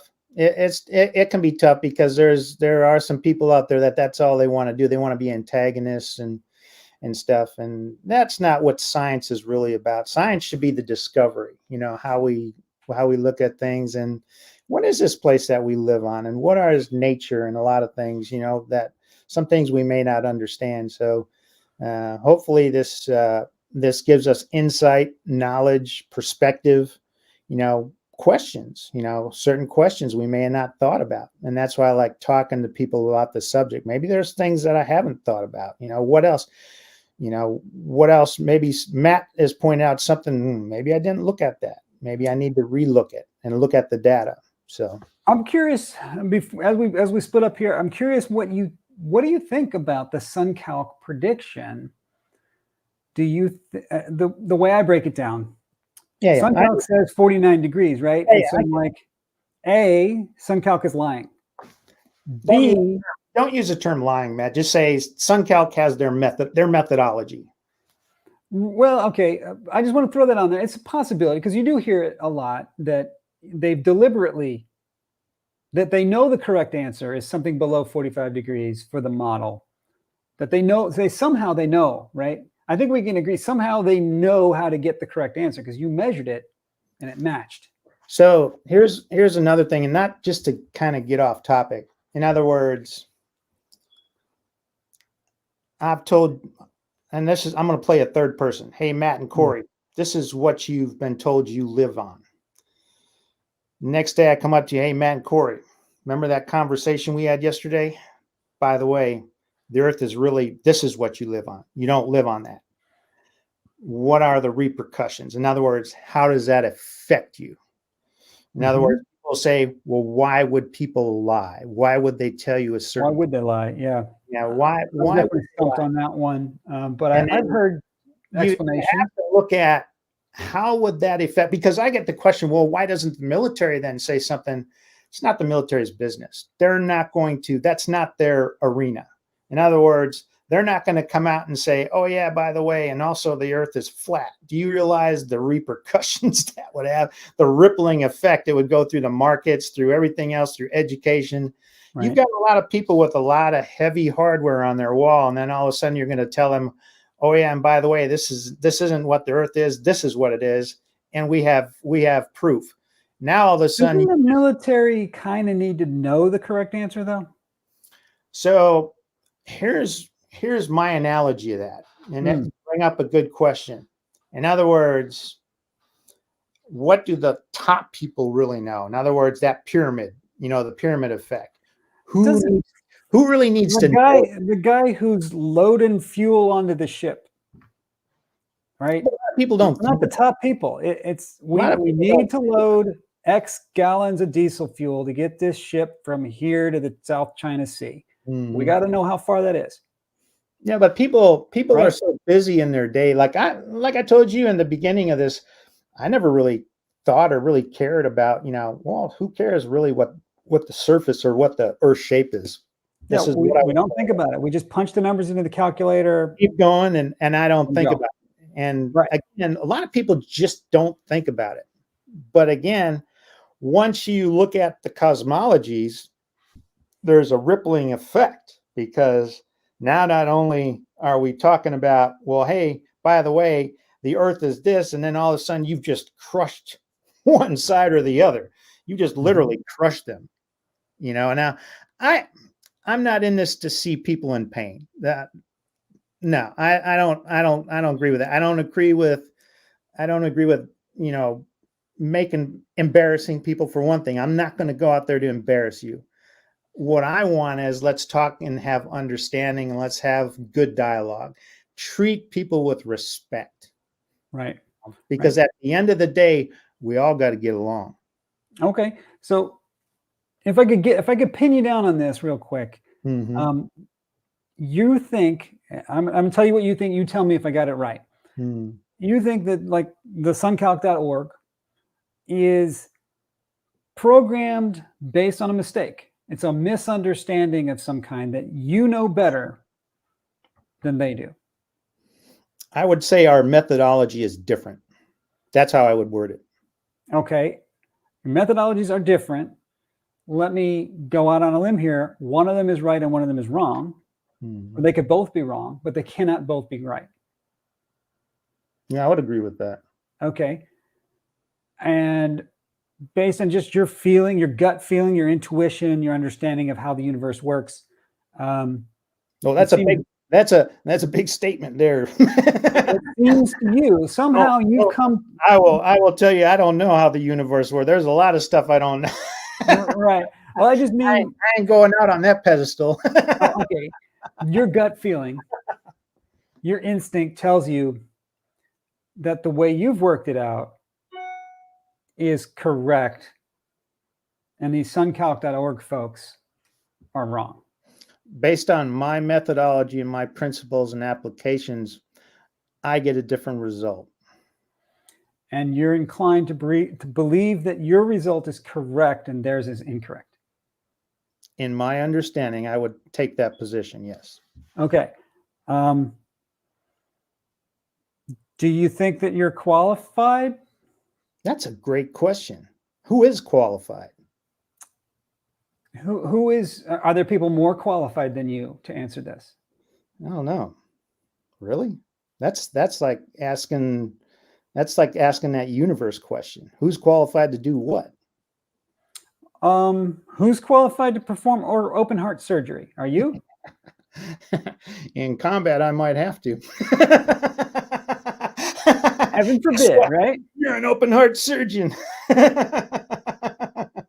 I guess where I'm coming Yeah, from man. is it seems like people learn this stuff and they study it Mhm. and they practice it, and that gives them a level of qualification higher than you or I probably have. And that goes to, you're talking about, again, the example I used, that somebody walks up to you and says, oh yeah, by the way, this is really what Earth is. And then all of a sudden you got all these people that were highly qualified. What do you do? Yeah, that is exactly what I'm getting. What do you do? I think most people say, I'm going with the qualified. I'm going with the experts. I'm going with the flow. In other words, don't ruffle. And I think the military does that. I think some people have information otherwise, but the effect it would have on civilization, because civilization is developed already. In other words, we've seen the globe in our classrooms and all the way up, and you throw all this stuff in years and years and years, and now all of a sudden you're going to come up and say, oh yeah, by the way, you don't live on that. This is what you really live on. That's going to have serious repercussions. And I think the people that are kind of running the show, they look at that and they go, yeah, let's just kind of hold off on this until it actually is kind of forced out. If it's forced out. That's a very plausible explanation. I take a different route at it. I start with my default position is, the experts have studied this more than I have. My default position is they probably know something I don't know. Don't you think that's fair to say? Yeah, I would agree. Okay. And so then when I see something that is counter to what the experts are telling me, I think there's three options, right? There's go with the experts, assume I'm wrong, which is what I usually do. Study it enough to become an expert myself. Or the third option, which is to get into an internet chat room and just go with whatever they tell me. I think you've done enough study that I feel like you actually tried to become an expert yourself. I don't know that I wouldn't classify myself as an expert. Now, military subject matter expert, yeah. And again, that's what I had to kind of fall back onto, with a lot of geometry and stuff like that. That's kind of the route I took at it and how I went about it. Again, people are going to go into areas where they have kind of a certain confidence. I'll say a certain confidence, just like you teach college level, right? Yeah. How long have you done that? I've been a full-time teacher for 5-6 years, I guess. Before that, I was in industry doing engineering. Okay, cool. And I like engineering. I tried to get my daughter to go into engineering. She's like, Dad, I'm going to engineering. So do STEM, and don't share this flat Earth stuff with her. If you want her to have a successful career, take this. I know some of the flat earthers are going to hate on this. If you want her to have a successful career, you want her to have a STEM degree, get in a good college, going in there with saying the Earth is flat, she's gonna hit that brick wall of society, whether the Earth is flat or round, right? You can believe the Earth is flat, but putting your kids out there, telling your kids the Earth is flat, they're gonna hit that wall of established science and not get anywhere. Yeah, I would agree with that. And to add to that point, I get people from science emailing me saying, I'm on your side, but I can't come out. In other words, because I'm ostracized. He said, I totally get it. And this is from science. If you would forward them to me, I'd like to talk to them. Because and they can stay anonymous. Now, well, and these people, they say, they tell me, and I said, hey, I ain't going to tell you. I understand it. It's when you go into this area, you're out there. And that's 90% of the flat Earth community is in the closet. I think it's probably fair to say that's probably true. Although for every flat earther that's in the closet, I think there's a troll. there's a Oh fake. yeah. Oh yeah, definitely. So let me ask you this, Matt. I'm just, and this is just for me. I'm kind of curious on this. Mhm. Let me throw this scenario at you, Okay. Matt. This is science talking to you. We have confirmation that the Earth is flat. What goes through Matt's mind? Good question. The very first thing that goes through my mind is, you're pulling my leg. This got to be a joke. After that, I'm going to say, I'm going to need to pause and reflect, because I've also been studying flat Earth since 2016 when I heard about it too. And I have done many tests. They've all confirmed the globe, all of them. And so now I'm going to need whoever this is telling me, I'm going to need you to go through these tests with me, the ones that I've done, and explain to me my mistake. I mean, like I try to do with you tonight. I went through your stuff. I believe I found a mistake in it. And so I would need them to do that same thing with me. Is how does this observation match what you're telling me? How does this observation match what you're telling me? Yeah, I mean, I went to grad school at NASA. I was in aero, but some of my buds were in astro, and we were tracking satellites. Or they were, you know, I was a consultant on their software, but we're tracking satellites. You know, I'm going to need some help figuring out how that all worked. Sure. Right. So, right. Or like equatorial mounts. You know what an equatorial mount is on a telescope? Go ahead and explain it to me, because Okay. Regular old home astronomers often will get these. So this is just like regular folks. Okay. It's just a mount for your telescope that, you know, when you have to watch the stars going up and down, you also have to watch side to side. So that's an azimuthal, right? Azimuth and elevation. Gotcha. That's your classic mount. But if instead of doing it this way, you tilt the whole thing, just tilt the mount to 23.5 degrees, right? And you point the one axis, you point it straight at the North Star, or well, straight at north, which is a little bit off the North Star. Now you can follow any star just by rotating on one axis. Oh yeah. Okay, so they call that an equatorial mount. Okay. Thanks for So explaining that. For example, if you were to watch the sun with an equatorial mount, you would see that it moves at precisely 15 degrees per hour. Well, actually, it's a little different. It's no, it's 15 degrees per hour for the sun. Yeah, 15 degrees per hour for the sun. It's a little different for the stars, and it will just move on that one axis at 15 degrees per hour. But you'll see, I'm just looking at the telescope, it's not moving this way, right? That's the elevation. It's moving like this, 15 degrees per hour. Right? And so in the morning, and you leave it running at night, like it is night right now. Where's the sun?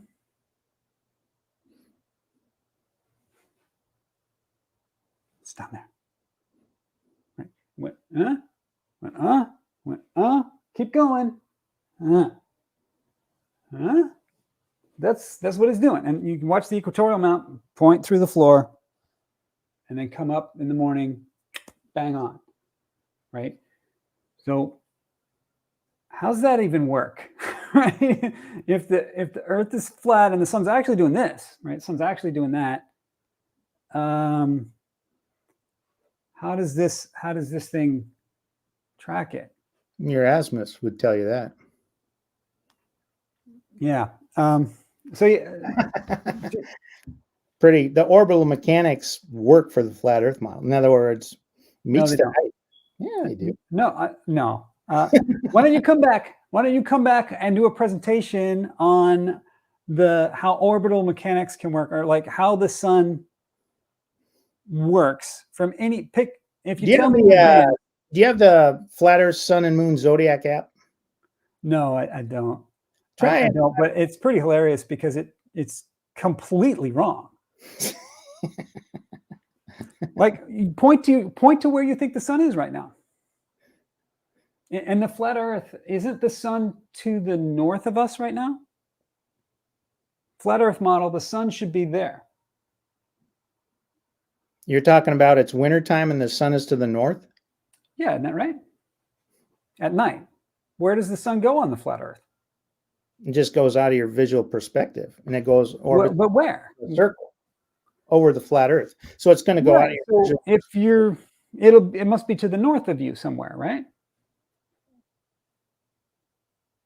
Yeah, it would be. Yeah, you could say that on the flat Earth model. Yeah, because north And the flat where Earth would the model sun is rise? dinner. It's Where like a would the dinner sun plate. be? It's like Where a would dinner the sun be at sunrise? Huh? At sunrise, where Okay, would comes the back sun be? around in a circle. Comes back around and it comes back into Yeah, easterly. it's going like this, right? So still north. Now it comes back around. It goes It'll from come back around. the other side of the Earth. It comes back around in your visual Comes perspective. around to behind me, right? And goes like that. Mhm. So at That's sunrise, what you see across your sky. You see that sun move across you in the sky in the daytime. That's pretty simple. yeah, It's too easy. it's interesting that that you've been. What I find interesting is you've been very critical about the exact angle of the sun compared to the globe model, and never critical about the exact angle of the sun on the flat Earth model. That's because it's so easy. It has such a high tolerance. It has such a high. No, what I'm telling you is it can be 90 degrees out of position. It's just like colossally wrong, the flat Earth model, depending on where you do these observations. It's amazing that you've never even looked. Oh, it's too easy because again, you have to go back to that diagram. So easy that you've never done it. You have lower sun angles. The closer you are, you're going to be closer. So that sun, as it's seasonal, as it changes in the tropics, as it gets closer, you're going to have higher sun angle. As it moves away, you're going to have lower sun angle. That's too easy, Matt. Come on. What about the azimuth, though? I'm talking about the azimuth of the sun. Left, well, as far as what left and right or up and down. Azimuth is so left and north, right. south, east, west. So your fan, as it comes across to you, is, let me see if I get this right. So that's going to be your fan. It's going to come at you from the east, come across to the west. I mean, that's too easy. As you'll see, I want to be precise. I want to know exactly the angle. I want to know if it's, let's say, what time is sunrise? 8 a.m. Mm-hmm. Right? Probably more like 7 a.m. I don't know. What time is sunrise for you? Now? Yeah, this time of year. Probably closer to like 7, something like that, maybe later. So at 7 a.m. on the flat Earth model, where is the sun? Well, it's still in the tropics. Well, of course, but it's a circle, right? You make the circle. Go ahead, draw the circle. Say the sun is at midnight. Here's you. Here's the sun, and it's coming around. It's coming around at 7 a.m. It should be there. Okay. And that is, this is north. This is south. This is east. That's west. It is northeast. Right? Because it's got to keep coming around, keep coming around. At noon, it's back here. It should be here. Not here at sunrise. Well, about like there at sunrise, right? Which is northeast, not southeast. At sunrise, it'll be southeast. And you talk about sunrise now? Yeah. Where would the sun be at sunrise? What azimuth angle will the sun be at sunrise? It comes at you at southeast. But on your model, it's northeast. No, it's southeast. It is. Did you have you didn't have an Earth on it, but you did have a diagram of it. Well, look at your Mark's device. Your Mark's device is going to tell you that also. The sun is going to stop because you're up in the north. I'm not sharing this. I should be sharing this. I don't know. Do I have a good image of this? Yeah, Oh, there you go. Your sun's going to come at you from the southeast. All right, let me do slideshow, current slide.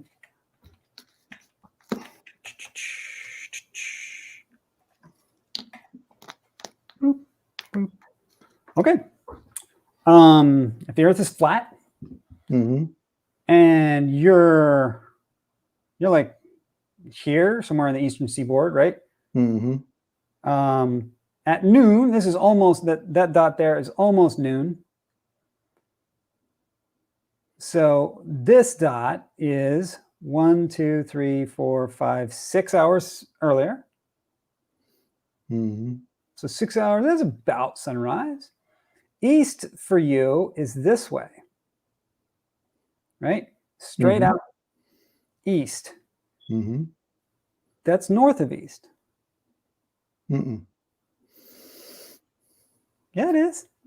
You're going to have to move that sun over, because when you're talking about what you see in the sun, that's going to be your south. Your sun comes at you in the southeast.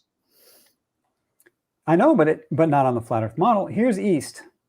So look at how far you're looking at. East, right? So squiggly line, but it starts. This is east. That's west. Right? Here's north. Here's south. Right? Yeah. Look at the freaking sun. Tell me that that's north. That's south of east. So for one, your sun is north of east. So one, your sun is way too big. So in other words, of course, your sun is going to be the size of about a pinhead. So in other words, you're not going to pick up that sun in your visual perspective till it gets to your southeast. And that's what time would that be? That would be here, which is what time? This is 12. Here's 11, 10, 9, 8. So at 8, the sun is due east. But you think maybe the sun rises around 7. Yeah, it's later, especially now in the winter. Right, but this dot I just made is north of east. Well, that's because you're what meridian are you on? Are you on the equator, or are you at the Tropic of Cancer? This is I believe this is the equator, isn't it? Yeah, this is the equator. So you're actually thinking that since it's the winter, it'll be further out, right? So it'll be between the equator and the Tropic of Capricorn. Here. Yeah, a little closer, right? A little closer to due east, but still north of east. Yeah, so it's gonna, when you pick it up in your visual perspective in the flat Earth, again, you're going to pick it up as it comes at you at the southeast when it comes into your visual perspective. The reality is you're going to see it over here, but the model has it here. Reality. So the model's wrong. Well, you're making a big assumption there. Well, what I'm saying is, I don't know, right? I made this video ages ago. Discard that stuff. Come on, go away. What I'm saying is that's something you could test, right? You could test it so easy. All you got to do is draw that map like I just did, carefully place yourself on that map, carefully draw a straight line east and west. Draw a straight east-west line. Can you go back to that map? Yeah, okay, hold on.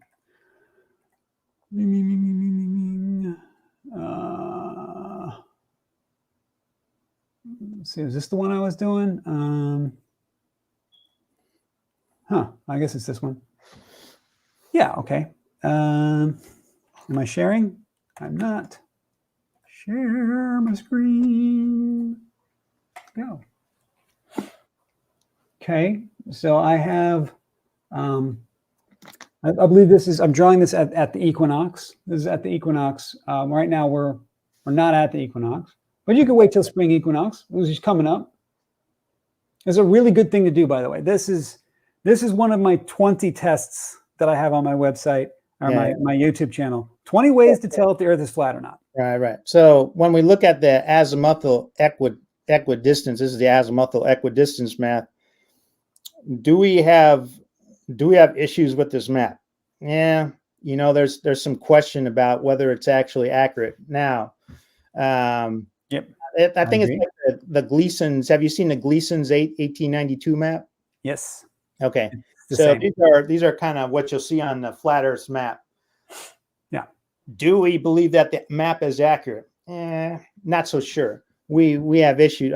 We have issues. And again, you bring up a good point about using the sun. The sun, I believe, and this is another application you can use with the sun, and you can do this with multiple or simultaneous observations as far as looking at land masses. You could actually, I believe, actually get a very good map based off of using the sun. You just have to know how to use it. And that deals with azimuths and then intersecting, from observers from different positions. Now, when we look at this map, and can you go back to it just for a sec? Yes.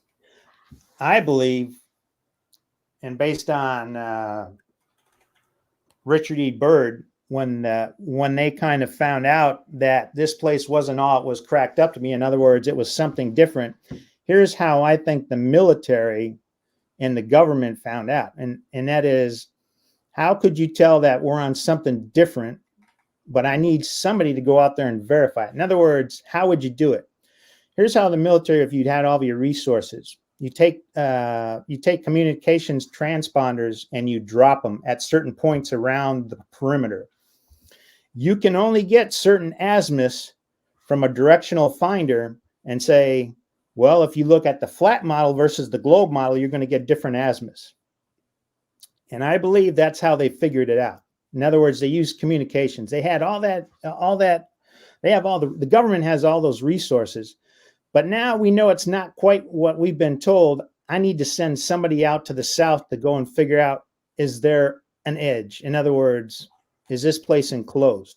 Mm-hmm. And I think Byrd found it. Now, okay. Byrd talked about a lot of things that they found down south, and there's some talk, is going Nazi hunting. I think they just kind of used that as a cover. And yeah, that was kind of a sidebar, but I think they went out there to find the edge, the limit. And I think they've lost aircraft and equipment finding it. In other words, when you run out to that edge, if you look at a C-47 and the distance that a C-47 can go is about, if you lose extended fuel, you can go out so many, 2,000 miles or whatever, you're going to have to turn around and come back. I think that the edge is somewhere beyond right at 1,600 to 2,000 miles inland from that edge, that exterior. And I think they probably ran into it or they lost some aircraft and said, yeah, that's the end of this place. Now, that's me just speculating. Why would they send Byrd down there with all those people? Again, that's my analysis of that. So. Okay. I mean, right. Maybe. What I think you ought to do is to practice that critical thinking, right? Is just say, hey, I think it's something like this. I think this is what's going on. Or take whatever you think is going on, right? If you don't think it's this map, take what you think it is. And then like on the equinox is an ideal time to do this, really. Mm-hmm. Draw your map just like this. Draw a straight line, east and west, best you can, right? Best you can from your location. What is due east? I don't know. I'm trying to draw with a mouse, so it's all crooked and crappy, but you'll get out a ruler and you do it good, right? Like, that's due east. And I know that on the equinox, the sun will rise in the east. Okay, so that's where the sun's supposed to rise. And then you say, okay, from my position, there's noon, 11, 10, 9, 8, 7, 6. What time does the sun rise? Here, here, here. And then just test it. Doesn't take anything fancy. Anybody can just do this completely free.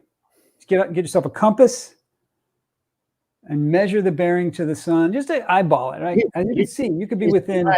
You'd be surprised. Within 30 degrees. You'd be surprised at people that don't know how to operate a compass. Indeed. Indeed, but I trust that you could do it, right?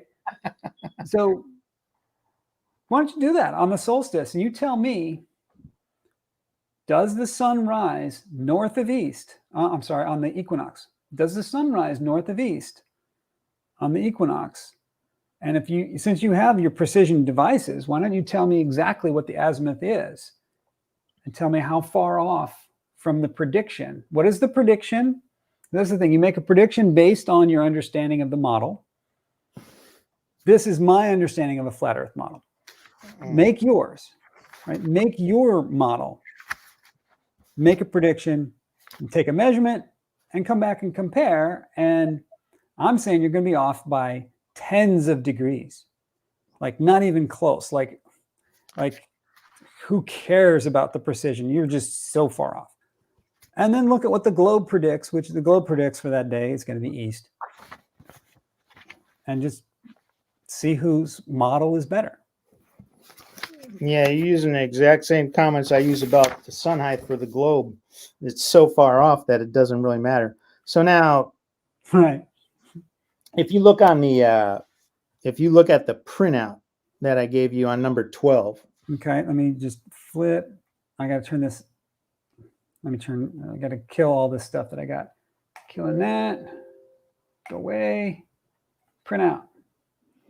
Let me kill this as well. Okay. Print out. I got the printout. Okay. Sharing the printout. Go. You want me to go to 12? Yeah, number 12. So now this is for the US. Okay. Now, if you look at those azimuths, those are azimuths from my place in North Carolina. That's a westerly read and an easterly read. Okay. So easterly time was, I think, right around 09, and then westerly is 1500, so 3 p.m. Mm-hmm. Now, when we look at that based on the sun size and the flat Earth model, what you're actually talking about, does that fit in with the flat Earth model? So, in other words, bring up Right. the flat Earth model. Bring back the flat Earth model? Yeah. I just closed it like a fool. I'll bring it back. Okay. Slideshow. Current slide. There. Okay. That one? Now, Put a if you couple look at where my reading was southeast, when you look at the small sun on the flat Earth model, is it southeast? Yes, it is. In other words, now is this map correct? And this is where we start to have issues. In other words, we know that this map, there's some issues with it. So in other words, because the sun is so small, you're talking about your distance, okay, is going to change. And that's something that this map is going to change. So it's a start. This map is a start, but is it accurate? You know, I question that, especially if you're looking at an object for the flat Earth map. So when we look at that, what you're saying is, if you look at that sun position right there, not the bottom one in Africa, but the other one in South America, and that's kind of along that azimuth at 9 o'clock. So in other words, you know, that's a southeasterly reading if you look at the map from the globe Earth model. Now you position that sun a little bit back, and is it at an east? When you see it at an easterly reading, and you can say, yes, it is at sunrise. It's a direct east. So now that just kind of goes to that point, the sun position and the distance. So you kind of see the different in distance in the azimuths. Do they match up? Sure. Do they? Yeah. I think I just showed using my math. Using my map. Okay, now look at the continent position, now the U.S., and then look at your left and right lines where they're going up. Now remember those this one here? Yeah. Okay. Yeah, left and right. Those are left and right azimuths. So now that's at the one at the right is at 9 o'clock. The one at the left is at 1500 or 3 p.m. in the afternoon. So now go back to your flat Earth map.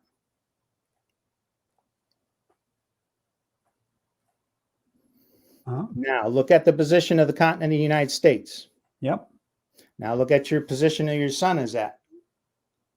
Okay, so at 9 o'clock, well, let me see. For you were about here. Am I in the right spot? So at 9 you o'clock, can't see me. you're actually going to have that sun right close to where you have in that position. Now, the earlier position is going to be back towards more direct east off of the United States. Where are you? Are you about here? Yeah, go straight down now. Straight Okay, down. let's go straight down from there. I got to go back to pen. So this is noon for you, right? Sun should be along that line. No.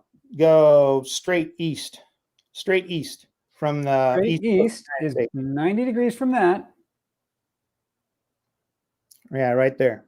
Okay, now right there at that meridian. So that's going to be your 6 o'clock or right close to your 6 o'clock or your morning, your early morning. These show the angles, right? These are July readings. So one, two. Do you want the July or do you want the? No, that's what I'm telling you. So when you shoot these azimuths, the ones that I'm telling you, these are from July. So this is a summer reading.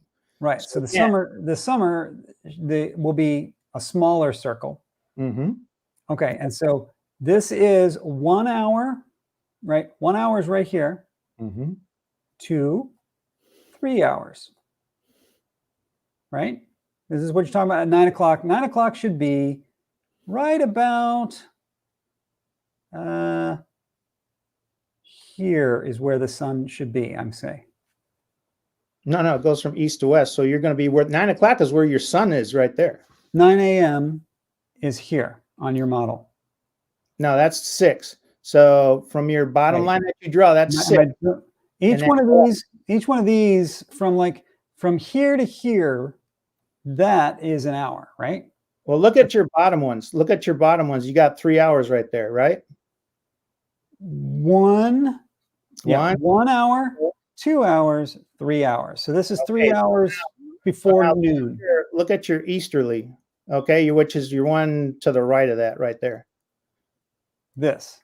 Yeah, that line right there. No, that line that you drew out, straight east. This. Straight east. Yes. Okay, so straight east, and now you take it to your other line where the sun is at. You're looking at southeast, which is what you have on that reading at 9 a.m. on the position where I showed you from the U.S. So that's pretty close. Okay, but check it out.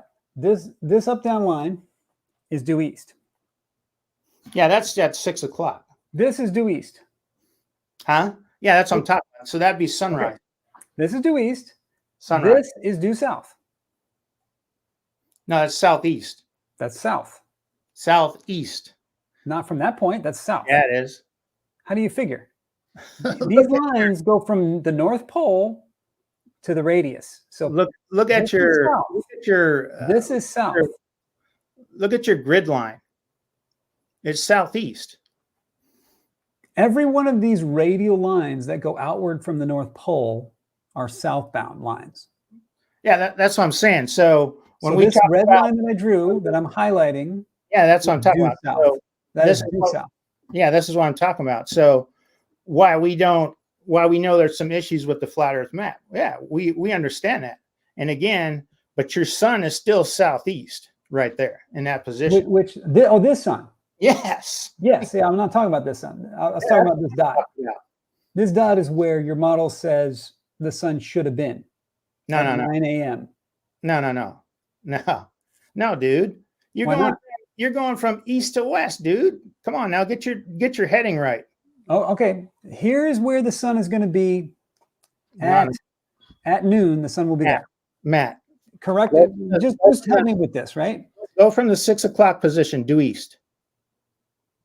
When you say 6 o'clock position, look at the line going down. Yeah. Going straight off the East Coast. Go to that line. Go at the meridian.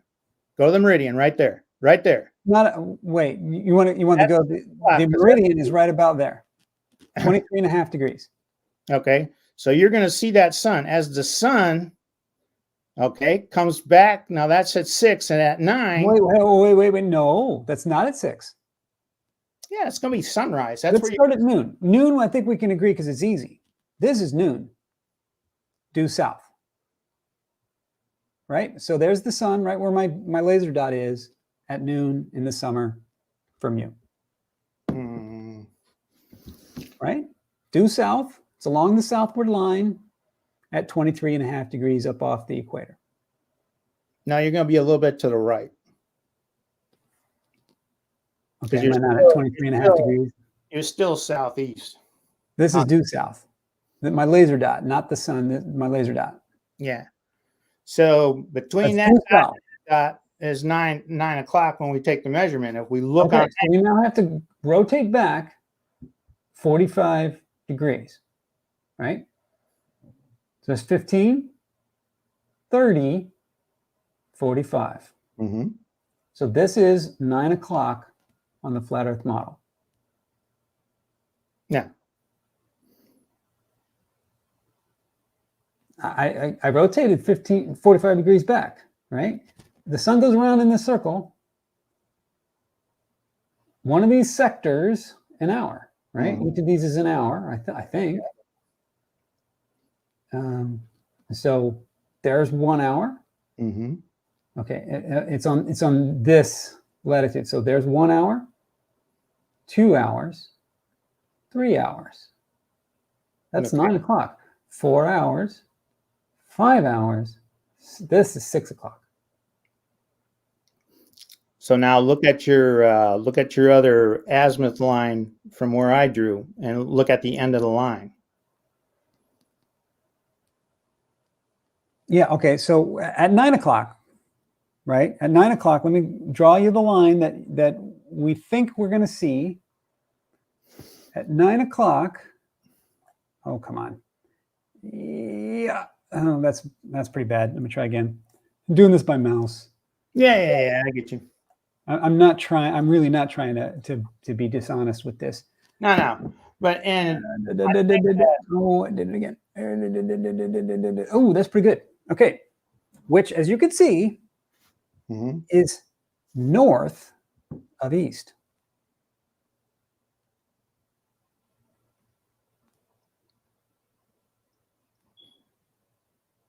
I mean, this is just by eyeball method. You have to be much more precise, right? But would you not agree that the line I just drew is north of east? that line, where you talking about now? This line right there. Yeah. That's north of east, because this is the east line.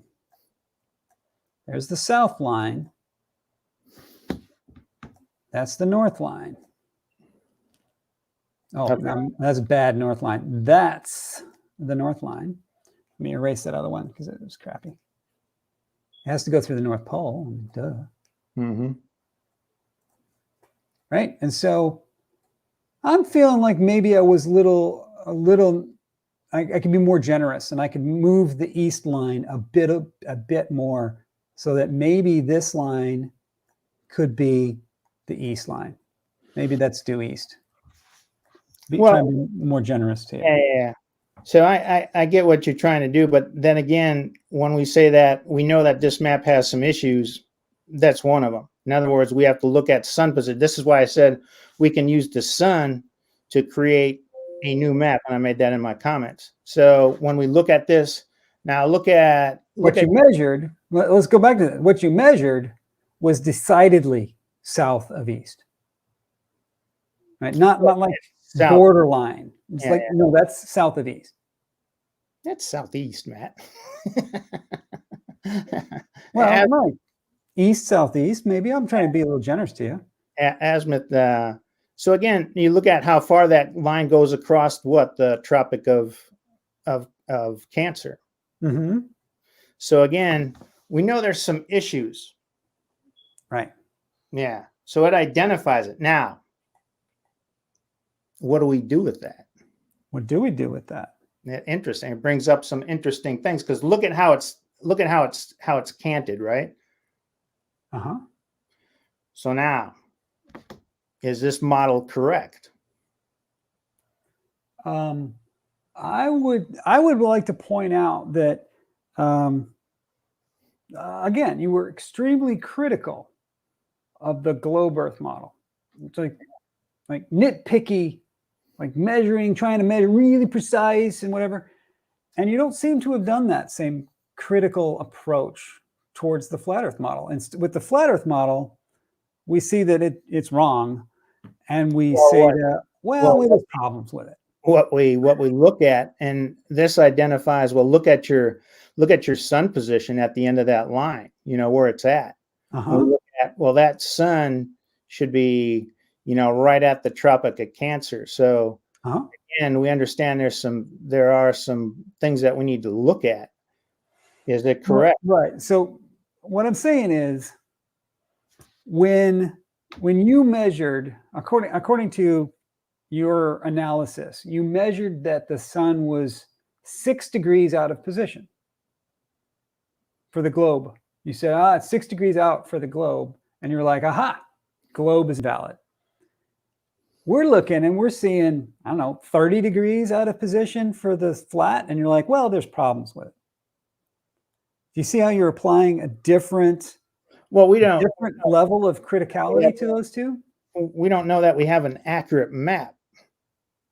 So, in other words, we have already identified that we don't know that we have an accurate map for the flat Earth map. So now what we need to do is look at data, okay, which tells us yay or nay, or, what are these? And that's why I talk about the sun. You can use the sun to look at creating a new map, or what it is we're actually on. That's going to take a while.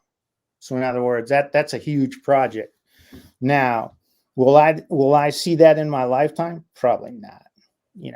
Again, so then we have to look at these readings. What do we get? What do we come? And again, these are just two readings. I look at easterly and westerly. Okay.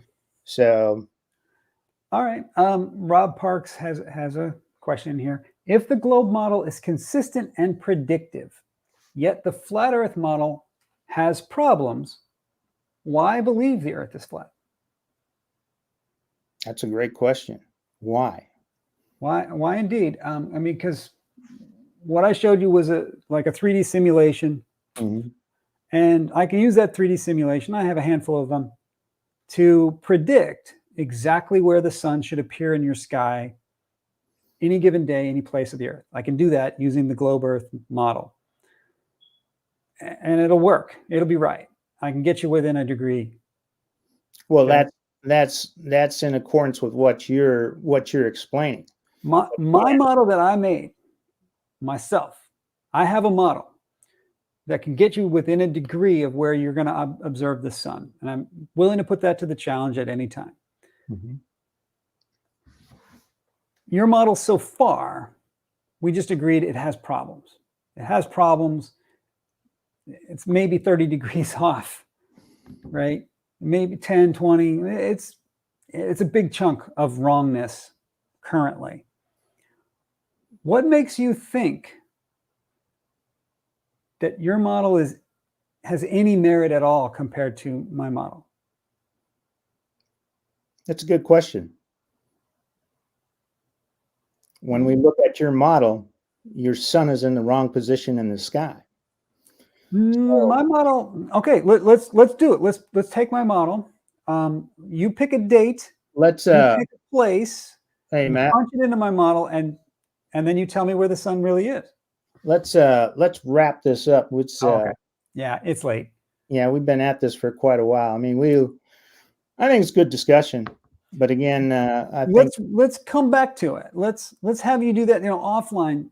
Send me a challenge. Put me to the challenge. I'm ready to do it. You tell me a location of the Earth. You tell me a date. I'm going to need latitude and longitude. Give me latitude, longitude, time, and date, and I'll tell you where the sun is. And then you tell me if I was right or wrong. Because you have tons of these measurements, right? You pick one. Excuse me. And I'll give you azimuth and elevation based on my model. And then you'd come back and tell me, haha, your model was wrong, or you know what, your model was right. Well, I think before we do that, even because I think we're at a point where, again, you have to look at understanding the limit. What's the limit in your model? Because we're talking about sun height. I don't need a limit. I'll tell you exactly where it was. You tell me how many degrees wrong I was. As far as what? You've got measurements from different places of the Earth at different times, right? That you haven't yet shared with me. So If you just tell me a latitude and longitude and time and date, I will send you back the azimuth and elevation of the sun that I think you measured. Well, you're not doing anything when you do that. Well, what we're showing is that my model has predictive capability. My model can tell you what you should see. And then if I'm right, what you see will match the model. If my model is bad, if my model is incorrect, you'll see that the numbers I give you are not going to be right. Well, your model is already incorrect because the sun height's wrong. No, the sun height of my model matches your observation. Your observation is ground truth. Your observation is right? That is the reality. That's the real world. We're trying to make a model that simulates the real world, right? We're trying to make a simplification of the real world so that we can say, oh, it'll be about here. And then that'll be correct. I don't know that that would be a simplification. So in other words, we could use a process and say, well, this is what it is. But again, you're talking about there also needs to be some on ground field work. You've already done that. You've done tons of that, right? Now you're talking about location as far as azimuth. Yeah, that's something we'll definitely look at. But again, okay. All right. Let's wrap it up. Cyranicus says, I just calculated the limit he's talking about for summer solstice. That limit is 49.5 degrees, not 45 degrees. There's your limit, according to Cyranicus. I don't know. Calling it a limit seems weird to me. The correct angle is 49.5 degrees. And your observation matches those. To me, we're done, right? That's it. There isn't anything else to discuss. But for you, there's something much more. So we should come back to it. We should come back to it. Take some time, think about it, sleep, think about it. Maybe send me some emails later with some latitudes and longitudes, times and dates, and see if I can tell you what you measured instead of you telling me what you measured. Sounds like a plan. Yeah, let's do that. Okay.